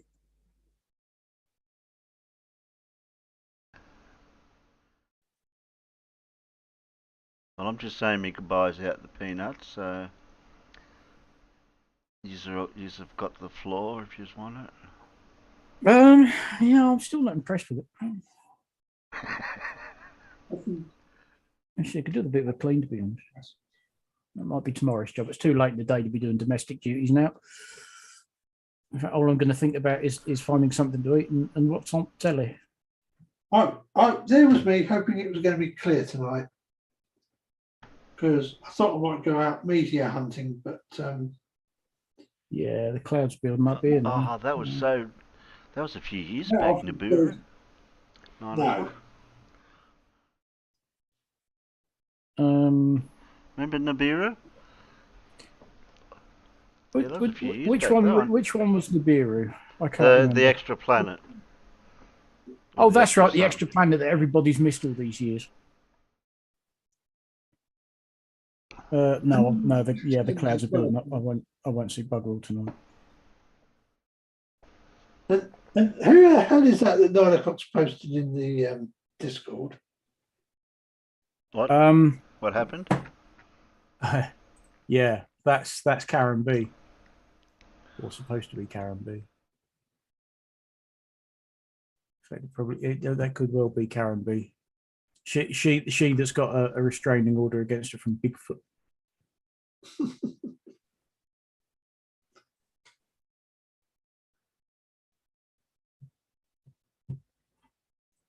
Trying to scare people at 9 o'clock, are you? It's fucking scary, isn't it? Yeah, Dora, I know I was going to go out and look for meteors tonight, but you know, Cloudy has this side of the ditch as well. Actually, I've got a new kit that I might start playing with. So Yes. You could have nearly built it by now if you were doing a live building. Or I don't know about that. There's a little bit of work in there, yeah. I suppose I could start building. I suppose I could start building Discovery. Now I've discovered that I haven't got parts missing, and that there is in fact 2 bags numbered number 2 in the bloody kit. That's really useful. That is useful. Yeah. Yeah, because there's no bloody instructions in the bloody book. Oh, and who's got the instruction book with every page black? Ah.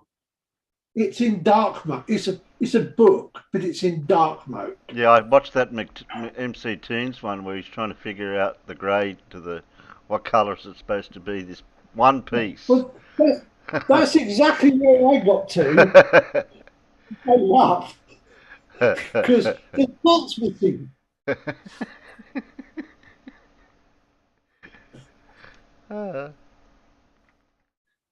When did Blue do his last live stream that I missed again?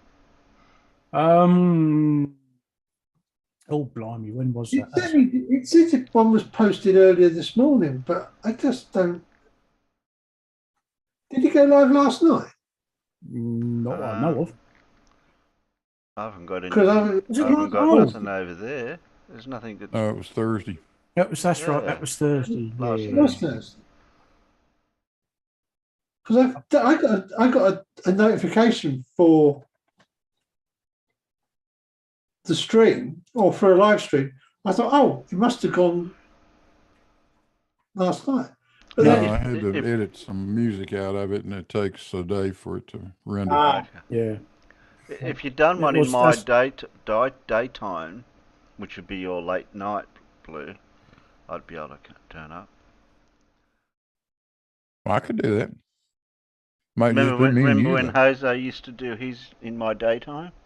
And I used to do an after show, I know Alan did after shows, but I don't know what time that was. Yeah, pick some people up because there are people who just can't make the sort of times that we can. There's always somebody around. Because it'd be your early hours of the morning, wouldn't it, for you? I think. Yeah. Yeah. Jose does late ones, and they sort of go. They start at 11 o'clock at night or midnight, and it's just like, yeah, no, I'm going to bed. You know.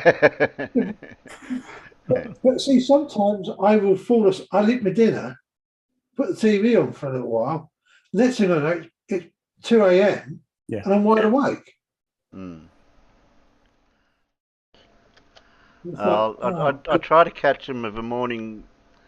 What days? Monday mornings, because I'm up early that morning, but I'm not back home till 9, about 9:15 my time. So I don't know what time that ends up being for Blue. Because I've caught the end. I'm sure I've caught the end of Blue's one, and it's too late. Everyone's gone, and the show's over. Hello. Yeah, you came into one the other day, didn't you? The other morning, yeah. Tried to, but it wasn't early enough. Say hello to the big wide world. No? Hey, Squeak. They're saying hello. Hello. Hello, Squeak. No, she's not happy. No, you're not going on the desk, Sodger. I just wish I'd get notifications because I haven't got I didn't get a YouTube notification for today. Oh, didn't you? That's no good. I mean, it's not like I'm not got the stream running, but because don't forget to thumbs up. Well, I do the like and subscribe. That's out there. So we got 25 thumbs and 11 watching now, but I don't know how many were watching earlier. I don't, because I always have that obscured by Can't I go to the analytics or something? Isn't that what it's called? I've just realised I can do something really nasty and horrible right this second, and I won't even hear it. Daytime, nighttime. Sexy. Okay. Yeah, it's pretty grim, actually. Looks like we got about 24. Okay, we got about 24 maximum there at one point, and 21 there. Then it dropped down, and then it picked up again, and tapered off to now. Okay, and we had 35 average view duration, 35 minutes, 115 views. Okay, concurrent viewers 12. That's in the analytics. That's all. Blimey, I was just looking at my YouTube notifications. I thought that can't be just yet. It's the NASA channel. Watch a total lunar eclipse live. I looked at the date, 16th of May. It's live. What? How can it be Well, live? it will be. It will be in 16 bloody days. I haven't made the lunar eclipse yet. No, but farmers, it's the new moon at like 2100 tonight. Well, yeah, but I just sort of looked at it and thought, hey, what? I looked at the date. Oh, 16th of May. That's half a bloody month away, yeah? Good grief. Well, of course it is. Well, yeah, I know, but bloody hell. I want an eclipse over here so I can see one. I remember our last solar eclipse and typical English weather. I didn't need anything special to view it. We could see it through the clouds.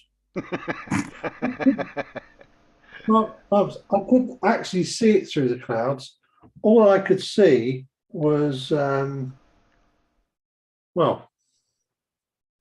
darkness. And I went all the way down to Falmouth on the damn motorbike. Oh, I was at work out by Bury St Edmunds way, and sort of I was heading outside. I said, "Where are you going?" I said, "Well, it's the bloody eclipse, isn't it? I mean, we wouldn't see a total one, but you see a good chunk of it." And I was like, "Oh, you got to be careful. You got to have the something to look through." And I went outside and said, "Look, it's there." Just watch it through the clouds. It's so much you could see it, but the cloud cut everything back. It was like, oh yeah, we'll just stood there watching it. So, right, come on then. Oh, the Time Traveller Seminar will begin 2 weeks ago. Oh, good. Oh, I was waiting for that. Okay then. Well, thanks, Farmer. Thanks, Alan. Thanks, Blue. And Paul's not here, and Matt wasn't. He was here earlier. He had to duck off. That's right. Family issues or something. Yeah. Thanks, John. Thanks, Jaren. Neurism, 9 o'clock. John, Stock, Dora, Thurston. Gotta scroll up. Don Giovanni, Blue Marble Science. I know that person. Subscribe to Blue Marble Science. He needs the subs. Who else? Oh, so do I actually. What am I doing? Yeah. I shouldn't be shouting out to somebody else's channel when I need the subs. I mean, I got 524, so I'm getting on the good side of 500. 9 o'clock. And also I won't e-beg, but my PayPal's down in the link underneath there because I have to start saving up for the Zoom thing again this year. So that'll. Is it getting that way? Is it? Yeah. Well, it'll have. Yeah, I'm not far off it from over the last 12 months because I don't touch that PayPal thing. I just leave whatever donations from my faithful peanuts that add to it now and again.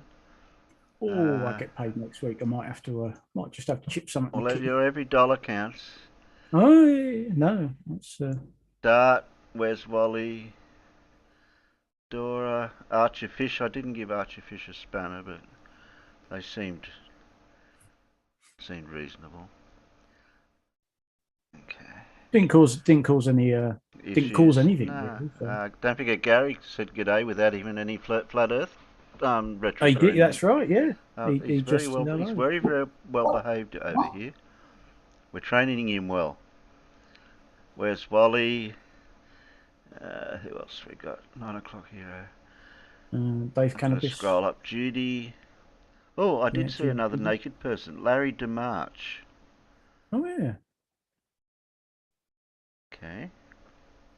Yeah, it makes a very good point as well. Yes, ice doesn't insulate as well as snow. Yeah, there's reasons for that. Yeah. Okay. Who else we got? Zebulon. Very reasons. Facty was out there. He only commented once, I think. Dave Cannabis. And I've run out of room. Yep, same here. Yeah, I've run out. I can't go any further up. I can't think of it. Was Clive there today, or Oh, where's Wally wants a shout out. Where's Wally? Hey, what about me? It isn't fair. I've had enough. I want my share. Okay. Yeah, sub to Where's Wally. He does good videos. The more videos he does, the more we can watch here.